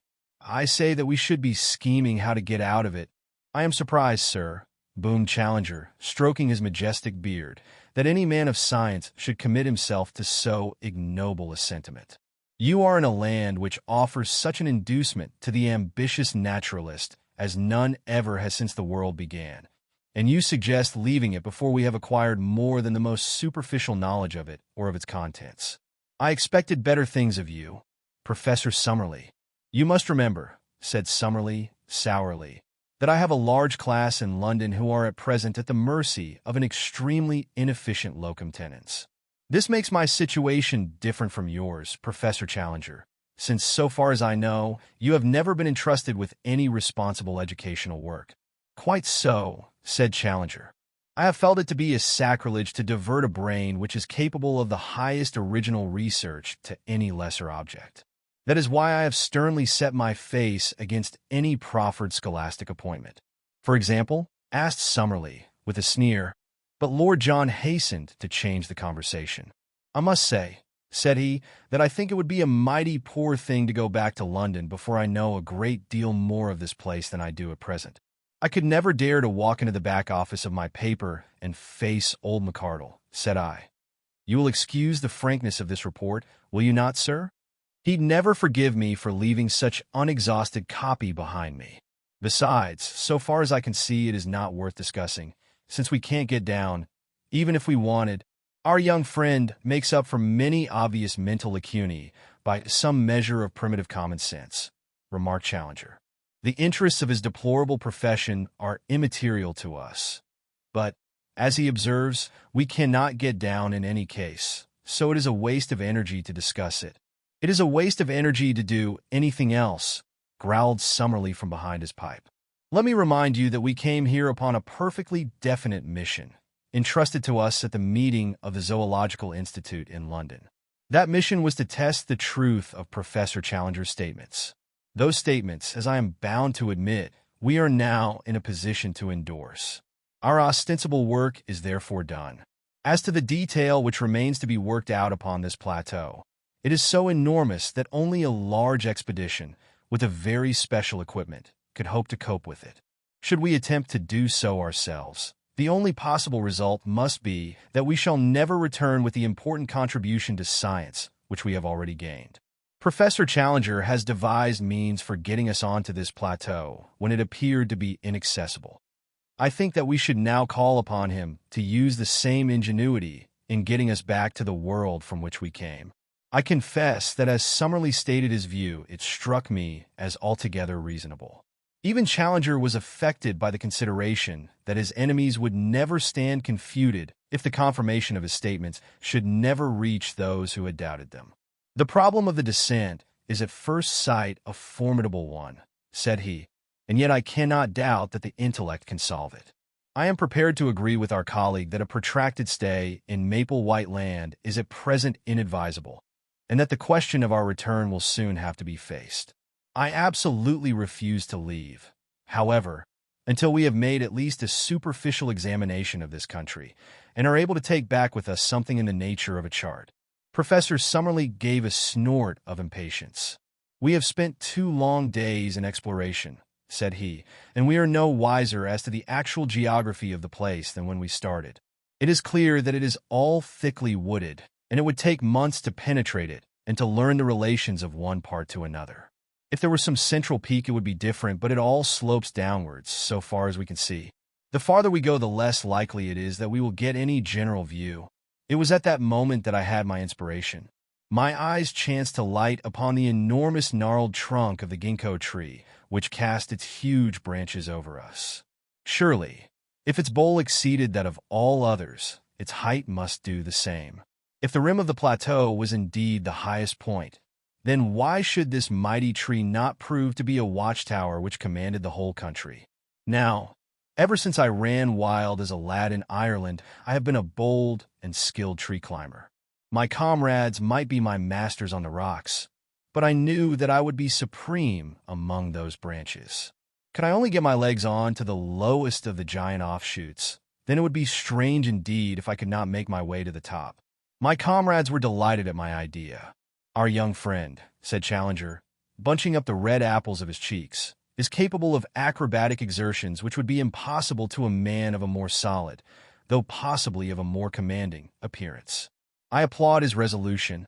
By George, young fella, you've put your hand on it," said Lord John, clapping me on the back. "How we never came to think of it before I can't imagine. There's not more than an hour of daylight left, but if you take your notebook, you may be able to get some rough sketch of the place. If we put these 3 ammunition cases under the branch, I will soon hoist you onto it." He stood on the boxes while I faced the trunk, and was gently raising me when Challenger sprang forward and gave me such a thrust with his huge hand that he fairly shot me into the tree. With both arms clasping the branch, I scrambled hard with my feet until I had worked first my body and then my knees onto it. There were 3 excellent offshoots, like huge rungs of a ladder, above my head, and a tangle of convenient branches beyond, so that I clambered onwards with such speed that I soon lost sight of the ground and had nothing but foliage beneath me. Now and then I encountered a check, and once I had to shin up a creeper for 8 or 10 feet, but I made excellent progress, and the booming of Challenger's voice seemed to be a great distance beneath me.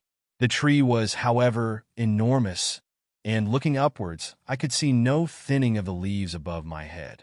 There was some thick, bush-like clump which seemed to be a parasite upon a branch up which I was swarming.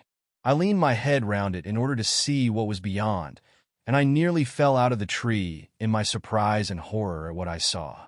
A face was gazing into mine, at the distance of only a foot or 2. The creature that owned it had been crouching behind the parasite, and had looked round it at the same instant that I did. It was a human face, or at least it was far more human than any monkey's that I have ever seen. It was long, whitish, and blotched with pimples, the nose flattened, and the lower jaw projecting, with a bristle of coarse whiskers round the chin. The eyes, which were under thick and heavy brows, were bestial and ferocious, and as it opened its mouth to snarl what sounded like a curse at me, I observed that it had curved, sharp canine teeth. For an instant I read hatred and menace in the evil eyes. Then, as quick as a flash, came an expression of overpowering fear. There was a crash of broken boughs as it dived wildly down into the tangle of green. I caught a glimpse of a hairy body like that of a reddish pig, and then it was gone amid a swirl of leaves and branches. "What's the matter?" shouted Roxton from below. "Anything wrong with you? Did you see it?" I cried, with my arms round the branch and all my nerves tingling. "We heard a row, as if your foot had slipped." "What was it?" I was so shocked at the sudden and strange appearance of this ape-man that I hesitated whether I should not climb down again and tell my experience to my companions. But I was already so far up the great tree that it seemed a humiliation to return without having carried out my mission. After a long pause, therefore, to recover my breath and my courage, I continued my ascent. Once I put my weight upon a rotten branch and swung for a few seconds by my hands, but in the main it was all easy climbing. Gradually the leaves thinned around me, and I was aware from the wind upon my face that I had topped all the trees of the forest. I was determined, however, not to look about me before I had reached the very highest point, so I scrambled on until I had got so far that the topmost branch was bending beneath my weight. There I settled into a convenient fork, and, balancing myself securely, I found myself looking down at a most wonderful panorama of this strange country in which we found ourselves.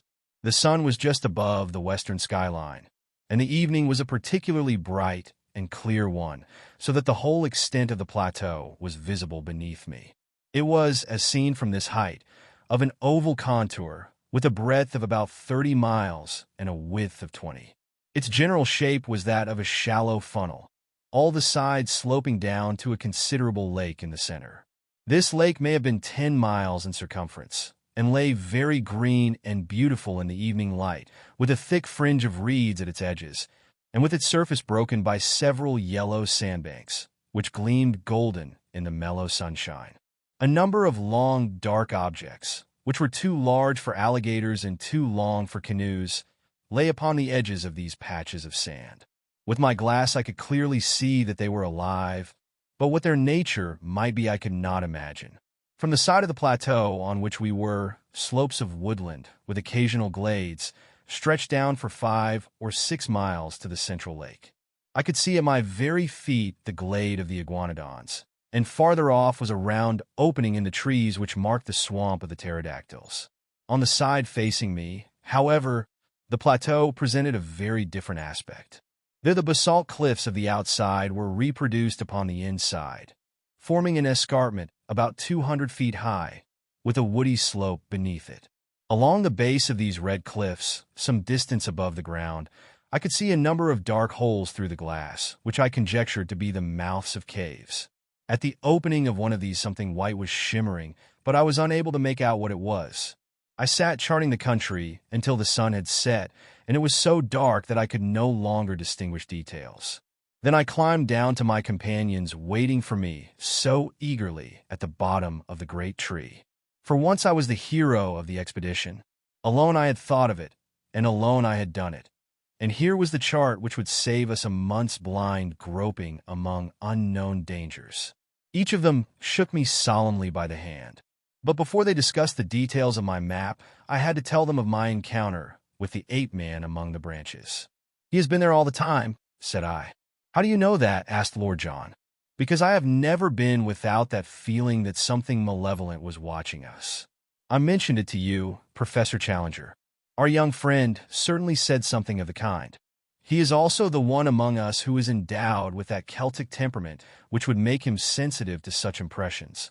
"The whole theory of telepathy," began Summerlee, filling his pipe, "is too vast to be now discussed," said Challenger with decision. "Tell me now," he added, with the air of a bishop addressing a Sunday school, "did you happen to observe whether the creature could cross its thumb over its palm?" "No, indeed." "Had it a tail?" "No." "Was the foot prehensile?" "I do not think it could have made off so fast among the branches if it could not get a grip with its feet." In South America there are, if my memory serves me, you will check the observation, Professor Summerlee, some 36 species of monkeys, but the anthropoid ape is unknown. It is clear, however, that he exists in this country, and that he is not the hairy, gorilla-like variety, which is never seen out of Africa or the East. I was inclined to interpolate, as I looked at him, that I had seen his first cousin in Kensington.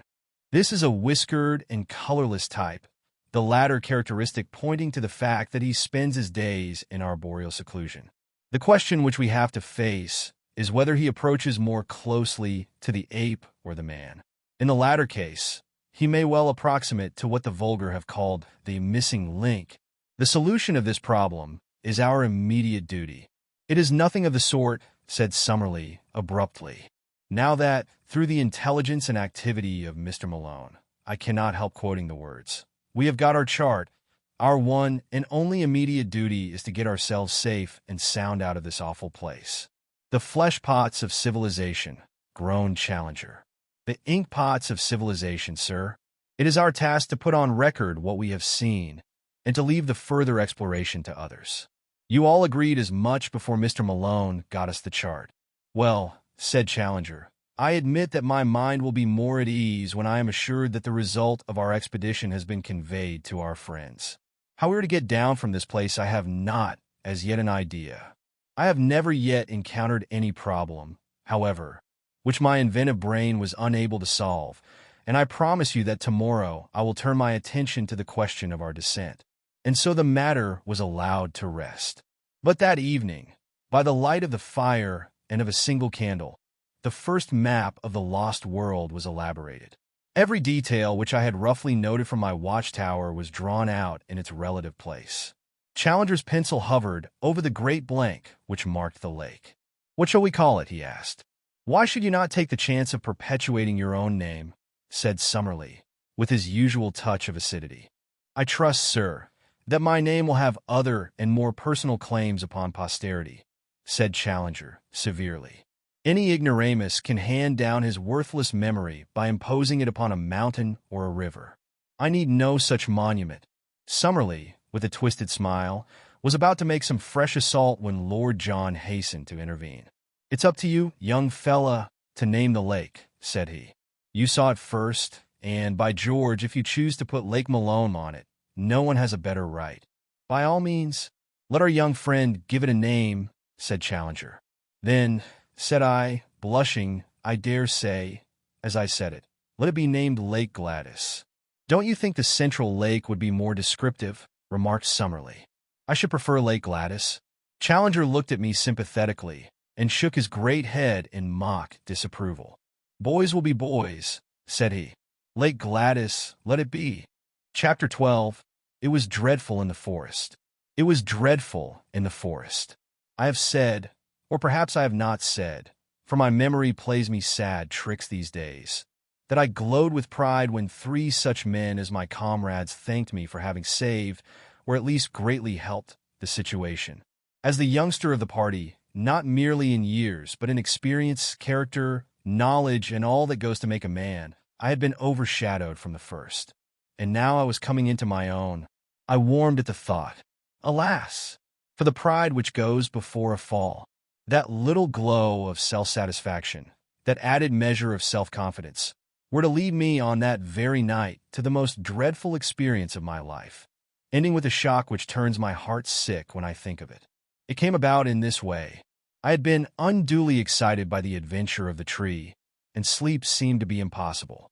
Summerlee was on guard, sitting hunched over our small fire, a quaint, angular figure, his rifle across his knees and his pointed, goat-like beard wagging with each weary nod of his head. Lord John lay silent, wrapped in the South American poncho which he wore, while Challenger snored with a roll and rattle which reverberated through the woods. The full moon was shining brightly, and the air was crisply cold. What a night for a walk! And then suddenly came the thought, why not? Suppose I stole softly away. Suppose I made my way down to the Central Lake. Suppose I was back at breakfast with some record of the place. Would I not in that case be thought an even more worthy associate? Then, if Summerlee carried the day and some means of escape were found, We should return to London with first-hand knowledge of the central mystery of the plateau, to which I alone, of all men, would have penetrated. I thought of Gladys. With her, there are heroisms all round us. I seemed to hear her voice as she said it. I thought also of McArdle. What a 3-column article for the paper! What a foundation for a career! A correspondentship in the next great war might be within my reach. I clutched at a gun. My pockets were full of cartridges, and, parting the thorn bushes at the gate of our zareba, quickly slipped out. My last glance showed me the unconscious Summerlee, most futile of sentinels, still nodding away like a queer mechanical toy in front of the smoldering fire. I had not gone 100 yards before I deeply repented my rashness. I may have said somewhere in this chronicle that I am too imaginative to be a really courageous man, but that I have an overpowering fear of seeming afraid. This was the power which now carried me onwards. I simply could not slink back with nothing done. Even if my comrades should not have missed me and should never know of my weakness, there would still remain some intolerable self-shame in my own soul. And yet I shuddered at the position in which I found myself, and would have given all I possessed at that moment to have been honorably free of the whole business. It was dreadful in the forest. The trees grew so thickly, and their foliage spread so widely that I could see nothing of the moonlight save that here and there the high branches made a tangled filigree against the starry sky. As the eyes became more used to the obscurity, one learned that there were different degrees of darkness among the trees, that some were dimly visible, while between and among them there were coal-black shadowed patches, like the mouths of caves, from which I shrank in horror as I passed. I thought of the despairing yell of the tortured iguanodon, that dreadful cry which had echoed through the woods. I thought, too, of the glimpse I had in the light of Lord John's torch of that bloated, warty, blood-slavering muzzle. Even now I was on its hunting ground. At any instant it might spring upon me from the shadows, this nameless and horrible monster. I stopped, and, picking a cartridge from my pocket, I opened the breech of my gun. As I touched the lever, my heart leaped within me. It was the shotgun, not the rifle, which I had taken. Again the impulse to return swept over me. Here, surely, was a most excellent reason for my failure, one for which no one would think the less of me. But again the foolish pride fought against that very word. I could not, must not fail.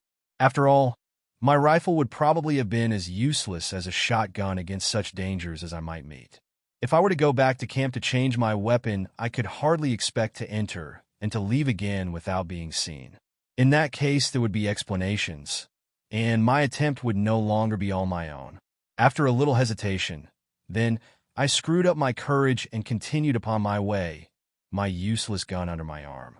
The darkness of the forest had been alarming, but even worse was the white, still flood of moonlight in the open glade of the iguanodons. Hid among the bushes, I looked out at it. None of the great brutes were in sight. Perhaps the tragedy which had befallen one of them had driven them from their feeding ground. In the misty, silvery night, I could see no sign of any living thing. Taking courage, therefore, I slipped rapidly across it, and among the jungle on the farther side, I picked up once again the brook which was my guide. It was a cheery companion, gurgling and chuckling as it ran, like the dear old trout stream in the West Country where I have fished at night in my boyhood. So long as I followed it down, I must come to the lake, and so long as I followed it back, I must come to the camp. Often I had to lose sight of it on account of the tangled brushwood, but I was always within earshot of its tinkle and splash. As one descended the slope, the woods became thinner, and bushes, with occasional high trees, took the place of the forest. I could make good progress, therefore, and I could see without being seen. I passed close to the pterodactyl swamp, and as I did so, with a dry, crisp, leathery rattle of wings, one of these great creatures, it was 20 feet at least from tip to tip, rose up from somewhere near me and soared into the air. As it passed across the face of the moon, the light shone clearly through the membranous wings, and it looked like a flying skeleton against the white, tropical radiance. I crouched low among the bushes, for I knew from past experience that with a single cry the creature could bring 100 of its loathsome mates about my ears. It was not until it had settled again that I dared to steal onwards upon my journey. The night had been exceedingly still, but as I advanced I became conscious of a low, rumbling sound, a continuous murmur, somewhere in front of me. This grew louder as I proceeded, until at last it was clearly quite close to me. When I stood still, the sound was constant, so that it seemed to come from some stationary cause. It was like a boiling kettle or the bubbling of some great pot. Soon I came upon the source of it, for in the center of a small clearing I found a lake, or a pool, rather, for it was not larger than the basin of the Trafalgar Square fountain, of some black, pitch-like stuff, the surface of which rose and fell in great blisters of bursting gas. The air above it was shimmering with heat, and the ground round was so hot that I could hardly bear to lay my hand on it. It was clear that the great volcanic outburst which had raised this strange plateau so many years ago had not yet entirely spent its forces. Blackened rocks and mounds of lava I had already seen everywhere, peeping out from amid the luxuriant vegetation which draped them. But this asphalt pool in the jungle was the first sign that we had of actual existing activity on the slopes of the ancient crater. I had no time to examine it further, for I had need to hurry if I were to be back in camp in the morning. It was a fearsome walk, and one which will be with me so long as memory holds. In the great moonlight clearings, I slunk along among the shadows on the margin. In the jungle, I crept forward, stopping with a beating heart whenever I heard, as I often did, the crash of breaking branches as some wild beast went past. Now and then great shadows loomed up for an instant, and were gone, great, silent shadows which seemed to prowl upon padded feet. How often I stopped with the intention of returning, and yet every time my pride conquered my fear and set me on again until my object should be attained.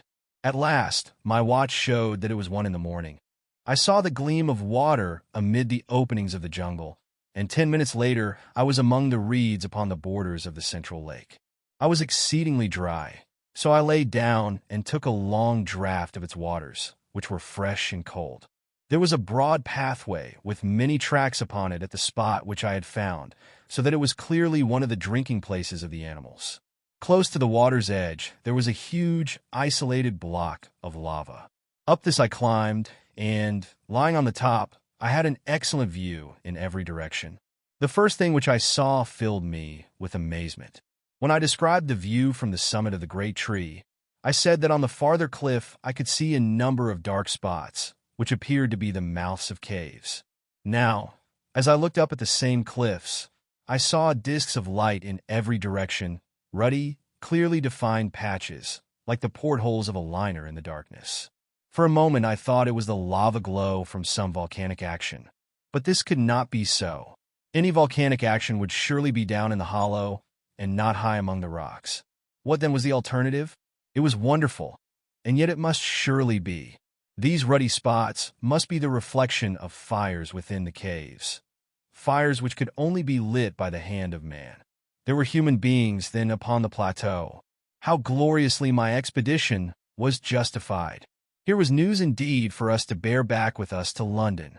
For a long time I lay and watched these red, quivering blotches of light.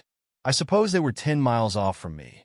Yet even at that distance one could observe how, from time to time, they twinkled or were obscured as someone passed before them. What would I not have given to be able to crawl up to them, to peep in, and to take back some word to my comrades as to the appearance and character of the race who lived in so strange a place? It was out of the question for the moment, and yet surely we could not leave the plateau until we had some definite knowledge upon the point. Lake Gladys, my own lake, lay like a sheet of quicksilver before me, with a reflected moon shining brightly in the center of it. It was shallow, for in many places I saw low sandbanks protruding above the water.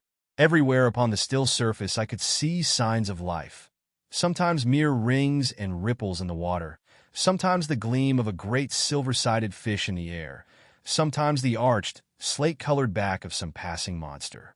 Once upon a yellow sandbank, I saw a creature like a huge swan, with a clumsy body and a high, flexible neck, shuffling about upon the margin. Presently it plunged in, and for some time I could see the arched neck and darting head undulating over the water. Then it dived, and I saw it no more. My attention was soon drawn away from these distant sights, and brought back to what was going on at my very feet. Two creatures like large armadillos had come down to the drinking place and were squatting at the edge of the water, their long, flexible tongues like red ribbons shooting in and out as they lapped. A huge deer, with branching horns, a magnificent creature which carried itself like a king, came down with its doe and two fawns and drank beside the armadillos.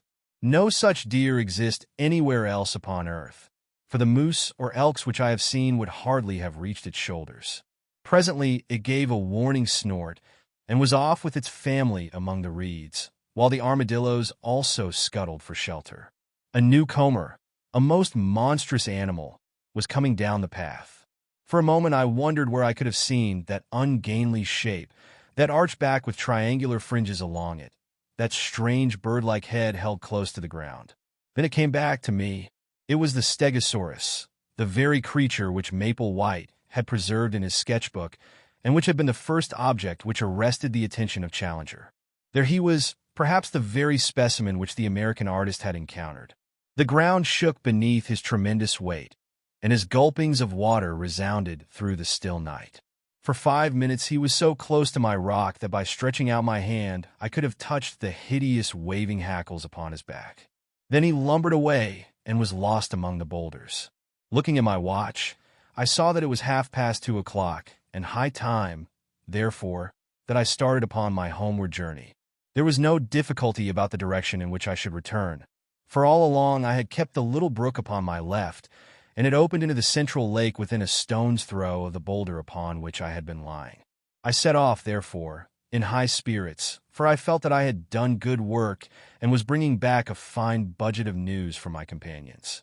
Foremost of all, of course, were the sight of the fiery caves and the certainty that some troglodytic race inhabited them. But besides that I could speak from experience of the central lake, I could testify that it was full of strange creatures, and I had seen several land forms of primeval life which we had not before encountered. I reflected as I walked that few men in the world could have spent a stranger night or added more to human knowledge in the course of it. I was plodding up the slope, turning these thoughts over in my mind, and had reached a point which may have been halfway to home, when my mind was brought back to my own position by a strange noise behind me. It was something between a snore and a growl, low, deep, and exceedingly menacing. Some strange creature was evidently near me, but nothing could be seen, so I hastened more rapidly upon my way. I had traversed 1/2 mile or so, when suddenly the sound was repeated, still behind me, but louder and more menacing than before. My heart stood still within me as it flashed across me that the beast, whatever it was, must surely be after me. My skin grew cold, and my hair rose at the thought. That these monsters should tear each other to pieces was a part of the strange struggle for existence. But that they should turn upon modern man, that they should deliberately track and hunt down the predominant human, was a staggering and fearsome thought. I remembered again the blood-beslobbered face which we had seen in the glare of Lord John's torch, like some horrible vision from the deepest circle of Dante's hell. With my knees shaking beneath me, I stood and glared with starting eyes down the moonlit path which lay behind me. All was quiet as in a dream landscape. Silver clearings and the black patches of the bushes. Nothing else could I see. Then from out of the silence, imminent and threatening, there came once more that low, throaty croaking, far louder and closer than before. There could no longer be a doubt. Something was on my trail and was closing in upon me every minute. I stood like a man paralyzed, still staring at the ground which I had traversed. Then suddenly I saw it. There was movement among the bushes at the far end of the clearing which I had just traversed. A great dark shadow disengaged itself and hopped out into the clear moonlight. I say hopped advisedly, for the beast moved like a kangaroo, springing along in an erect position upon its powerful hind legs, while its front ones were held bent in front of it. It was of enormous size and power, like an erect elephant, but its movements, in spite of its bulk, were exceedingly alert. For a moment, as I saw its shape, I hoped that it was an iguanodon, which I knew to be harmless, but, ignorant as I was, I soon saw that this was a very different creature. Instead of the gentle, deer-shaped head of the great three-toed leaf-eater, this beast had a broad, squat, toad-like face like that which had alarmed us in our camp. His ferocious cry and the horrible energy of his pursuit both assured me that this was surely one of the great flesh-eating dinosaurs, the most terrible beasts which have ever walked this earth. As the huge brute loped along, it dropped forward upon its forepaws and brought its nose to the ground every 20 yards or so. It was smelling out my trail. Sometimes, for an instant, it was at fault. Then it would catch it up again and come bounding swiftly along the path I had taken. Even now, when I think of that nightmare, the sweat breaks out upon my brow. What could I do? My useless fowling piece was in my hand. What help could I get from that? I looked desperately round for some rock or tree, but I was in a bushy jungle with nothing higher than a sapling within sight, while I knew that the creature behind me could tear down an ordinary tree as though it were a reed. My only possible chance lay in flight. I could not move swiftly over the rough, broken ground, but as I looked round me in despair, I saw a well-marked, hard-beaten path which ran across in front of me. We had seen several of the runs of various wild beasts during our expeditions. Along this I could perhaps hold my own, for I was a fast runner and in excellent condition. Flinging away my useless gun, I set myself to do such a half-mile as I have never done before or since. My limbs ached, my chest heaved, I felt that my throat would burst for want of air, and yet with that horror behind me I ran, and I ran and ran. At last I paused, hardly able to move. For a moment I thought that I had thrown him off. The path lay still behind me, and then suddenly, with a crashing and a rending, a thudding of giant feet, and a panting of monster lungs, the beast was upon me once more. He was at my very heels. I was lost. Madman that I was to linger so long before I fled. Up to then he had hunted by scent, and his movement was slow. But he had actually seen me as I started to run. From then onwards he had hunted by sight, for the path showed him where I had gone. Now, as he came round the curve, he was springing in great bounds. The moonlight shone upon his huge, projecting eyes, the row of enormous teeth in his open mouth, and the gleaming fringe of claws upon his short, powerful forearms. With a scream of terror, I turned and rushed wildly down the path. Behind me, the thick, gasping breathing of the creature sounded louder and louder. His heavy footfall was beside me. Every instant I expected to feel his grip upon my back. And then suddenly there came a crash. I was falling through space, and everything beyond was darkness and rest. As I emerged from my unconsciousness, which could not, I think, have lasted more than a few minutes, I was aware of a most dreadful and penetrating smell. Putting out my hand in the darkness, I came upon something which felt like a huge lump of meat, while my other hand closed upon a large bone. Up above me, there was a circle of starlit sky, which showed me that I was lying at the bottom of a deep pit. Slowly I staggered to my feet and felt myself all over. I was stiff and sore from head to foot, but there was no limb which would not move, no joint which would not bend. As the circumstances of my fall came back into my confused brain, I looked up in terror, expecting to see that dreadful head silhouetted against the paling sky. There was no sign of the monster, however, nor could I hear any sound from above. I began to walk slowly round, therefore, feeling in every direction to find out what this strange place could be into which I had been so opportunely precipitated. It was, as I have said, a pit with sharply sloping walls and a level bottom about 20 feet across. This bottom was littered with great gobbets of flesh, most of which was in the last state of putridity. The atmosphere was poisonous and horrible. After tripping and stumbling over these lumps of decay, I came suddenly against something hard, and I found that an upright post was firmly fixed in the center of the hollow. It was so high that I could not reach the top of it with my hand, and it appeared to be covered with grease. Suddenly, I remembered that I had a tin box of wax vestas in my pocket. Striking one of them, I was able at last to form some opinion of this place into which I had fallen. There could be no question as to its nature. It was a trap made by the hand of man. The post in the center, some 9 feet long, was sharpened at the upper end, and was black with the stale blood of the creatures who had been impaled upon it. The remains scattered about were fragments of the victims, which had been cut away in order to clear the stake for the next who might blunder in. I remembered that Challenger had declared that man could not exist upon the plateau, since with his feeble weapons he could not hold his own against the monsters who roamed over it.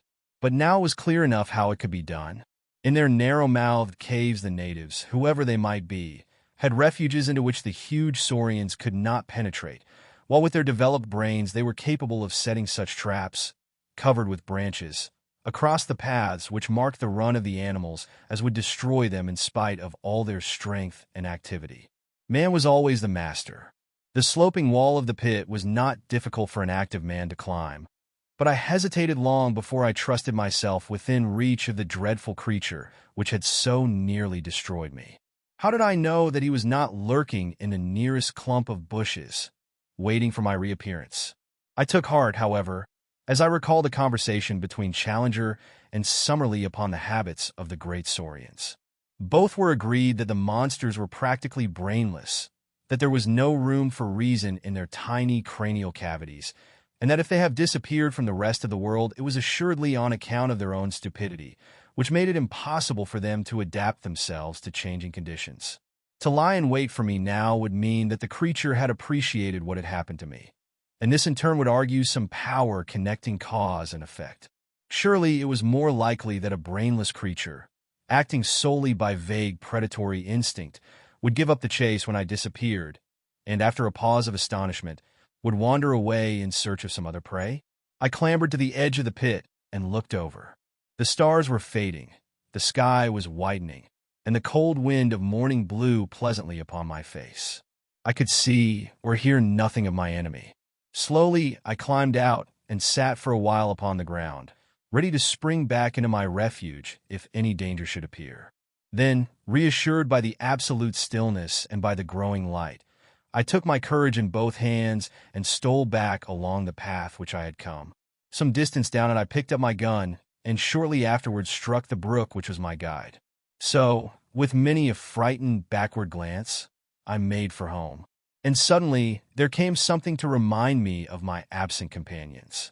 In the clear, still morning air there sounded far away the sharp, hard note of a single rifle shot. I paused and listened, but there was nothing more. For a moment I was shocked at the thought that some sudden danger might have befallen them. But then a simpler and more natural explanation came to my mind. It was now broad daylight. No doubt my absence had been noticed. They had imagined that I was lost in the woods and had fired this shot to guide me home. It is true that we had made a strict resolution against firing, but if it seemed to them that I might be in danger, they would not hesitate. It was for me now to hurry on as fast as possible, and so to reassure them. I was weary and spent, so my progress was not so fast as I wished, but at last I came into regions which I knew. There was the swamp of the pterodactyls upon my left. There in front of me was the glade of the iguanodons. Now I was in the last belt of trees which separated me from Fort Challenger. I raised my voice in a cheery shout to allay their fears. No answering greeting came back to me. My heart sank at that ominous stillness. I quickened my pace into a run. The zareba rose before me, even as I had left it, but the gate was open. I rushed in. In the cold, morning light, it was a fearful sight which met my eyes. Our effects were scattered in wild confusion over the ground. My comrades had disappeared, and close to the smoldering ashes of our fire the grass was stained crimson with a hideous pool of blood. I was so stunned by this sudden shock that for a time I must have nearly lost my reason. I have a vague recollection, as one remembers a bad dream, of rushing about through the woods all round the empty camp, calling wildly for my companions. No answer came back from the silent shadows. The horrible thought that I might never see them again, that I might find myself abandoned all alone in that dreadful place, with no possible way of descending into the world below, that I might live and die in that nightmare country, drove me to desperation.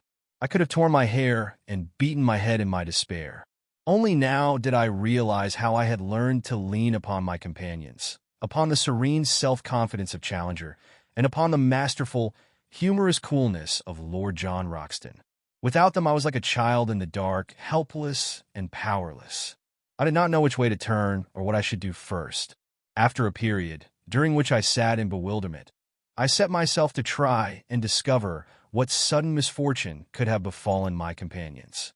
The whole disordered appearance of the camp showed that there had been some sort of attack, and the rifle shot no doubt marked the time when it had occurred. That there should have been only one shot showed that it had been all over in an instant. The rifles still lay upon the ground, and one of them, Lord John's, had the empty cartridge in the breech. The blankets of Challenger and of Summerlee beside the fire suggested that they had been asleep at the time. The cases of ammunition and of food were scattered about in a wild litter, together with our unfortunate cameras and plate carriers, but none of them were missing. On the other hand, all the exposed provisions, and I remembered that there were a considerable quantity of them, were gone. They were animals, then, and not natives, who had made the inroad, for surely the latter would have left nothing behind. But if animals, or some single terrible animal, then what had become of my comrades? A ferocious beast would surely have destroyed them and left their remains. It is true that there was that one hideous pool of blood which told of violence. Such a monster as had pursued me during the night could have carried away a victim as easily as a cat would a mouse. In that case, the others would have followed in pursuit, but then they would assuredly have taken their rifles with them. The more I tried to think it out with my confused and weary brain, the less could I find any plausible explanation. I searched round in the forest, but could see no tracks which could help me to a conclusion. Once I lost myself, and it was only by good luck, and after an hour of wandering, that I found the camp once more. Suddenly a thought came to me and brought some little comfort to my heart. I was not absolutely alone in the world. Down at the bottom of the cliff, and within call of me, was waiting the faithful Zambo. I went to the edge of the plateau and looked over. Sure enough, he was squatting among his blankets beside his fire in his little camp. But, to my amazement, a second man was seated in front of him. For an instant my heart leaped for joy, as I thought that one of my comrades had made his way safely down. But a second glance dispelled the hope. The rising sun shone red upon the man's skin. He was an Indian. I shouted loudly and waved my handkerchief. Presently Zambo looked up, waved his hand, and turned to ascend the pinnacle. In a short time he was standing close to me and listening with deep distress to the story which I told him. "Devil got them for sure, Massa Malone," said he. "You got into the devil's country, sah, and he take you all to himself. You take advice, Massa Malone, and come down quick, else he get you as well." "How can I come down, Zambo?" "You get creepers from trees, Massa Malone. Throw them over here. I make fast to this stump, and so you have bridge." "We thought of that. There are no creepers here which could bear us." "Send for ropes, Massa Malone." "Who can I send, and where?" "Send to Indian villages, sah. Plenty hide rope in Indian village. Indian down below. Send him." "Who is he?" "One of our Indians. Other ones beat him and take away his pay. He come back to us. Ready now to take letter, bring rope, anything to take a letter. Why not? Perhaps he might bring help. But in any case, he would ensure that our lives were not spent for nothing, and that news of all that we had won for science should reach our friends at home." I had 2 completed letters already waiting. I would spend the day in writing a third, which would bring my experiences absolutely up to date. The Indian could bear this back to the world. I ordered Zambo, therefore, to come again in the evening, and I spent my miserable and lonely day in recording my own adventures of the night before. I also drew up a note, to be given to any white merchant or captain of a steamboat whom the Indian could find, imploring them to see that ropes were sent to us, since our lives must depend upon it. These documents I threw to Zambo in the evening, and also my purse, which contained 3 English sovereigns. These were to be given to the Indian, and he was promised twice as much if he returned with the ropes. So now you will understand, my dear Mr. McCardle, how this communication reaches you, and you will also know the truth, in case you never hear again from your unfortunate correspondent. Tonight, I am too weary and too depressed to make my plans. Tomorrow, I must think out some way by which I shall keep in touch with this camp, and yet search round for any traces of my unhappy friends. Chapter 13. A sight which I shall never forget. A sight which I shall never forget. Just as the sun was setting upon that melancholy night, I saw the lonely figure of the Indian upon the vast plain beneath me, and I watched him, our one faint hope of salvation, until he disappeared in the rising mists of evening which lay, rose-tinted from the setting sun, between the far-off river and me. It was quite dark when I at last turned back to our stricken camp, and my last vision as I went was the red gleam of Zambo's fire, the one point of light in the wide world below, as was his faithful presence in my own shadowed soul. And yet I felt happier than I had done since this crushing blow had fallen upon me. For it was good to think that the world should know what we had done, so that at the worst our names should not perish with our bodies, but should go down to posterity associated with the result of our labors. It was an awesome thing to sleep in that ill-fated camp, and yet it was even more unnerving to do so in the jungle. One or the other it must be. Prudence, on the one hand, warned me that I should remain on guard, but exhausted nature, on the other, declared that I should do nothing of the kind. I climbed up onto a limb of the great ginkgo tree, but there was no secure perch on its rounded surface, and I should certainly have fallen off and broken my neck the moment I began to doze. I got down, therefore, and pondered over what I should do. Finally, I closed the door of the zareba, lit 3 separate fires in a triangle, and having eaten a hearty supper dropped off into a profound sleep, from which I had a strange and most welcome awakening. In the early morning, just as day was breaking, a hand was laid upon my arm, and starting up, with all my nerves in a tingle and my hand feeling for a rifle, I gave a cry of joy as in the cold gray light I saw Lord John Roxton kneeling beside me. It was he, and yet it was not he. I had left him calm in his bearing, correct in his person, prim in his dress. Now he was pale and wild-eyed, gasping as he breathed like one who has run far and fast. His gaunt face was scratched and bloody, his clothes were hanging in rags, and his hat was gone.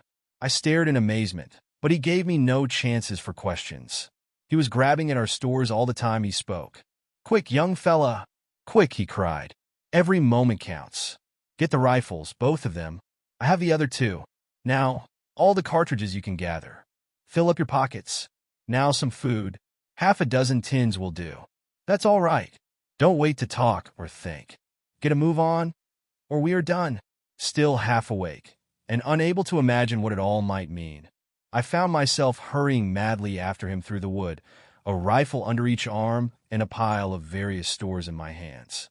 He dodged in and out through the thickest of the scrub until he came to a dense clump of brushwood.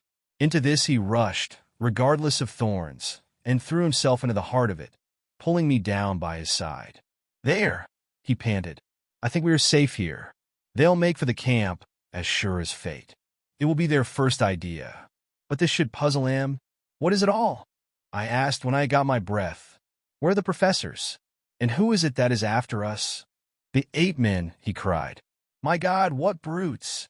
Don't raise your voice, for they have long ears, sharp eyes too, but no power of scent, so far as I could judge, so I don't think they can sniff us out. Where have you been, young fella? You were well out of it." In a few sentences I whispered what I had done. "Pretty bad," said he, when he had heard of the dinosaur and the pit. "It isn't quite the place for a rest cure." "What?" But I had no idea what its possibilities were until those devils got hold of us. The man-eating Papuans had me once, but they are Chesterfields compared to this crowd. "How did it happen?" I asked. "It was in the early morning. Our learned friends were just stirring. Hadn't even begun to argue yet. Suddenly it rained apes. They came down as thick as apples out of a tree. They had been assembling in the dark, I suppose, until that great tree over our heads was heavy with them. I shot one of them through the belly, but before we knew where we were they had us spread-eagled on our backs. I call them apes, but they carried sticks and stones in their hands and jabbered talk to each other, and ended up by tying our hands with creepers, so they are ahead of any beast that I have seen in my wanderings. Ape-men, that's what they are, missing links, and I wish they had stayed missing.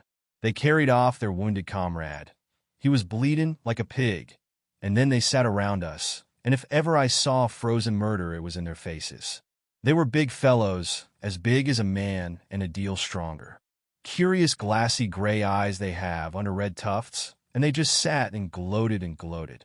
Challenger is no chicken, but even he was cowed. He managed to struggle to his feet and yelled out at them to have done with it and get it over.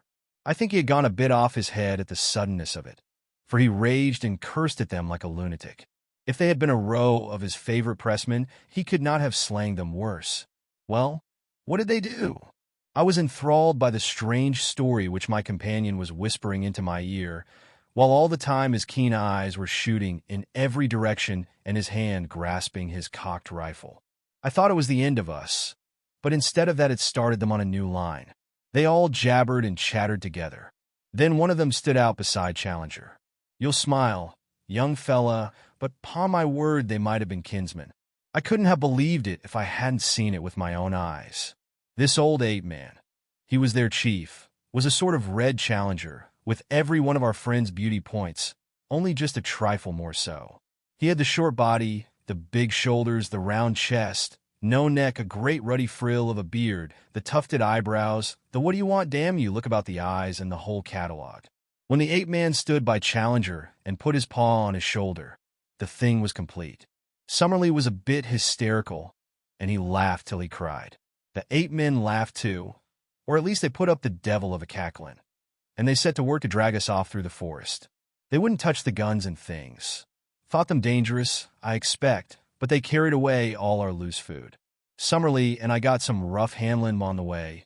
There's my skin and my clothes to prove it, for they took us a beeline through the brambles, and their own hides are like leather. But Challenger was all right. 4 of them carried him shoulder high, and he went like a Roman emperor. What's that? It was a strange clicking noise in the distance, not unlike castanets. There they go, said my companion, slipping cartridges into the second double-barreled Express. Load them all up, young fella my lad, for we're not going to be taken alive, and don't you think it. That's the row they make when they are excited. By George, they'll have something to excite them if they put us up. The last stand of the Greys won't be in it. With their rifles grasped in their stiffened hands, mid a ring of the dead and dying, as some fathead sings. Can you hear them now? Very far away. That little lot will do no good, but I expect their search parties are all over the wood. Well, I was telling you my tale of woe. They got us soon to this town of theirs, about 1,000 huts of branches and leaves in a great grove of trees near the edge of the cliff. It's 3 or 4 miles from here. The filthy beasts fingered me all over, and I feel as if I should never be clean again. They tied us up. The fellow who handled me could tie like a bosun, and there we lay with our toes up beneath a tree, while a great brute stood guard over us with a club in his hand. When I say we, I mean Summerlee and myself. Old Challenger was up a tree, eating pines, and having the time of his life. I'm bound to say that he managed to get some fruit to us, and with his own hands he loosened our bonds. If you'd seen him sitting up in that tree hobnobbing with his twin brother, and singing in that rolling bass of his, ring out wild bells, 'cause music of any kind seemed to put him in a good humor, you'd have smiled, but we weren't in much mood for Logan, as you can guess. They were inclined, within limits, to let him do what he liked, but they drew the line pretty sharply at us. It was a mighty consolation to us all to know that you were running loose and had the archives in your keeping. Well now, young fella, I'll tell you what will surprise you. You say you saw signs of men and fires, traps, and the like. Well, we have seen the natives themselves. Poor devils they were, down-faced little chaps, and had enough to make them so. It seems that the humans hold one side of this plateau, over yonder where you saw the caves, and the ape-men hold this side, and there is bloody war between them all the time. That's the situation so far as I could follow it. Well, yesterday the ape-men got hold of a dozen of the humans and brought them in as prisoners. You never heard such a jabbering and shrieking in your life. The men were little red fellows, and had been bitten and clawed so that they could hardly walk. The ape-men put 2 of them to death there, and then fairly pulled the arm off one of them. It was perfectly beastly. Plucky little chaps they are, and hardly gave a squeak. But it turned us absolutely sick. Summerlee fainted, and even Challenger had as much as he could stand. I think they have cleared, don't you?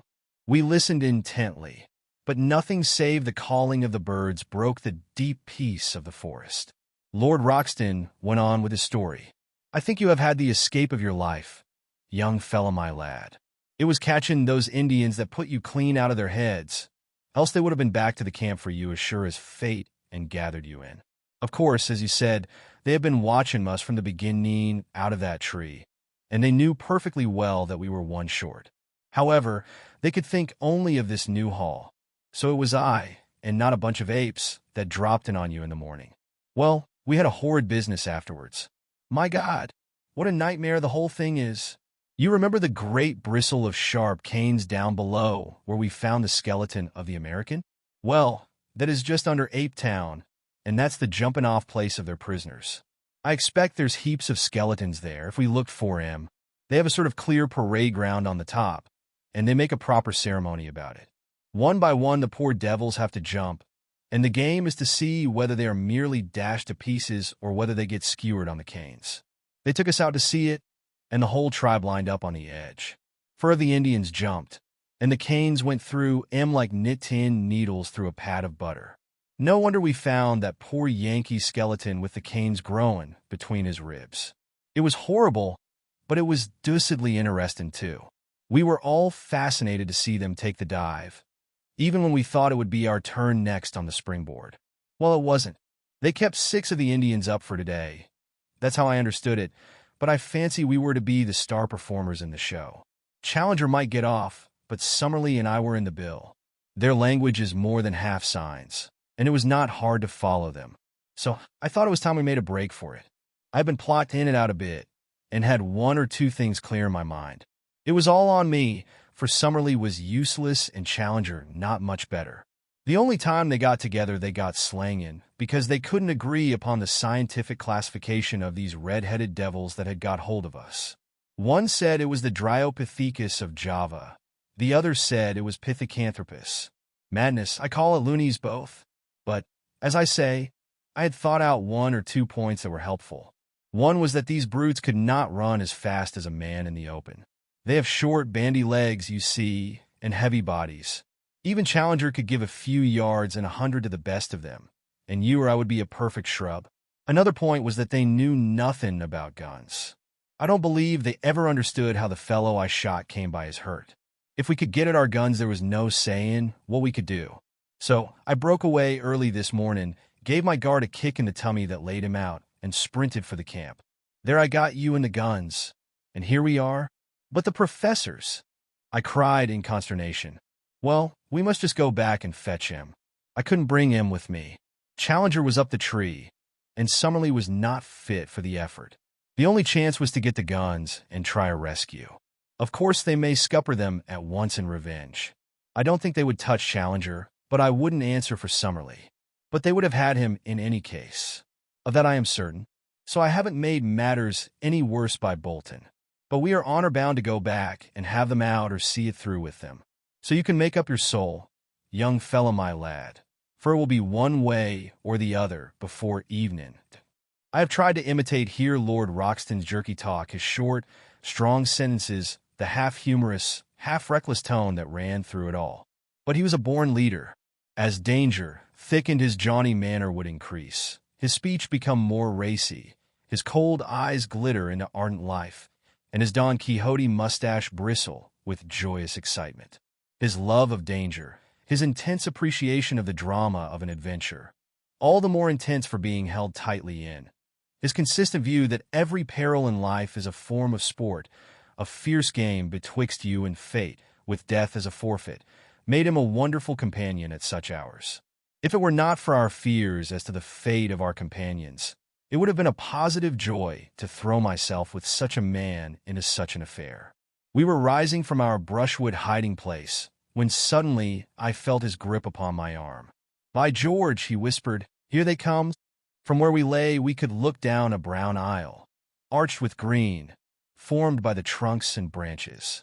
Along this a party of the ape-men were passing. They went in single file, with bent legs and rounded backs, their hands occasionally touching the ground, their heads turning to left and right as they trotted along. Their crouching gait took away from their height, but I should put them at 5 feet or so, with long arms and enormous chests. Many of them carried sticks, and at the distance they looked like a line of very hairy and deformed human beings. For a moment I caught this clear glimpse of them, then they were lost among the bushes. "Not this time," said Lord John, who had caught up his rifle.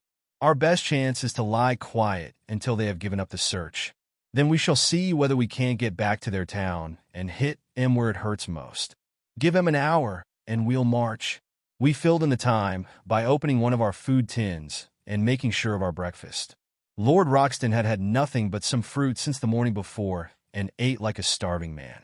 Then, at last, our pockets bulging with cartridges and a rifle in each hand, we started off upon our mission of rescue. Before leaving it, we carefully marked our little hiding place among the brushwood and its bearing to Fort Challenger, that we might find it again if we needed it. We slunk through the bushes in silence until we came to the very edge of the cliff, close to the old camp. There we halted, and Lord John gave me some idea of his plans. "So long as we are among the thick trees, these swine are our masters," said he. "They can see us, and we cannot see them. But in the open it is different. There we can move faster than they. So we must stick to the open all we can. The edge of the plateau has fewer large trees than further inland. So that's our line of advance. Go slowly. Keep your eyes open and your rifle ready. Above all, never let them get you prisoner while there is a cartridge left. That's my last word to you, young fella." When we reached the edge of the cliff, I looked over and saw our good old black Zambo sitting smoking on a rock below us. I would have given a great deal to have hailed him and told him how we were placed, but it was too dangerous, lest we should be heard. The woods seemed to be full of the ape-men. Again and again we heard their curious clicking chatter. At such times we plunged into the nearest clump of bushes and lay still until the sound had passed away. Our advance, therefore, was very slow, and 2 hours at least must have passed before I saw by Lord John's cautious movements that we must be close to our destination. He motioned to me to lie still, and he crawled forward himself. In a minute he was back again, his face quivering with eagerness. "Come," said he. "Come quick. I hope to the Lord we are not too late already." I found myself shaking with nervous excitement as I scrambled forward and lay down beside him, looking out through the bushes at a clearing which stretched before us. It was a sight which I shall never forget until my dying day. So weird, so impossible, that I do not know how I am to make you realize it, or how in a few years I shall bring myself to believe in it if I live to sit once more on a lounge in the Savage Club and look out on the drab solidity of the embankment. I know that it will seem then to be some wild nightmare, some delirium of fever. Yet I will set it down now, while it is still fresh in my memory, and one at least, the man who lay in the damp grasses by my side, will know if I have lied. A wide, open space lay before us, some hundreds of yards across, all green turf and low bracken growing to the very edge of the cliff. Round this clearing, there was a semicircle of trees with curious huts built of foliage piled one above the other among the branches. A rookery, with every nest a little house, would best convey the idea. The openings of these huts and the branches of the trees were thronged with a dense mob of ape people, whom from their size I took to be the females and infants of the tribe. They formed the background of the picture, and were all looking out with eager interest at the same scene which fascinated and bewildered us. In the open, and near the edge of the cliff, there had assembled a crowd of some 100 of these shaggy, red-haired creatures, many of them of immense size, and all of them horrible to look upon.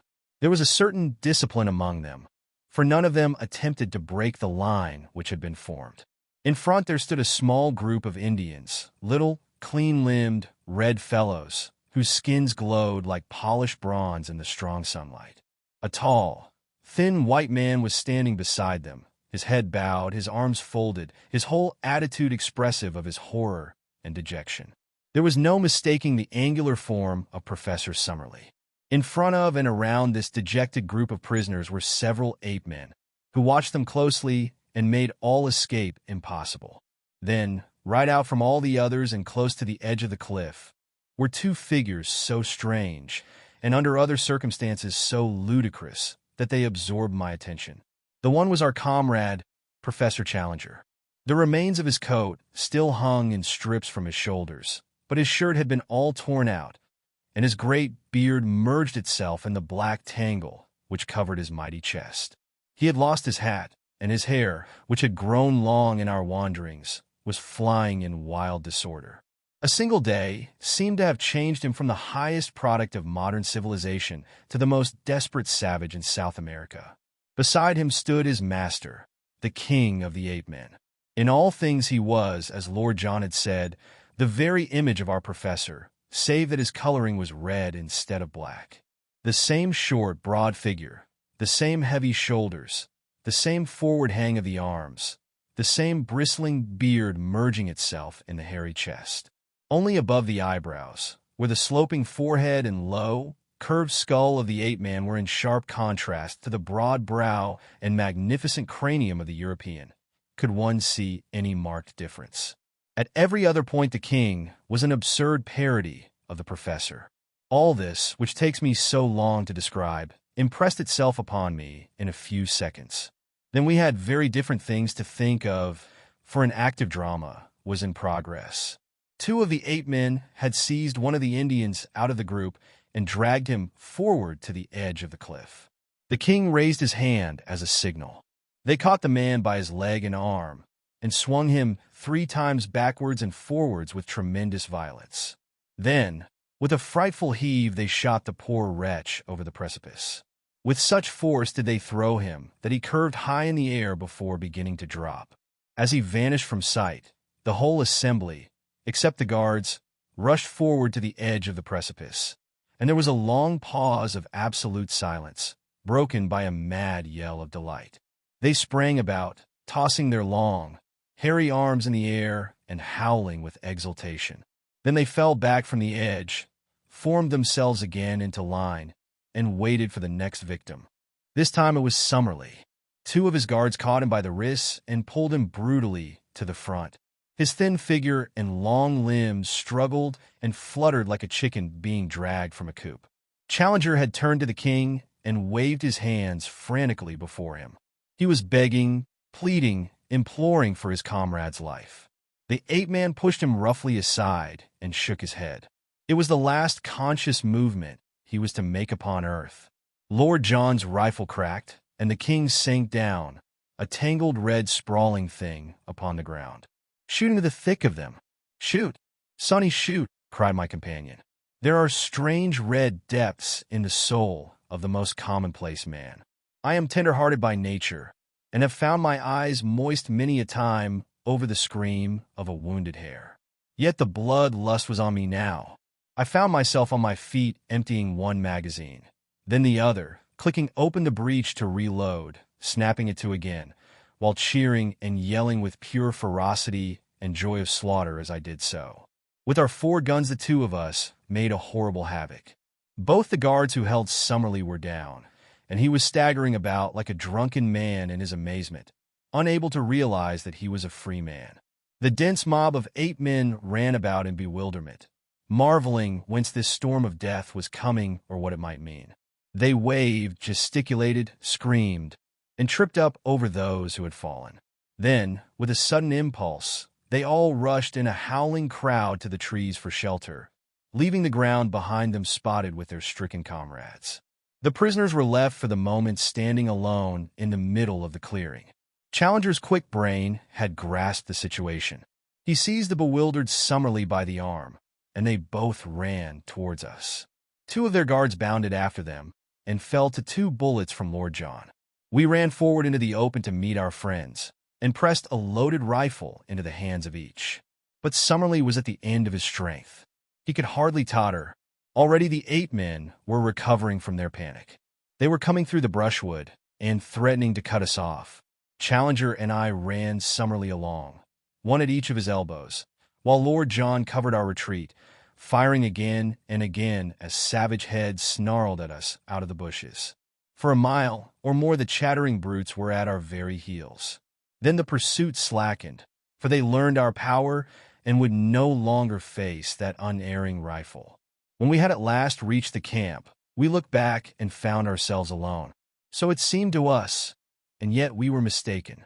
We had hardly closed the thorn-bush door of our zareba, clasped each other's hands, and thrown ourselves panting upon the ground beside our spring, when we heard a patter of feet, and then a gentle, plaintive crying from outside our entrance. Lord Roxton rushed forward, rifle in hand, and threw it open. There, prostrate upon their faces, lay the little red figures of the 4 surviving Indians, trembling with fear of us and yet imploring our protection. With an expressive sweep of his hands, one of them pointed to the woods around them and indicated that they were full of danger. Then, darting forward, he threw his arms round Lord John's legs and rested his face upon them. "By George," cried our peer, pulling at his mustache in great perplexity. "I say, what the deuce are we to do with these people? Get up, little chappie, and take your face off my boots." Summerlee was sitting up and stuffing some tobacco into his old briar. "We got to see them safe," said he. "You've pulled us all out of the jaws of death." "My word, it was a good bit of work." "Admirable," cried Challenger. "Admirable. Not only we as individuals, but European science collectively owe you a deep debt of gratitude for what you have done. I do not hesitate to say that the disappearance of Professor Summerlee and myself would have left an appreciable gap in modern zoological history. Our young friend here, and you have done most excellently well." He beamed at us with the old paternal smile, but European science would have been somewhat amazed could they have seen their chosen child, the hope of the future, with his tangled, unkempt head, his bare chest, and his tattered clothes. He had one of the meat tins between his knees, and sat with a large piece of cold Australian mutton between his fingers. The Indian looked up at him, and then, with a little yelp, cringed to the ground and clung to Lord John's leg. "Don't you be scared, my bonny boy," said Lord John, patting the matted head in front of him. "He can't stick your appearance, Challenger. And by George, I don't wonder. All right, little chap, he's only a human, just the same as the rest of us." "Really, sir," cried the professor. "Well, it's lucky for you, Challenger, that you were a little out of the ordinary. If you hadn't been so like the king, upon my word, Lord John, you allow yourself great latitude. Well, it's a fact. I beg, sir, that you will change the subject. Your remarks are irrelevant and unintelligible. The question before us is, what are we to do with these Indians? The obvious thing is to escort them home, if we knew where their home was." "There is no difficulty about that," said I. "They live in the caves on the other side of the central lake. Our young friend here knows where they live. I gather that it is some distance." "A good 20 miles, said I. Summerlee gave a groan. "I, for one, could never get there. Surely I hear those brutes still howling upon our track." As he spoke, from the dark recesses of the woods we heard far away the jabbering cry of the ape-men. The Indians once more set up a feeble wail of fear. "We must move, and move quick," said Lord John. "You help Summerlee, young fella. These Indians will carry stores. Now then, come along before they can see us." In less than half an hour we had reached our brushwood retreat and concealed ourselves. All day we heard the excited calling of the ape-men in the direction of our old camp, but none of them came our way, and the tired fugitives, red and white, had a long, deep sleep. I was dozing myself in the evening when someone plucked my sleeve, and I found Challenger kneeling beside me. "You keep a diary of these events, and you expect eventually to publish it, Mr. Malone," said he with solemnity. "I am only here as a press reporter," I answered. "Exactly. You may have heard some rather fatuous remarks of Lord John Roxton's which seemed to imply that there was some resemblance." "Yes, I heard them. I need not say that any publicity given to such an idea, any levity in your narrative of what occurred, would be exceedingly offensive to me. I will keep well within the truth. Lord John's observations are frequently exceedingly fanciful, and he is capable of attributing the most absurd reasons to the respect which is always shown by the most undeveloped races to dignity and character. You follow my meaning? Entirely. I leave the matter to your discretion." Then, after a long pause, he added, "The king of the ape-men was really a creature of great distinction, a most remarkably handsome and intelligent personality. Did it not strike you?" "A most remarkable creature," said I. And the professor, much eased in his mind, settled down to his slumber once more. Chapter 14. Those were the real conquests. Those were the real conquests. We had imagined that our pursuers, the ape-men, knew nothing of our brushwood hiding place, but we were soon to find out our mistake. There was no sound in the woods. Not a leaf moved upon the trees, and all was peace around us. But we should have been warned by our first experience how cunningly and how patiently these creatures can watch and wait until their chance comes. Whatever fate may be mine through life, I am very sure that I shall never be nearer death than I was that morning. But I will tell you the thing in its due order. We all awoke exhausted after the terrific emotions and scanty food of yesterday. Summerlee was still so weak that it was an effort for him to stand. But the old man was full of a sort of surly courage which would never admit defeat. A council was held, and it was agreed that we should wait quietly for an hour or two where we were, have our much-needed breakfast, and then make our way across the plateau and round the central lake to the caves where my observations had shown that the Indians lived. We relied upon the fact that we could count upon the good word of those whom we had rescued to ensure a warm welcome from their fellows. Then, with our mission accomplished and possessing a fuller knowledge of the secrets of Maple White Land, we should turn our whole thoughts to the vital problem of our escape and return. Even Challenger was ready to admit that we should then have done all for which we had come, and that our first duty from that time onwards was to carry back to civilization the amazing discoveries we had made. We were able now to take a more leisurely view of the Indians whom we had rescued. They were small men, wiry, active, and well-built, with lank black hair tied up in a bunch behind their heads with a leathern thong, and leathern also were their loincloths. Their faces were hairless, well-formed, and good-humored. The lobes of their ears, hanging ragged and bloody, showed that they had been pierced for some ornaments which their captors had torn out. Their speech, though unintelligible to us, was fluent among themselves, and as they pointed to each other and uttered the word Akala many times over, we gathered that this was the name of the nation. Occasionally, with faces which were convulsed with fear and hatred, they shook their clenched hands at the woods round and cried, "Doda, Doda," which was surely their term for their enemies. "What do you make of them, Challenger?" asked Lord John. "One thing is very clear to me, and that is that the little chap with the front of his head shaved is a chief among them." It was indeed evident that this man stood apart from the others, and that they never ventured to address him without every sign of deep respect. He seemed to be the youngest of them all, and yet, so proud and high was his spirit that, upon Challenger laying his great hand upon his head, he started like a spurred horse and, with a quick flash of his dark eyes, moved further away from the professor. Then, placing his hand upon his breast and holding himself with great dignity, he uttered the word Meretas several times. The professor, unabashed, seized the nearest Indian by the shoulder and proceeded to lecture upon him as if he were a potted specimen in a classroom. "The type of these people," said he in his sonorous fashion, "whether judged by cranial capacity, facial angle, or any other test, cannot be regarded as a low one. On the contrary, we must place it as considerably higher in the scale than many South American tribes which I can mention. On no possible supposition can we explain the evolution of such a race in this place. For that matter, so great a gap separates these ape men from the primitive animals which have survived upon this plateau, that it is inadmissible to think that they could have developed where we find them." "Then where the deuce did they drop from?" asked Lord John. "A question which will, no doubt, be eagerly discussed in every scientific society in Europe and America," the professor answered. My own reading of the situation for what it is worth, he inflated his chest enormously and looked insolently around him at the words, "is that evolution has advanced under the peculiar conditions of this country up to the vertebrate stage, the old types surviving and living on in company with the newer ones. Thus we find such modern creatures as the tapir, an animal with quite a respectable length of pedigree, the great deer, and the anteater in the companionship of reptilian forms of Jurassic type. So much is clear. And now come the ape men and the Indian. What is the scientific mind to think of their presence? I can only account for it by an invasion from outside.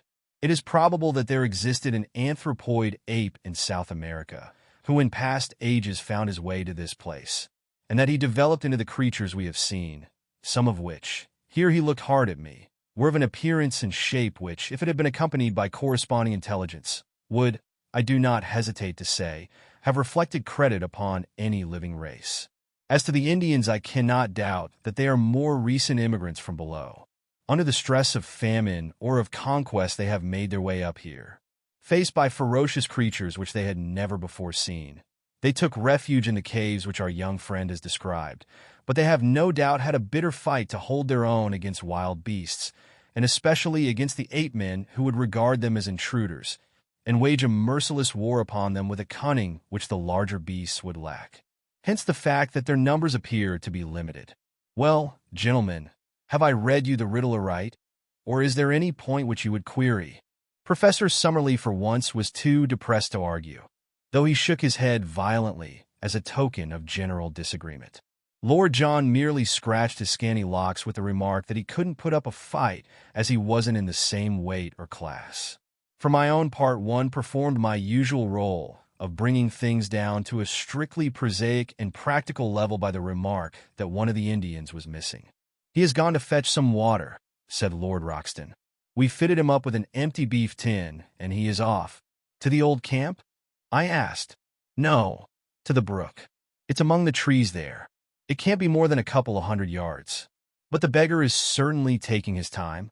"I'll go and look after him," said I. I picked up my rifle and strolled in the direction of the brook, leaving my friends to lay out the scanty breakfast. It may seem to you rash that even for so short a distance I should quit the shelter of our friendly thicket, but you will remember that we were many miles from Ape Town, that so far as we knew the creatures had not discovered our retreat, and that in any case with a rifle in my hands I had no fear of them. I had not yet learned their cunning or their strength. I could hear the murmur of our brook somewhere ahead of me, but there was a tangle of trees and brushwood between me and it. I was making my way through this at a point which was just out of sight of my companions, when, under one of the trees, I noticed something red huddled among the bushes. As I approached it, I was shocked to see that it was the dead body of the missing Indian. He lay upon his side, his limbs drawn up, and his head screwed round at a most unnatural angle, so that he seemed to be looking straight over his own shoulder. I gave a cry to warn my friends that something was amiss, and running forwards I stooped over the body. Surely my guardian angel was very near me then, for some instinct of fear, or it may have been some faint rustle of leaves, made me glance upwards. Out of the thick green foliage which hung low over my head, two long muscular arms covered with reddish hair were slowly descending. Another instant, and the great stealthy hands would have been round my throat. I sprang backwards, but quick as I was, those hands were quicker still. Through my sudden spring they missed a fatal grip, but one of them caught the back of my neck, and the other one my face. I threw my hands up to protect my throat, and the next moment the huge paw had slid down my face and closed over them. I was lifted lightly from the ground, and I felt an intolerable pressure forcing my head back and back until the strain upon the cervical spine was more than I could bear. My senses swam, but I still tore at the hand and forced it out from my chin. Looking up, I saw a frightful face with cold, inexorable light blue eyes looking down into mine. There was something hypnotic in those terrible eyes. I could struggle no longer. As the creature felt me grow limp in his grasp, two white canines gleamed for a moment at each side of the vile mouth, and the grip tightened still more upon my chin, forcing it always upwards and back. A thin, oval-tinted mist formed before my eyes, and little silvery bells tinkled in my ears. Dully and far off, I heard the crack of a rifle and was feebly aware of the shock as I was dropped to the earth, where I lay without sense or motion. I awoke to find myself on my back upon the grass in our lair within the thicket. Someone had brought the water from the brook, and Lord John was sprinkling my head with it, while Challenger and Summerlee were propping me up with concern in their faces. For a moment I had a glimpse of the human spirits behind their scientific masks. It was really shock rather than any injury which had prostrated me, and in half an hour, in spite of aching head and stiff neck, I was sitting up and ready for anything. "But you've had the escape of your life, young fellow my lad," said Lord Roxton. "When I heard your cry and ran forward, and saw your head twisted half off and your stow-washers kicking in the air, I thought we were one short. I missed the beast in my flurry, but he dropped you all right and was off like a streak. By George, I wish I had 50 men with rifles. I'd clear out the whole infernal gang of them and leave this country a bit cleaner than we found it." It was clear now that the 8 men had in some way marked us down, and that we were watched on every side. We had not so much to fear from them during the day, but they would be very likely to rush us by night. so the sooner we got away from their neighborhood, the better. On 3 sides of us was absolute forest, and there we might find ourselves in an ambush. But on the 4th side, that which sloped down in the direction of the lake, there was only low scrub with scattered trees and occasional open glades. It was, in fact, the route which I had myself taken in my solitary journey, and it led us straight for the Indian caves. This then must for every reason be our road. One great regret we had, and that was to leave our old camp behind us, not only for the sake of the stores which remained there, but even more because we were losing touch with Zambo, our link with the outside world. However, we had a fair supply of cartridges and all our guns, so, for a time at least, we could look after ourselves, and we hoped soon to have a chance of returning and restoring our communications with our Negro. He had faithfully promised to stay where he was, and we had not a doubt that he would be as good as his word. It was in the early afternoon that we started upon our journey. The young chief walked at our head as our guide, but refused indignantly to carry any burden. Behind him came the 2 surviving Indians with our scanty possessions upon their backs. We 4 white men walked in the rear with rifles loaded and ready. As we started, there broke from the thick, silent woods behind us a sudden, great ululation of the ape-men, which may have been a cheer of triumph at our departure or a jeer of contempt at our flight. Looking back, we saw only the dense screen of trees, but that long-drawn yell told us how many of our enemies lurked among them. We saw no sign of pursuit, however, and soon we had got into more open country and beyond their power. As I tramped along, the rearmost of the 4, I could not help smiling at the appearance of my 3 companions in front. Was this the luxurious Lord John Roxton, who had sat that evening in the Albany amidst his Persian rugs and his pictures in the pink radiance of the tinted lights? And was this the imposing professor who had swelled behind the great desk in his massive study at Enmore Park? And, finally, could this be the austere and prim figure which had risen before the meeting at the Zoological Institute? No 3 tramps that one could have met in a Surrey lane could have looked more hopeless and bedraggled. We had, it is true, been only a week or so upon the top of the plateau, but all our spare clothing was in our camp below, and the 1 week had been a severe one upon us all, though least to me who had not to endure the handling of the ape-men. My 3 friends had all lost their hats, and had now bound handkerchiefs round their heads. Their clothes hung in ribbons about them, and their unshaven, grimy faces were hardly to be recognized. Both Summerlee and Challenger were limping heavily, while I still dragged my feet from weakness after the shock of the morning, and my neck was as stiff as a board from the murderous grip that held it. We were indeed a sorry crew, and I did not wonder to see our Indian companions glance back at us occasionally with horror and amazement on their faces. In the late afternoon, we reached the margin of the lake, and as we emerged from the bush and saw the sheet of water stretching before us, our native friends set up a shrill cry of joy and pointed eagerly in front of them. It was indeed a wonderful sight which lay before us. Sweeping over the glassy surface was a great flotilla of canoes coming straight for the shore upon which we stood. They were some miles out when we first saw them, but they shot forward with great swiftness and were soon so near that the rowers could distinguish our persons. Instantly a thunderous shout of delight burst from them, and we saw them rise from their seats, waving their paddles and spears madly in the air. Then, bending to their work once more, they flew across the intervening water, beached their boats upon the sloping sand, and rushed up to us, prostrating themselves with loud cries of greeting before the young chief. Finally, one of them, an elderly man, with a necklace and bracelet of great lustrous glass beads, and the skin of some beautiful mottled amber-colored animal slung over his shoulders, ran forward and embraced most tenderly the youth whom we had saved. He then looked at us and asked some questions, after which he stepped up with much dignity and embraced us also each in turn. Then, at his order, the whole tribe lay down upon the ground before us in homage.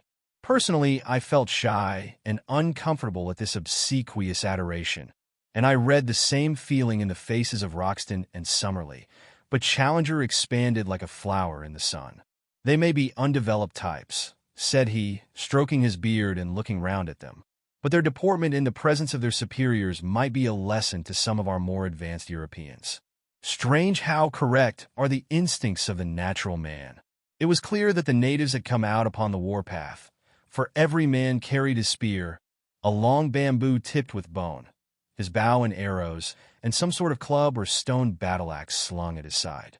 Their dark, angry glances at the woods from which we had come, and the frequent repetition of the word Dota, made it clear enough that this was a rescue party who had set forth to save or revenge the old chief's son, for such we gathered that the youth must be. A council was now held by the whole tribe squatting in a circle, whilst we sat near on a slab of basalt and watched their proceedings. 2 or 3 warriors spoke, and finally our young friend made a spirited harangue with such eloquent features and gestures that we could understand it all as clearly as if we had known his language. "What is the use of returning?" he said. "Sooner or later the thing must be done. Your comrades have been murdered. What if I have returned safe? These others have been done to death. There is no safety for any of us. We are assembled now and ready." Then he pointed to us. "These strange men are our friends. They are great fighters, and they hate the ape men even as we do. They command," here he pointed up to heaven, "the thunder and the lightning. When shall we have such a chance again? Let us go forward, and either die now or live for the future in safety. How else shall we go back unashamed to our women?" The little red warriors hung upon the words of the speaker, and when he had finished they burst into a roar of applause, waving their rude weapons in the air. The old chief stepped forward to us and asked us some questions, pointing at the same time to the woods. Lord John made a sign to him that he should wait for an answer, and then he turned to us. "Well, it's up to you to say what you will do," said he. "For my part, one have a score to settle with these monkey folk, and if it ends by wiping them off the face of the earth, I don't see that the earth need fret about it. I'm going with our little red pals, and I mean to see them through the scrap. What do you say, young fella? Of course I will come. And you, Challenger? I will assuredly cooperate. And you, Summerlee? We seem to be drifting very far from the object of this expedition, Lord John. I assure you that I little thought when I left my professional chair in London that it was for the purpose of heading a raid of savages upon a colony of anthropoid apes. To such base uses do we come, said Lord John, smiling. But we are up against it, so what's the decision? It seems a most questionable step, said Summerlee, argumentative to the last. But if you are all going, I hardly see how I can remain behind. Then it is settled, said Lord John, and turning to the chief he nodded and slapped his rifle. The old fellow clasped our hands, each in turn, while his men cheered louder than ever. It was too late to advance that night, so the Indians settled down into a rude bivouac. On all sides their fires began to glimmer and smoke. Some of them who had disappeared into the jungle came back, presently driving a young iguanodon before them. Like the others, it had a daub of asphalt upon its shoulder, and it was only when we saw one of the natives step forward with the air of an owner and give his consent to the beast's slaughter that we understood at last that these great creatures were as much private property as a herd of cattle, and that these symbols which had so perplexed us were nothing more than the marks of the owner. Helpless, torpid, and vegetarian, with great limbs but a minute brain, they could be rounded up and driven by a child. In a few minutes the huge beast had been cut up and slabs of him were hanging over a dozen campfires, together with great scaly ganoid fish which had been speared in the lake. Summerlee had lain down and slept upon the sand, but we others roamed round the edge of the water, seeking to learn something more of this strange country. Twice we found pits of blue clay, such as we had already seen in the swamp of the pterodactyls.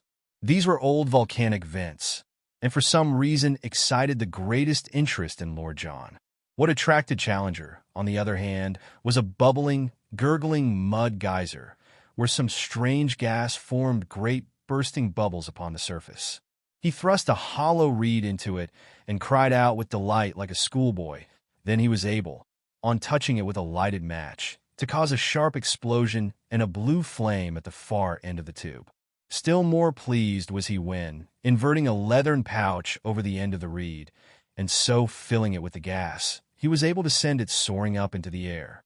An inflammable gas, and one markedly lighter than the atmosphere. I should say beyond doubt that it contained a considerable proportion of free hydrogen. The resources of GEC are not yet exhausted, my young friend. I may yet show you how a great mind molds all nature to its use. He swelled with some secret purpose, but would say no more. There was nothing which we could see upon the shore which seemed to me so wonderful as the great sheet of water before us. Our numbers and our noise had frightened all living creatures away, and save for a few pterodactyls, which soared round high above our heads while they waited for the carrion, all was still around the camp. But it was different out upon the rose-tinted waters of the central lake. It boiled and heaved with strange life. Great slate-colored backs and high serrated dorsal fins shot up with a fringe of silver, and then rolled down into the depths again. The sandbanks far out were spotted with uncouth crawling forms, huge turtles, strange saurians, and one great flat creature like a writhing, palpitating mat of black, greasy leather, which flopped its way slowly to the lake. Here, and their high serpent heads projected out of the water, cutting swiftly through it with a little collar of foam in front, and a long swirling wake behind, rising and falling in graceful, swan-like undulations as they went. It was not until one of these creatures wriggled on to a sandbank within a few hundred yards of us, and exposed a barrel-shaped body and huge flippers behind the long serpent neck, that Challenger and Summerlee, who had joined us, broke out into their duet of wonder and admiration. "Plesiosaurus! A freshwater plesiosaurus!" cried Summerlee. "That I should have lived to see such a sight! We are blessed, my dear Challenger, above all zoologists since the world began." It was not until the night had fallen, and the fires of our savage allies glowed red in the shadows, that our two men of science could be dragged away from the fascinations of that primeval lake. Even in the darkness as we lay upon the strand, we heard from time to time the snort and plunge of the huge creatures who lived therein. At earliest dawn our camp was astir, and an hour later we had started upon our memorable expedition. Often in my dreams have I thought that I might live to be a war correspondent. In what wildest one could I have conceived the nature of the campaign, which it should be my lot to report? Here then is my first dispatch from a field of battle.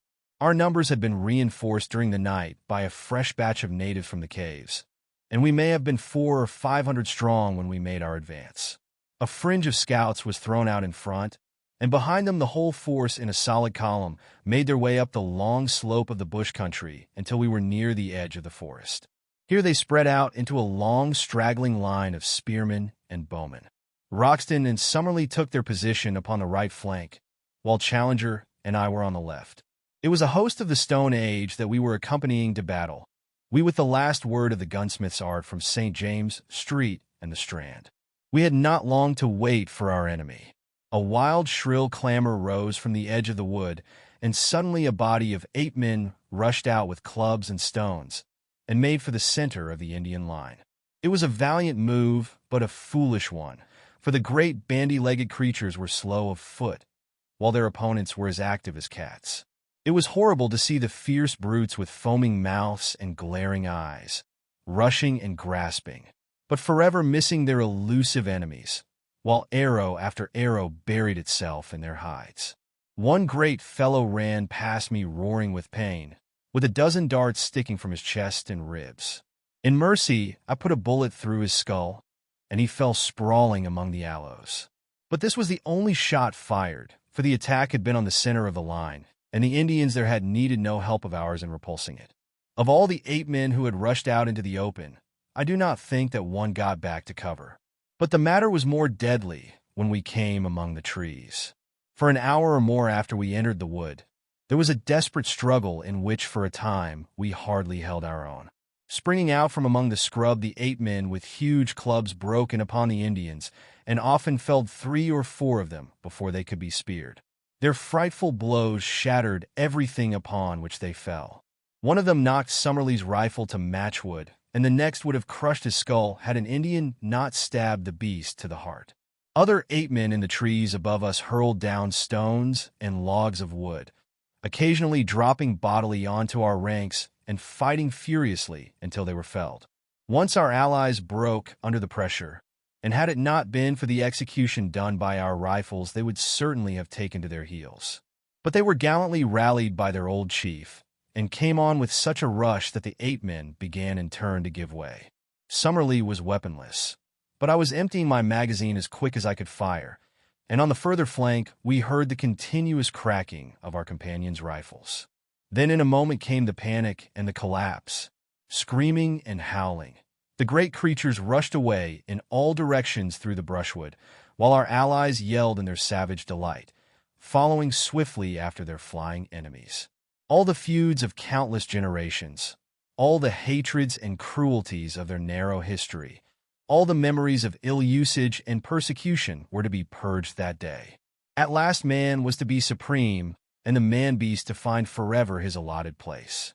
Fly as they would, the fugitives were too slow to escape from the active savages, and from every side in the tangled woods we heard the exultant yells, the twanging of bows, and the crash and thud as 8 men were brought down from their hiding places in the trees. I was following the others when I found that Lord John and Challenger had come across to join us. "It's over," said Lord John. "I think we can leave the tidying up to them. Perhaps the less we see of it, the better we shall sleep." Challenger's eyes were shining with the lust of slaughter. "We have been privileged," he cried, strutting about like a gamecock, "to be present at one of the typical decisive battles of history, the battles which have determined the fate of the world. What, my friends, is the conquest of one nation by another? It is meaningless. Each produces the same result. But those fierce fights, when in the dawn of the ages the cave dwellers held their own against the tiger folk, or the elephants first found that they had a master, those were the real conquests, the victories that count. By this strange turn of fate we have seen and helped to decide even such a contest. Now upon this plateau the future must ever be for man. It needed a robust faith in the end to justify such tragic means. As we advanced together through the woods, we found the 8 men lying thick, transfixed with spears or arrows. Here and there a little group of shattered Indians marked where one of the anthropoids had turned to bay and sold his life dearly. Always in front of us we heard the yelling and roaring which showed the direction of the pursuit. The 8 men had been driven back to their city. They had made a last stand there. Once again they had been broken, and now we were in time to see the final fearful scene of all. Some 80 or 100 males, the last survivors, had been driven across that same little clearing which led to the edge of the cliff, the scene of our own exploit 2 days before. As we arrived, the Indians, a semicircle of spearmen, had closed in on them, and in a minute it was over. 30 or 40 died where they stood. The others, screaming and clawing, were thrust over the precipice, and went hurtling down, as their prisoners had of old, onto the sharp bamboos 600 feet below. It was as Challenger had said, and the reign of man was assured forever in Maple White Land. The males were exterminated. Ape Town was destroyed. The females and young were driven away to live in bondage, and the long rivalry of untold centuries had reached its bloody end. For us, the victory brought much advantage. Once again, we were able to visit our camp and get at our stores. Once more also, we were able to communicate with Zambo, who had been terrified by the spectacle from afar of an avalanche of apes falling from the edge of the cliff. "Come away, Massis, come away," he cried, his eyes starting from his head. "The dead will get you sure if you stay up there." "It is the voice of sanity," said Summerlee with conviction. "We have had adventures enough, and they are neither suitable to our character or our position. I hold you to your word, Challenger.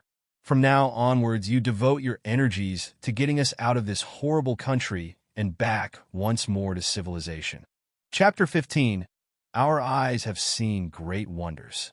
Our eyes have seen great wonders. I write this from day to day, but I trust that before I come to the end of it, I may be able to say that the light shines at last through our clouds.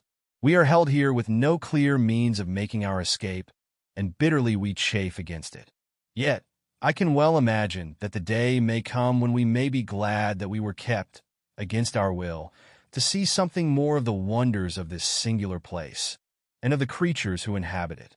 The victory of the Indians and the annihilation of the ape-men marked the turning point of our fortunes. From then onwards, we were in truth masters of the plateau, for the natives looked upon us with a mixture of fear and gratitude, since by our strange powers we had aided them to destroy their hereditary foe. For their own sakes they would, perhaps, be glad to see the departure of such formidable and incalculable people, but they have not themselves suggested any way by which we may reach the plains below. There had been, so far as we could follow their signs, a tunnel by which the place could be approached, the lower exit of which we had seen from below. By this, no doubt, both ape-men and Indians had at different epochs reached the top, and Maple White with his companion had taken the same way. Only the year before, however, there had been a terrific earthquake, and the upper end of the tunnel had fallen in and completely disappeared. The Indians now could only shake their heads and shrug their shoulders when we expressed by signs our desire to descend. It may be that they cannot, but it may also be that they will not help us to get away. At the end of the victorious campaign, the surviving ape folk were driven across the plateau.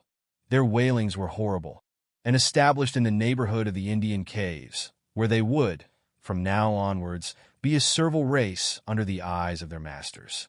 It was a rude, raw, primeval version of the Jews in Babylon or the Israelites in Egypt. At night we could hear from amid the trees the long-drawn cry, as some primitive Ezekiel mourned for fallen greatness and recalled the departed glories of Ape Town.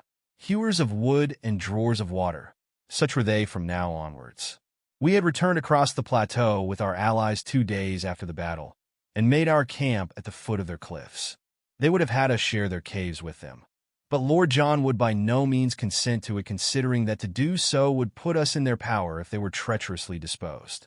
We kept our independence, therefore, and had our weapons ready for any emergency, while preserving the most friendly relations. We also continually visited their caves, which were most remarkable places, though whether made by man or by nature we have never been able to determine.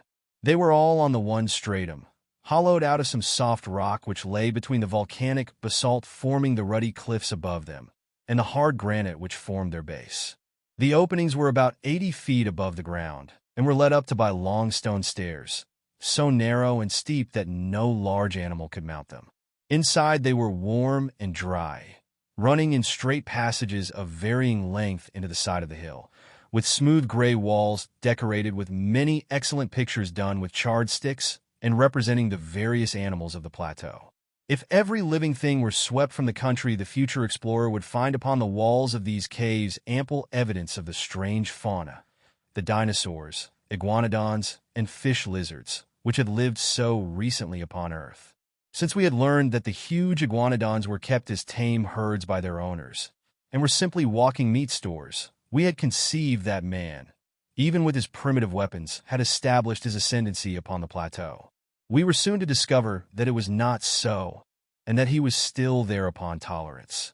It was on the 3rd day after our forming our camp near the Indian caves that the tragedy occurred.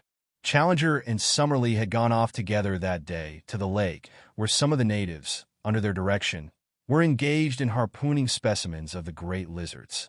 Lord John and I had remained in our camp, while a number of the Indians were scattered about upon the grassy slope in front of the caves, engaged in different ways. Suddenly there was a shrill cry of alarm, with the word "Stoa" resounding from 100 tongues. From every side men, women, and children were rushing wildly for shelter, swarming up the staircases and into the caves in a mad stampede. Looking up, we could see them waving their arms from the rocks above and beckoning to us to join them in their refuge. We had both seized our magazine rifles and ran out to see what the danger could be. Suddenly, from the near belt of trees, there broke forth a group of 12 or 15 Indians, running for their lives, and at their very heels 2 of those frightful monsters which had disturbed our camp and pursued me upon my solitary journey. In shape they were like horrible toads, and moved in a succession of springs, but in size they were of an incredible bulk, larger than the largest elephant. We had never before seen them save at night, and indeed they are nocturnal animals save when disturbed in their lairs, as these had been. We now stood amazed at the sight, for their blotched and warty skins were of a curious fish-like iridescence, and the sunlight struck them with an ever-varying rainbow bloom as they moved. We had little time to watch them, however, for in an instant they had overtaken the fugitives and were making a dire slaughter among them. Their method was to fall forward with their full weight upon each in turn, leaving him crushed and mangled to bound on after the others. The wretched Indians screamed with terror, but were helpless, run as they would, before the relentless purpose and horrible activity of these monstrous creatures. One after another they went down, and there were not half a dozen surviving by the time my companion and I could come to their help. But our aid was of little avail and only involved us in the same peril. At the range of a couple of 100 yards, we emptied our magazines, firing bullet after bullet into the beasts, but with no more effect than if we were pelting them with pellets of paper. Their slow reptilian natures cared nothing for wounds, and the springs of their lives, with no special brain center, but scattered throughout their spinal cords, could not be tapped by any modern weapons. The most that we could do was to check their progress by distracting their attention with the flash and roar of our guns, and so to give both the natives and ourselves time to reach the steps which led to safety. But where the conical explosive bullets of the 20th century were of no avail, the poisoned arrows of the natives, dipped in the juice of strophanthus and steeped afterwards in decayed carrion, could succeed. Such arrows were of little avail to the hunter who attacked the beast, because their action in that torpid circulation was slow, and before its powers failed it could certainly overtake and slay its assailant. But now, as the two monsters hounded us to the very foot of the stairs, a drift of darts came whistling from every chink in the cliff above them. In a minute they were feathered with them, and yet with no sign of pain they clawed and slobbered with impotent rage at the steps which would lead them to their victims, mounting clumsily up for a few yards and then sliding down again to the ground. But at last the poison worked. One of them gave a deep rumbling groan and dropped his huge, squat head onto the earth. The other bounded round in an eccentric circle with shrill, wailing cries, and then lying down writhed in agony for some minutes before it also stiffened and lay still. With yells of triumph, the Indians came flocking down from their caves and danced a frenzied dance of victory round the dead bodies, in mad joy that two more of the most dangerous of all their enemies had been slain. That night they cut up and removed the bodies, not to eat, for the poison was still active, but lest they should breed a pestilence. The great reptilian hearts, however, each as large as a cushion, still lay there, beating slowly and steadily, with a gentle rise and fall, in horrible independent life. It was only upon the third day that the ganglia ran down, and the dreadful things were still. Some day, when I have a better desk than a meat tin and more helpful tools than a worn stub of pencil and a last, tattered notebook, I will write some fuller account of the Akala Indians, of our life amongst them, and of the glimpses which we had of the strange conditions of wondrous maple white land. Memory, at least, will never fail me, for so long as the breath of life is in me, every hour and every action of that period will stand out as hard and clear as do the first strange happenings of our childhood. No new impressions could efface those which are so deeply cut. When the time comes, I will describe that wondrous moonlit night upon the great lake when a young ichthyosaurus, a strange creature, half seal, half fish, to look at, with bone-covered eyes on each side of his snout, and a third eye fixed upon the top of his head, was entangled in an Indian net and nearly upset our canoe before we towed it ashore. The same night that a green water snake shot out from the rushes and carried off in its coils the steersman of Challenger's canoe. I will tell, too, of the great nocturnal white thing. To this day we do not know whether it was beast or reptile, which lived in a vile swamp to the east of the lake and flitted about with a faint phosphorescent glimmer in the darkness. The Indians were so terrified at it that they would not go near the place, and though we twice made expeditions and saw it each time, we could not make our way through the deep marsh in which it lived. I can only say that it seemed to be larger than a cow and had the strangest musky odor. I will tell also of the huge bird which chased Challenger to the shelter of the rocks one day, a great running bird, far taller than an ostrich, with a vulture-like neck and cruel head which made it a walking death. As Challenger climbed to safety, one dart of that savage curving beak shore off the heel of his boot, as if it had been cut with a chisel. This time at least modern weapons prevailed, and the great creature, 12 feet from head to foot, Feroricus its name, according to our panting but exultant professor, went down before Lord Roxton's rifle in a flurry of waving feathers and kicking limbs, with two remorseless yellow eyes glaring up from the midst of it. May I live to see that flattened, vicious skull in its own niche amid the trophies of the Albany. Finally, I will assuredly give some account of the Toxodon, the giant 10-foot guinea pig with projecting chisel teeth, which we killed as it drank in the gray of the morning by the side of the lake. All this I shall some day write at fuller length. And amidst these more stirring days I would tenderly sketch in these lovely summer evenings, when with the deep blue sky above us we lay in good comradeship among the long grasses by the wood and marveled at the strange fowl that swept over us and the quaint new creatures which crept from their burrows to watch us, while above us the boughs of the bushes were heavy with luscious fruit, and below us strange and lovely flowers peeped at us from among the herbage. Or those long moonlit nights when we lay out upon the shimmering surface of the great lake and watched with wonder and all the huge circles rippling out from the sudden splash of some fantastic monster, or the greenish gleam, far down in the deep water, of some strange creature upon the confines of darkness. These are the scenes which my mind and my pen will dwell upon in every detail at some future day. But, you will ask, why these experiences and why this delay, when you and your comrades should have been occupied day and night in the devising of some means by which you could return to the outer world? My answer is that there was not one of us who was not working for this end, but that our work had been in vain. One fact we had very speedily discovered: the Indians would do nothing to help us. In every other way, they were our friends. One might almost say our devoted slaves. But when it was suggested that they should help us to make and carry a plank which would bridge the chasm, or when we wished to get from them thongs of leather or liana to weave ropes which might help us, we were met by a good-humored but an invincible refusal. They would smile, twinkle their eyes, shake their heads, and there was the end of it. Even the old chief met us with the same obstinate denial, and it was only Meredas, the youngster whom we had saved, who looked wistfully at us and told us by his gestures that he was grieved for our thwarted wishes.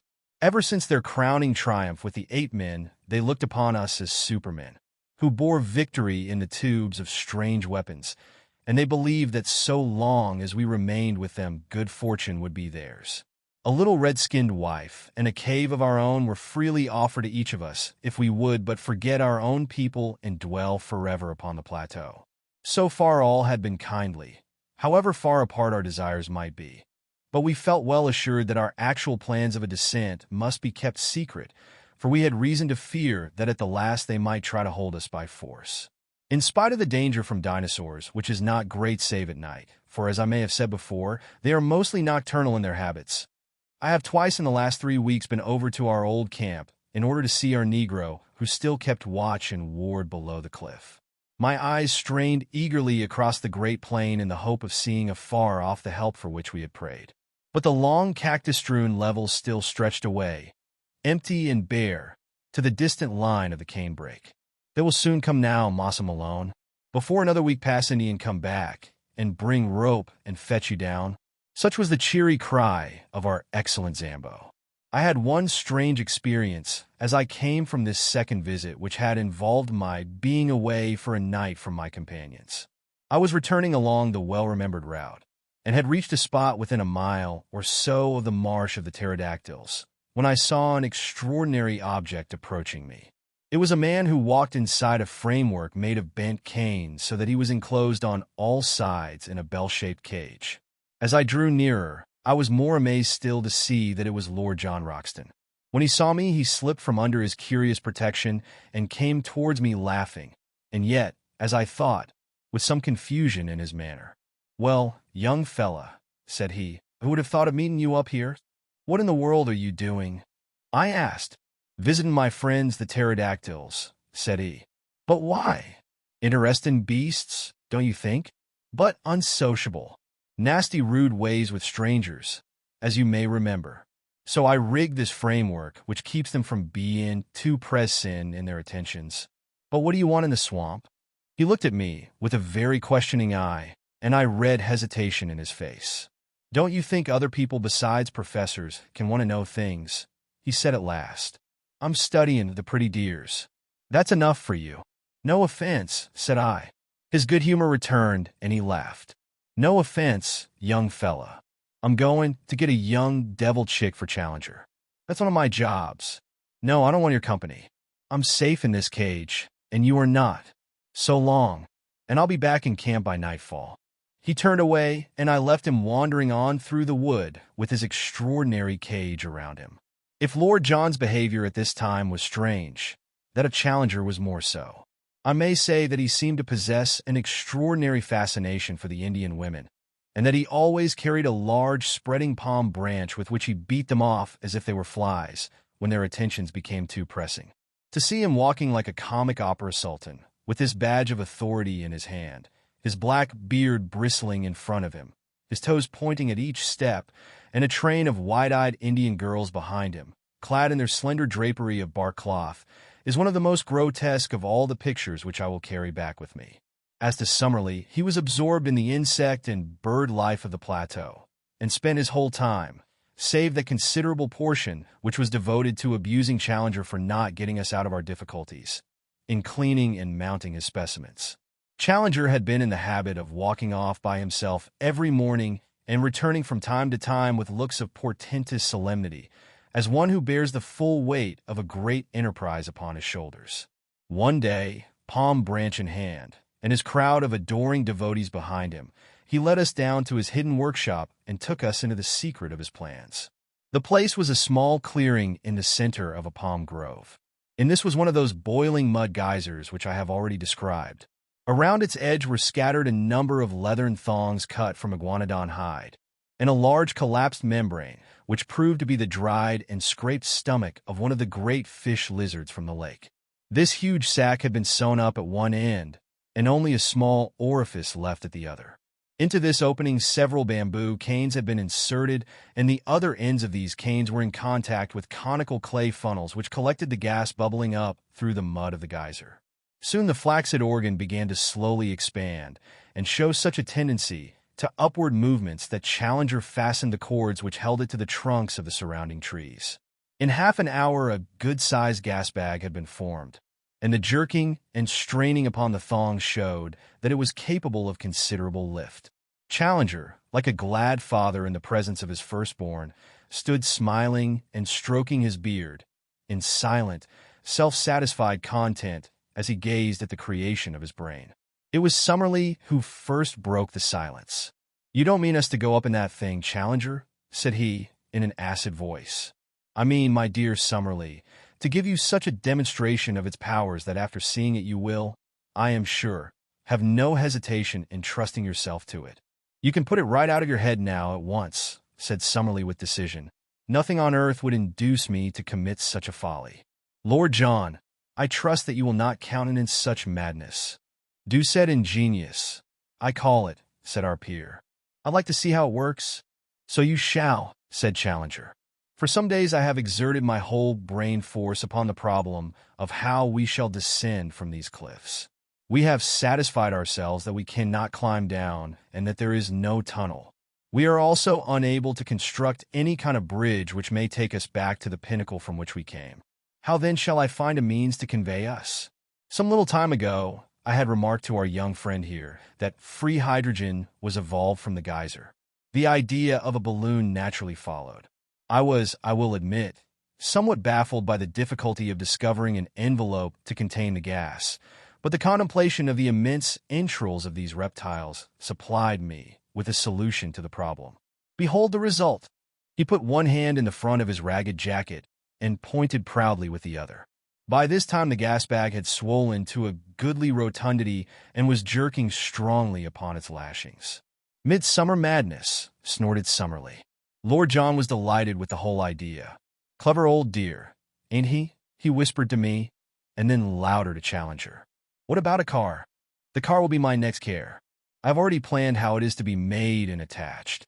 Meanwhile, I will simply show you how capable my apparatus is of supporting the weight of each of us." "All of us, surely?" "No, it is part of my plan that each in turn shall descend as in a parachute, and the balloon be drawn back by means which I shall have no difficulty in perfecting.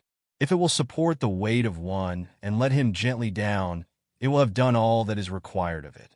I will now show you its capacity in that direction." He brought out a lump of basalt of a considerable size, constructed in the middle so that a cord could be easily attached to it.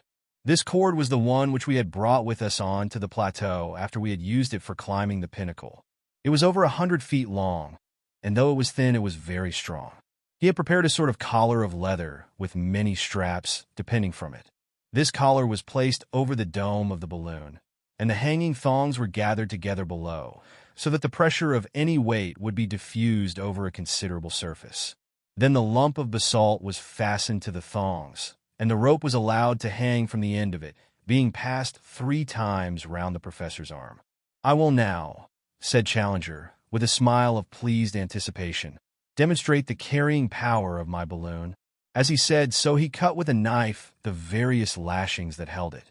Never was our expedition in more imminent danger of complete annihilation. The inflated membrane shot up with frightful velocity into the air. In an instant, Challenger was pulled off his feet and dragged after it. I had just time to throw my arms round his ascending waist when I was myself whipped up into the air. Lord John had me with a rat-trap grip round the legs, but I felt that he also was coming off the ground. For a moment, I had a vision of 4 adventurers floating like a string of sausages over the land that they had explored. But, happily, there were limits to the strain which the rope would stand, though none apparently to the lifting powers of this infernal machine. There was a sharp crack, and we were in a heap upon the ground with coils of rope all over us. When we were able to stagger to our feet, we saw far off in the deep blue sky one dark spot where the lump of basalt was speeding upon its way. "Splendid!" cried the undaunted Challenger, rubbing his injured arm. "A most thorough and satisfactory demonstration. I could not have anticipated such a success. Within a week, gentlemen, I promise that a second balloon will be prepared, and that you can count upon taking in safety and comfort the first stage of our homeward journey. So far I have written each of the foregoing events as it occurred. Now I am rounding off my narrative from the old camp, where Zambo has waited so long, with all our difficulties and dangers left like a dream behind us upon the summit of those vast ruddy crags which tower above our heads. We have descended in safety, though in a most unexpected fashion, and all is well with us. In 6 weeks or 2 months we shall be in London, and it is possible that this letter may not reach you much earlier than we do ourselves. Already our hearts yearn, and our spirits fly towards the great mother city which holds so much that is dear to us. It was on the very evening of our perilous adventure with Challenger's homemade balloon that the change came in our fortunes. I have said that the one person from whom we had had some sign of sympathy in our attempts to get away was the young chief whom we had rescued. He alone had no desire to hold us against our will in a strange land. He had told us as much by his expressive language of signs. That evening, after dusk, he came down to our little camp, handed me, for some reason he had always shown his attentions to me, perhaps because I was the one who was nearest his age, a small roll of the bark of a tree, and then pointing solemnly up at the row of caves above him, he had put his finger to his lips as a sign of secrecy and had stolen back again to his people. I took the slip of bark to the firelight, and we examined it together. It was about a foot square, and on the inner side there was a singular arrangement of lines, which I here reproduce. They were neatly done in charcoal upon the white surface, and looked to me at first sight like some sort of rough musical score. "Whatever it is, I can swear that it is of importance to us," said I. I could read that on his face as he gave it. "Unless we have come upon a primitive practical joker," Summerlee suggested, "which I should think would be one of the most elementary developments of man." "It is clearly some sort of script," said Challenger. "Looks like a guinea puzzle competition," remarked Lord John, craning his neck to have a look at it. Then suddenly he stretched out his hand and seized the puzzle. "By George," he cried, "I believe I've got it. The boy guessed right the very first time. See here. How many marks are on that paper?" 18. "Well, if you come to think of it, there are 18 cave openings on the hillside above us." "He pointed up to the caves when he gave it to me," said I. "Well, that settles it. This is a chart of the caves." "What? 18 of them all in a row? Some short, some deep, some branching, same as we saw them. It's a map, and here's a cross on it." "What's the cross for?" "It is placed to mark one that is much deeper than the others." "One that goes through?" I cried. "I believe our young friend has read the riddle," said Challenger. If the cave does not go through, I do not understand why this person, who has every reason to mean us well, should have drawn our attention to it. But if it does go through and comes out at the corresponding point on the other side, we should not have more than 100 feet to descend. 100 feet, grumbled Summerlee. Well, our rope is still more than 100 feet long, I cried. Surely we could get down. How about the Indians in the caves? Summerlee objected. There are no Indians in any of the caves above our heads, said I. They are all used as barns and storehouses. Why should we not go up now at once and spy out the land? There is a dry bituminous wood upon the plateau, a species of araucaria, according to our botanist, which is always used by the Indians for torches. Each of us picked up a faggot of this, and we made our way up weed-covered steps to the particular cave which was marked in the drawing. It was, as I had said, empty, save for a great number of enormous bats, which flapped round our heads as we advanced into it. As we had no desire to draw the attention of the Indians to our proceedings, we stumbled along in the dark until we had gone round several curves and penetrated a considerable distance into the cavern. Then, at last, we lit our torches. It was a beautiful dry tunnel with smooth gray walls covered with native symbols, a curved roof which arched over our heads, and white glistening sand beneath our feet. We hurried eagerly along it until, with a deep groan of bitter disappointment, we were brought to a halt. A sheer wall of rock had appeared before us, with no chink through which a mouse could have slipped. There was no escape for us there. We stood with bitter hearts staring at this unexpected obstacle. It was not the result of any convulsion, as in the case of the ascending tunnel. The end wall was exactly like the side ones. It was, and had always been, a cul-de-sac. "Never mind, my friends," said the indomitable challenger.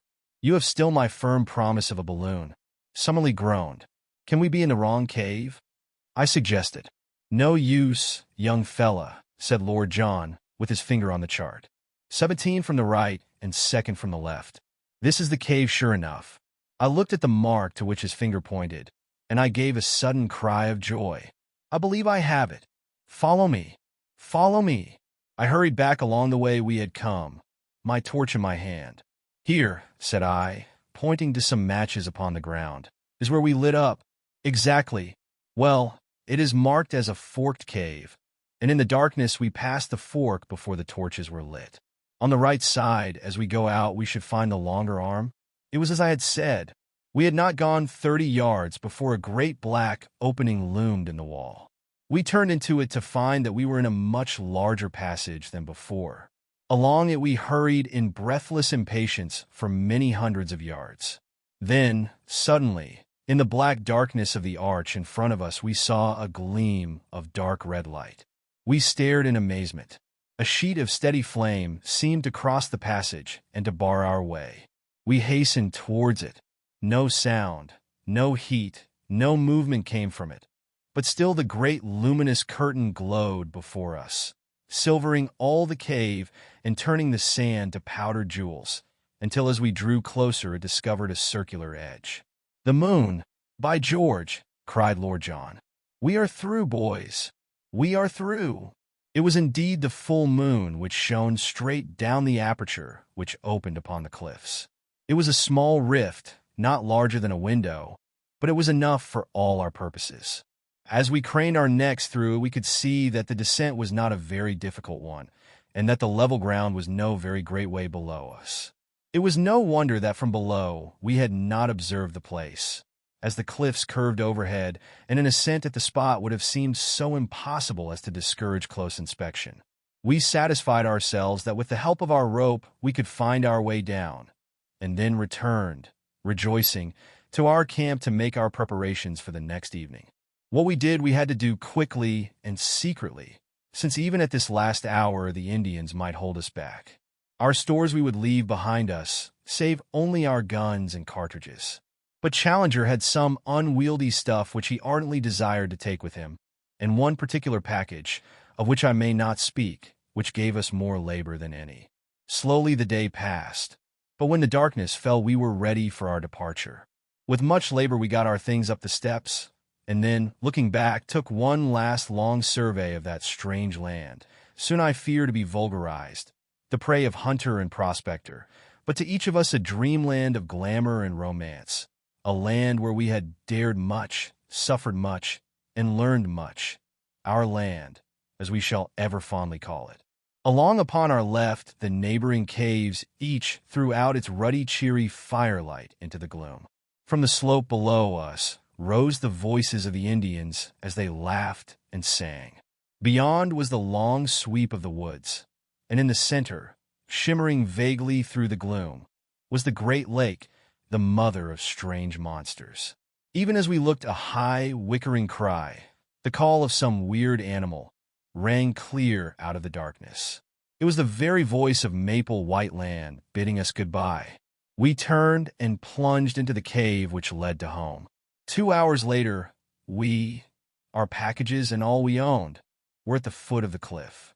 Save for Challenger's luggage, we had never a difficulty. Leaving it all where we descended, we started at once for Zambo's camp. In the early morning we approached it, but only to find, to our amazement, not one fire, but a dozen upon the plain. The rescue party had arrived. There were 20 Indians from the river, with stakes, ropes, and all that could be useful for bridging the chasm. At least we shall have no difficulty now in carrying our packages, when tomorrow we begin to make our way back to the Amazon. And so, in humble and thankful mood, I close this account. Our eyes have seen great wonders, and our souls are chastened by what we have endured. Each is in his own way a better and deeper man. It may be that when we reach Para, we shall stop to refit. If we do, this letter will be a mail ahead. If not, it will reach London on the very day that I do. In either case, my dear Mr. McCardle, I hope very soon to shake you by the hand. Chapter 16. A procession. A procession. A procession. A procession. I should wish to place upon record here our gratitude to all our friends upon the Amazon for the very great kindness and hospitality which was shown to us upon our return journey. Very particularly would I thank Senor Penalosa and other officials of the Brazilian government for the special arrangements by which we were helped upon our way, and Senor Pereira of Para, to whose forethought we owe the complete outfit for a decent appearance in the civilized world which we found ready for us at that town. It seemed a poor return for all the courtesy which we encountered that we should deceive our hosts and benefactors. But under the circumstances, we had really no alternative, and I hereby tell them that they will only waste their time and their money if they attempt to follow upon our traces. Even the names have been altered in our accounts, and I am very sure that no one, from the most careful study of them, could come within 1,000 miles of our unknown land. The excitement which had been caused through those parts of South America which we had to traverse was imagined by us to be purely local, and I can assure our friends in England that we had no notion of the uproar which the mere rumor of our experiences had caused through Europe. It was not until the Ivernia was within 500 miles of Southampton that the wireless messages from paper after paper and agency after agency, offering huge prices for a short return message as to our actual results, showed us how strained was the attention not only of the scientific world but of the general public. It was agreed among us, however, that no definite statement should be given to the press until we had met the members of the Zoological Institute, since as delegates it was our clear duty to give our first report to the body from which we had received our commission of investigation. Thus, although we found Southampton full of pressmen, we absolutely refused to give any information, which had the natural effect of focusing public attention upon the meeting which was advertised for the evening of November 7th. For this gathering, the Zoological Hall, which had been the scene of the inception of our task, was found to be far too small, and it was only in the Queen's Hall in Regent Street that accommodation could be found. It is now common knowledge the promoters might have ventured upon the Albert Hall and still found their space too scanty. It was for the second evening after our arrival that the great meeting had been fixed. For the first, we had each, no doubt, our own pressing personal affairs to absorb us. Of mine I cannot yet speak.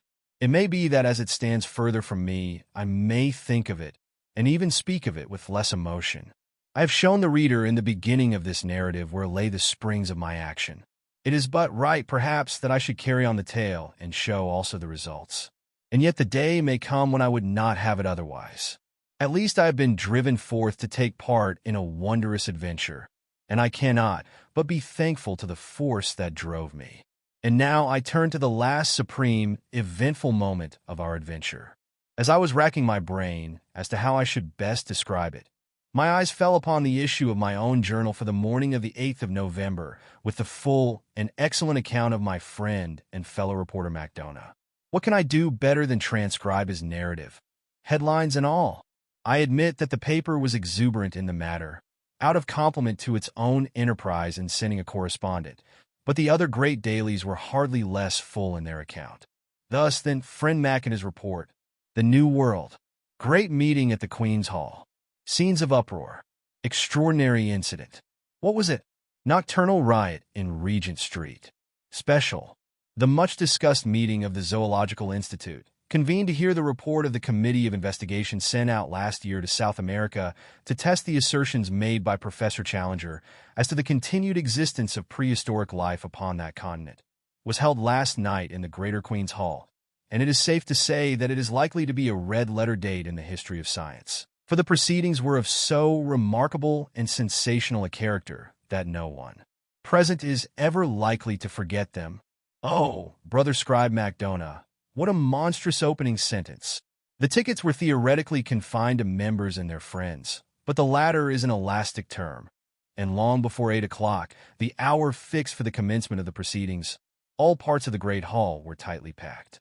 The general public, however, which most unreasonably entertained a grievance at having been excluded, stormed the doors at 7:45, after a prolonged melee in which several people were injured, including Inspector Scoble of H Division, whose leg was unfortunately broken. After this unwarrantable invasion, which not only filled every passage, but even intruded upon the space set apart for the press, it is estimated that nearly 5,000 people awaited the arrival of the travelers. When they eventually appeared, they took their places in the front of a platform which already contained all the leading scientific men, not only of this country, but of France and of Germany. Sweden was also represented in the person of Professor Sergius, the famous zoologist of the University of UPS. The entrance of the 4 heroes of the occasion was the signal for a remarkable demonstration of welcome, the whole audience rising and cheering for some minutes.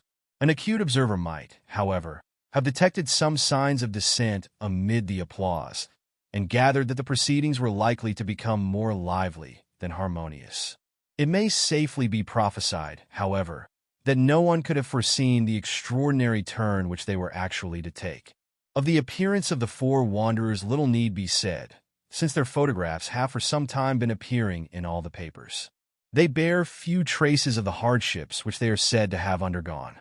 Professor Challenger's beard may be more shaggy, Professor Summerlee's features more ascetic, Lord John Roxton's figure more gaunt, and all 3 may be burned to a darker tint than when they left our shores, but each appeared to be in most excellent health. As to our own representative, the well-known athlete and international rugby football player, E.D. Malone, he looks trained to a hair, and as he surveyed the crowd a smile of good-humored contentment pervaded his honest but homely face. "All right, Mac, wait till I get you alone." When quiet had been restored and the audience resumed their seats after the ovation which they had given to the travelers, the chairman, the Duke of Durham, addressed the meeting. He would not, he said, stand for more than a moment between that vast assembly and the treat which lay before them.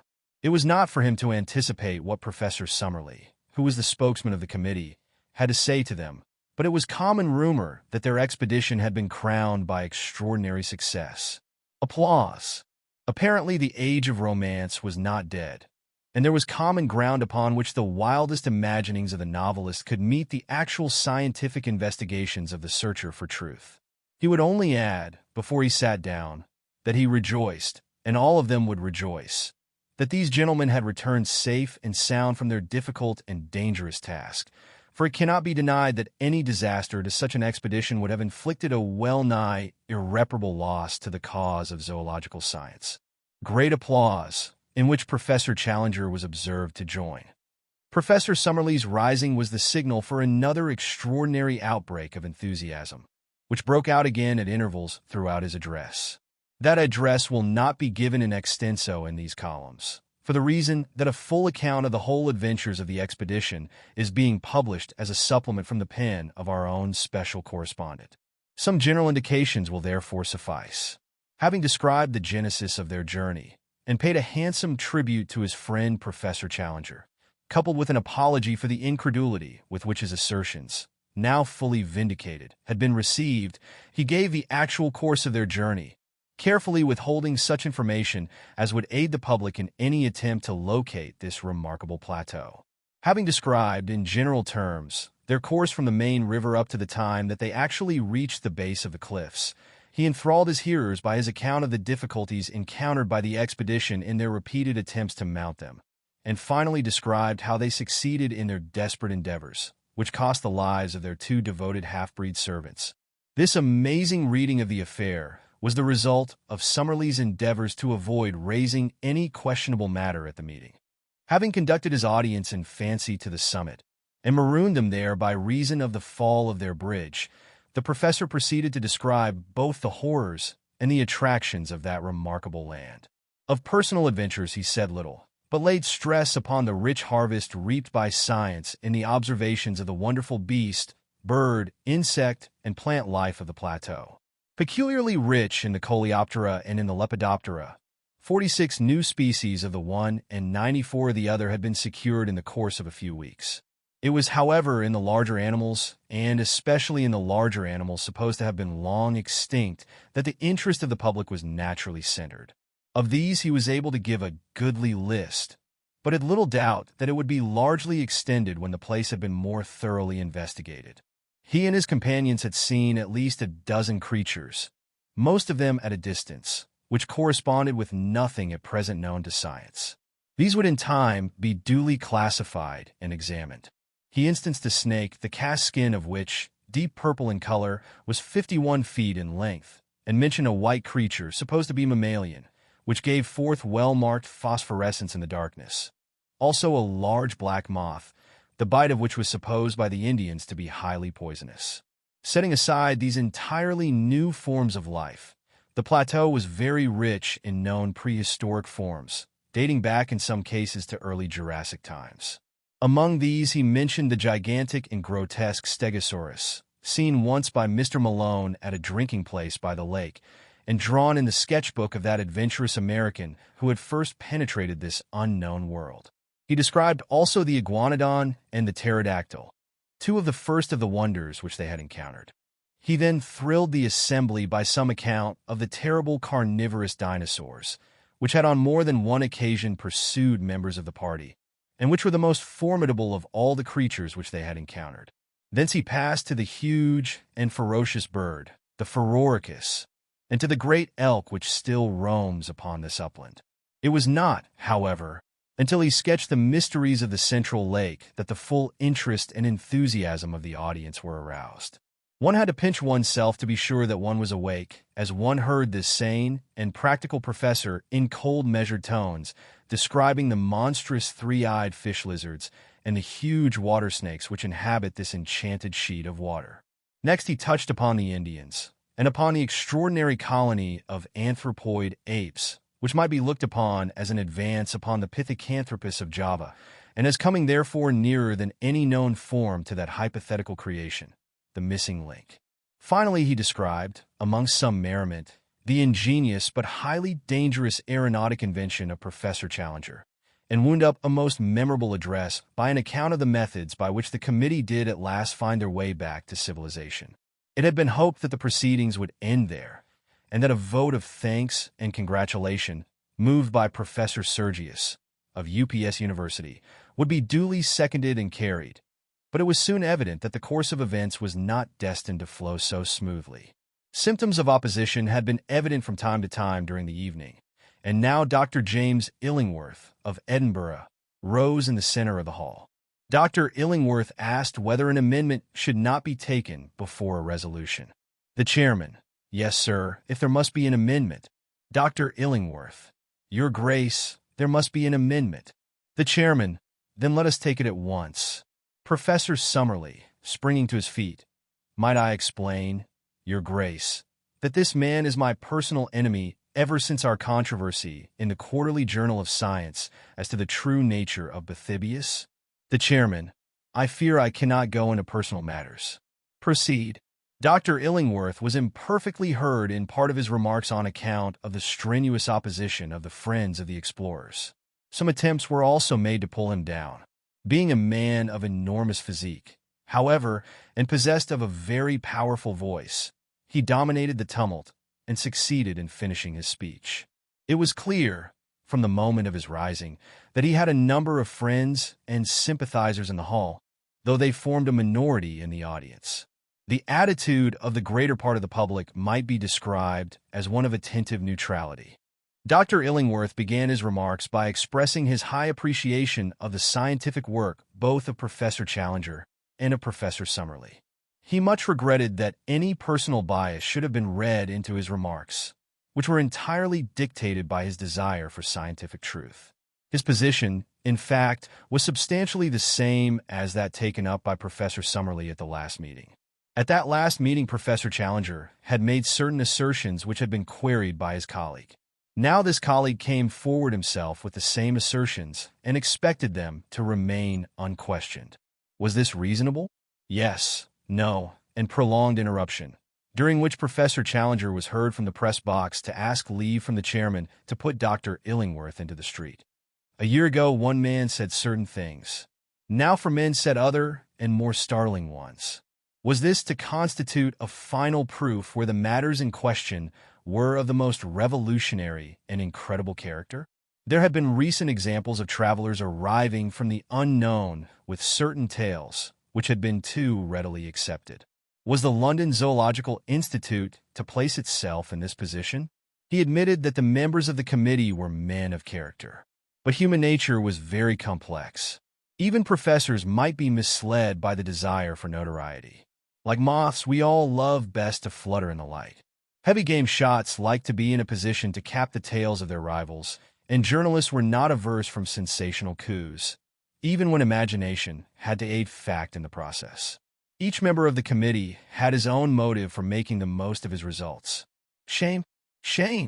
He had no desire to be offensive. You are an interruption. The corroboration of these wondrous tales was really of the most slender description. What did it amount to? Some photographs. Was it possible that in this age of ingenious manipulation photographs could be accepted as evidence? What more? We have a story of a flight and a descent by ropes which precluded the production of larger specimens. It was ingenious, but not convincing. It was understood that Lord John Roxton claimed to have the skull of a Pharaohicus. He could only say that he would like to see that skull. Lord John Roxton. Is this fellow calling me a liar? Uproar. The chairman, order. Order. Dr. Illingworth, I must direct you to bring your remarks to a conclusion and to move your amendment. Dr. Illingworth, Your Grace, I have more to say, but I bow to your ruling. I move, then, that, while Professor Summerlee be thanked for his interesting address, the whole matter shall be regarded as non-proven, and shall be referred back to a larger and possibly more reliable committee of investigation. It is difficult to describe the confusion caused by this amendment. A large section of the audience expressed their indignation at such a slur upon the travelers by noisy shouts of dissent and cries of, "Don't put it! Withdraw! Turn him out!" On the other hand, the malcontents, and it cannot be denied that they were fairly numerous, cheered for the amendment with cries of order, chair, and fair play. A scuffle broke out in the back benches, and blows were freely exchanged among the medical students who crowded that part of the hall. It was only the moderating influence of the presence of large numbers of ladies which prevented an absolute riot. Suddenly, however, there was a pause, a hush, and then complete silence. Professor Challenger was on his feet. His appearance and manner are peculiarly arresting, and as he raised his hand for order, the whole audience settled down expectantly to give him a hearing. "It will be within the recollection of many present," said Professor Challenger, "that similar foolish and unmanly scenes marked the last meeting at which I have been able to address them. On that occasion, Professor Summerlee was the chief offender, and though he is now chastened and contrite, the matter could not be entirely forgotten. I have heard tonight similar, but even more offensive, sentiments from the person who has just sat down, and though it is a conscious effort of self-effacement to come down to that person's mental level, I will endeavor to do so, in order to allay any reasonable doubt which could possibly exist in the minds of anyone. Laughter and interruption. I need not remind this audience that, though Professor Summerlee, as the head of the Committee of Investigation, has been put up to speak tonight, still it is I who am the real prime mover in this business, and that it is mainly to me that any successful result must be ascribed. I have safely conducted these three gentlemen to the spot mentioned, and I have, as you have heard, convinced them of the accuracy of my previous account. We had hoped that we should find upon our return that no one was so dense as to dispute our joint conclusions. Warned, however, by my previous experience, I have not come without such proofs as may convince a reasonable man. As explained by Professor Summerlee, our cameras have been tampered with by the ape men when they ransacked our camp, and most of our negatives ruined. Jeers, laughter, and tell us another from the back. I have mentioned the ape men, and I cannot forbear from saying that some of the sounds which now meet my ears bring back most vividly to my recollection my experiences with those interesting creatures. Laughter. In spite of the destruction of so many invaluable negatives, there still remains in our collection a certain number of corroborative photographs showing the conditions of life upon the plateau. Did they accuse them of having forged these photographs? A voice, yes, and considerable interruption which ended in several men being put out of the hall. The negatives were open to the inspection of experts. But what other evidence had they? Under the conditions of their escape, it was naturally impossible to bring a large amount of baggage, but they had rescued Professor Summerlee's collections of butterflies and beetles, containing many new species. Was this not evidence? Several voices, no. Who said no? Dr. Illingworth, rising.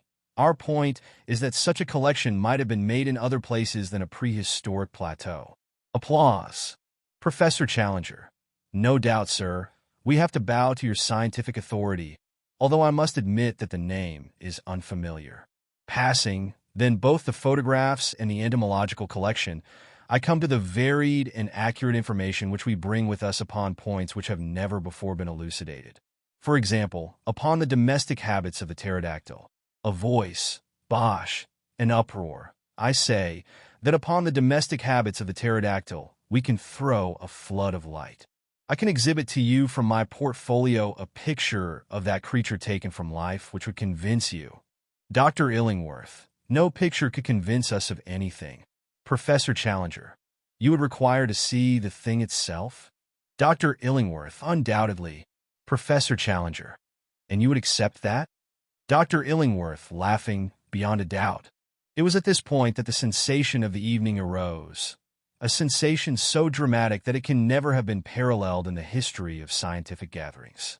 Professor Challenger raised his hand in the air as a signal, and at once our colleague, Mr. E. D. Malone, was observed to rise and to make his way to the back of the platform. An instant later, he reappeared in company of a gigantic Negro, the two of them bearing between them a large square packing case. It was evidently of great weight, and was slowly carried forward and placed in front of the professor's chair. All sound had hushed in the audience, and everyone was absorbed in the spectacle before them. Professor Challenger drew off the top of the case, which formed a sliding lid. Peering down into the box, he snapped his fingers several times and was heard from the press seat to say, "Come then, pretty, pretty," in a coaxing voice. An instant later, with a scratching, rattling sound, a most horrible and loathsome creature appeared from below and perched itself upon the side of the case. Even the unexpected fall of the Duke of Durham into the orchestra, which occurred at this moment, could not distract the petrified attention of the vast audience. The face of the creature was like the wildest gargoyle that the imagination of a mad medieval builder could have conceived. It was malicious, horrible, with two small red eyes as bright as points of burning coal. Its long, savage mouth, which was held half open, was full of a double row of shark-like teeth. Its shoulders were humped, and round them were draped what appeared to be a faded gray shawl. It was the devil of our childhood in person. There was a turmoil in the audience. Someone screamed. Two ladies in the front row fell senseless from their chairs, and there was a general movement upon the platform to follow their chairman into the orchestra. For a moment there was danger of a general panic. Professor Challenger threw up his hands to still the commotion, but the movement alarmed the creature beside him. Its strange shawl suddenly unfurled, spread, and fluttered as a pair of leathery wings. Its owner grabbed at its legs, but too late to hold it. It had sprung from the perch and was circling slowly round the queen's hall with a dry, leathery flapping of its 10-foot wings, while a putrid and insidious odor pervaded the room. The cries of the people in the galleries, who were alarmed at the near approach of those glowing eyes and that murderous beak, excited the creature to a frenzy. Faster and faster it flew, beating against walls and chandeliers in a blind frenzy of alarm. "The window! For heaven's sake, shut that window!" roared the professor from the platform, dancing and wringing his hands in an agony of apprehension. Alas, his warning was too late. In a moment the creature, beating and bumping along the wall like a huge moth within a gas shade, came upon the opening, squeezed its hideous bulk through it, and was gone. Professor Challenger fell back into his chair with his face buried in his hands, while the audience gave one long, deep sigh of relief as they realized that the incident was over. Then, oh, how shall one describe what took place then, when the full exuberance of the majority and the full reaction of the minority united to make one great wave of enthusiasm, which rolled from the back of the hall, gathering volume as it came, swept over the orchestra, submerged the platform, and carried the four heroes away upon its crest. Good for you, Mac. If the audience had done less than justice, surely it made ample amends. Everyone was on his feet. Everyone was moving, shouting, gesticulating. A dense crowd of cheering men were round the four travelers. "Up with them! Up with them!" cried 100 voices. In a moment 4 figures shot up above the crowd. In vain they strove to break loose. They were held in their lofty places of honor. It would have been hard to let them down if it had been wished, so dense was the crowd around them. "Regent Street! Regent Street!" sounded the voices. There was a swirl in the packed multitude, and a slow current, bearing the four upon their shoulders, made for the door. Out in the street the scene was extraordinary. An assemblage of not less than 100,000 people was waiting. The close-packed throng extended from the other side of the Langham Hotel to Oxford Circus. A roar of acclamation greeted the four adventurers as they appeared, high above the heads of the people, under the vivid electric lamps outside the hall. "A procession! A procession!" was the cry. In a dense phalanx, blocking the streets from side to side, the crowd set forth, taking the route of Regent Street, Pall Mall, St. James's Street, and Piccadilly. The whole central traffic of London was held up, and many collisions were reported between the demonstrators upon the one side and the police and taxicabmen upon the other. Finally, it was not until after midnight that the four travelers were released at the entrance to Lord John Roxton's chambers in the Albany, and that the exuberant crowd, having sung "They are jolly good fellows" in chorus, concluded their program with "God Save the King." So ended one of the most remarkable evenings that London has seen for a considerable time. So far, my friend Macdona, and it may be taken as a fairly accurate, if florid, account of the proceedings. As to the main incident, it was a bewildering surprise to the audience, but not, I need hardly say, to us. The reader will remember how I met Lord John Roxton upon the very occasion when, in his protective crinoline, he had gone to bring the devil's chick, as he called it, for Professor Challenger. I have hinted also at the trouble which the professor's baggage gave us when we left the plateau, and had I described our voyage, I might have said a good deal of the worry we had to coax with putrid fish the appetite of our filthy companion. If I have not said much about it before, it was, of course, that the professor's earnest desire was that no possible rumor of the unanswerable argument which we carried should be allowed to leak out until the moment came when his enemies were to be confuted. One word as to the fate of the London pterodactyl. Nothing can be said to be certain upon this point. There is the evidence of 2 frightened women that it perched upon the roof of the Queen's Hall and remained there like a diabolical statue for some hours. The next day it came out in the evening papers that Private Miles of the Coldstream Guards, on duty outside Marlborough House, had deserted his post without leave and was therefore court-martialed. Private Miles' account, that he dropped his rifle and took to his heels down the Mall, because on looking up he had suddenly seen the devil between him and the moon, was not accepted by the court, and yet it may have a direct bearing upon the point at issue. The only other evidence which I can adduce is from the log of the SS Friesland, a Dutch-American liner, which asserts that at 9 next morning, start point being at the time 10 miles upon their starboard quarter, they were passed by something between a flying goat and a monstrous bat, which was heading at a prodigious pace south and west. If its homing instinct led it upon the right line, there can be no doubt that somewhere out in the wastes of the Atlantic the last European pterodactyl found its end. And Gladys. Oh, my Gladys! Gladys of the Mystic Lake, now to be renamed the Central, for never shall she have immortality through me. Did I not always see some hard fiber in her nature? Did I not, even at the time when I was proud to obey her behest, feel that it was surely a poor love which could drive a lover to his death or the danger of it? Did I not, in my truest thoughts, always recurring and always dismissed, see past the beauty of the face, and, peering into the soul, discern the twin shadows of selfishness and of fickleness glooming at the back of it? Did she love the heroic and the spectacular for its own noble sake? Or was it for the glory which might, without effort or sacrifice, be reflected upon herself? Or are these thoughts the vain wisdom which comes after the event? It was the shock of my life. For a moment it had turned me to a cynic. But already, as I write, a week has passed, and we have had our momentous interview with Lord John Roxton, and, well, perhaps things might be worse. Let me tell it in a few words.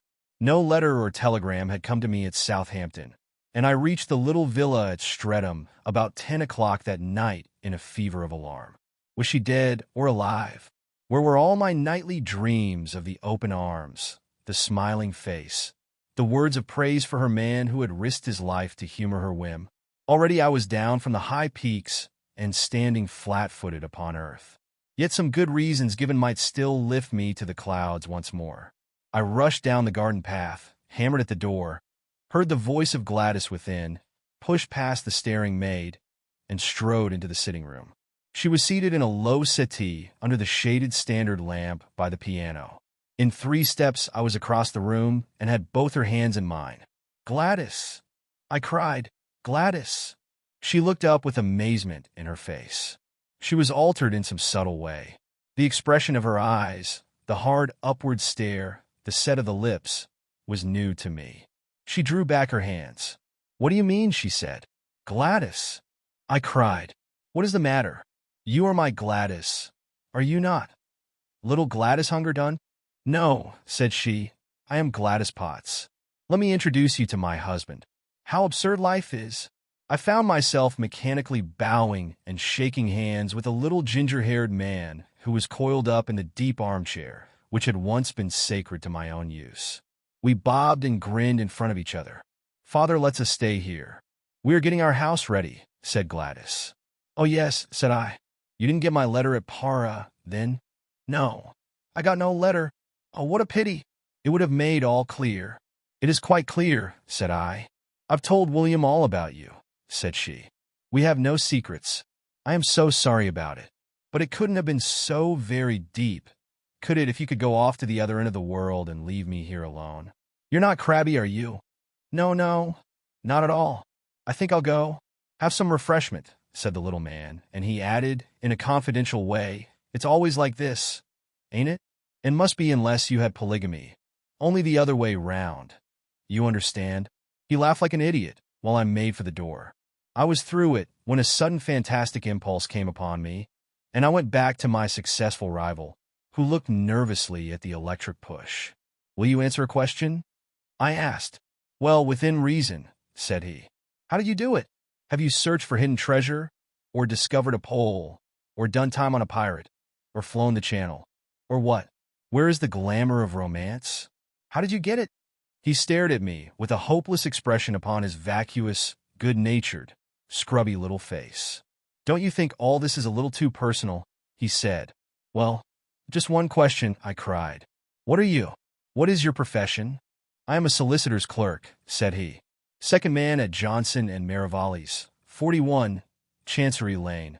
"Good night," said I, and vanished, like all disconsolate and broken-hearted heroes, into the darkness, with grief and rage and laughter all simmering within me like a boiling pot.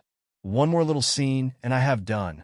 Last night we all supped at Lord John Roxton's rooms, and sitting together afterwards we smoked in good comradeship and talked our adventures over. It was strange under these altered surroundings to see the old, well-known faces and figures. There was Challenger, with his smile of condescension, his drooping eyelids, his intolerant eyes, his aggressive beard, his huge chest, swelling and puffing as he laid down the law to Summerlee. And Summerlee, too. There he was with his short briar between his thin mustache and his gray goat's beard. His worn face protruded in eager debate as he queried all Challenger's propositions.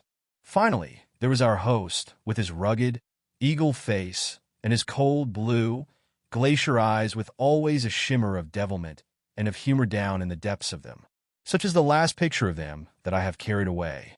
It was after supper, in his own sanctum, the room of the pink radiance and the innumerable trophies, that Lord John Roxton had something to say to us. From a cupboard, he had brought an old cigar box, and this he laid before him on the table. "There's one thing," said he, "that maybe I should have spoken about before this, but I wanted to know a little more clearly where I was. No use to raise hopes and let them down again. But it's facts, not hopes, with us now. You may remember that day we found the pterodactyl rookery in the swamp." "What?" "Well, something in the lie of the land took my notice. Perhaps it has escaped you, so I will tell you. It was a volcanic vent full of blue clay." The professors nodded. "Well, now, in the whole world I've only had to do with one place that was a volcanic vent of blue clay. That was the Great De Beers diamond mine of Kimberley. What? So you see I got diamonds into my head. I rigged up a contraption to hold off those stinking beasts, and I spent a happy day there with a spud. This is what I got." He opened his cigar box, and tilting it over, he poured about 20 or 30 rough stones, varying from the size of beans to that of chestnuts, on the table. "Perhaps you think I should have told you then." "Well, so I should, only I know there are a lot of traps for the unwary, and that stones may be of any size and yet of little value where color and consistency are clean off. Therefore, I brought them back, and on the first day at home, I took one round to Spinks and asked him to have it roughly cut and valued. He took a pillbox from his pocket and spilled out of it a beautiful, glittering diamond, one of the finest stones that I have ever seen. 'There's the result,' said he. He prices the lot at a minimum of £200,000. Of course it is fair shares between us. I won't hear of anything else. Well, Challenger, what will you do with your 50,000? If you really persist in your generous view," said the professor, "I should found a private museum, which has long been one of my dreams. And you, Summerlee?" "I would retire from teaching, and so find time for my final classification of the chalk fossils." "I'll use my own," said Lord John Roxton, "in fitting a well-formed expedition and having another look at the dear old plateau. As to you, young fella, you, of course, will spend yours in getting married." "Not just yet," said I, with a rueful smile. "I think, if you will have me, that I would rather go with you." Lord Roxton said nothing, but a brown hand was stretched out to me across the table.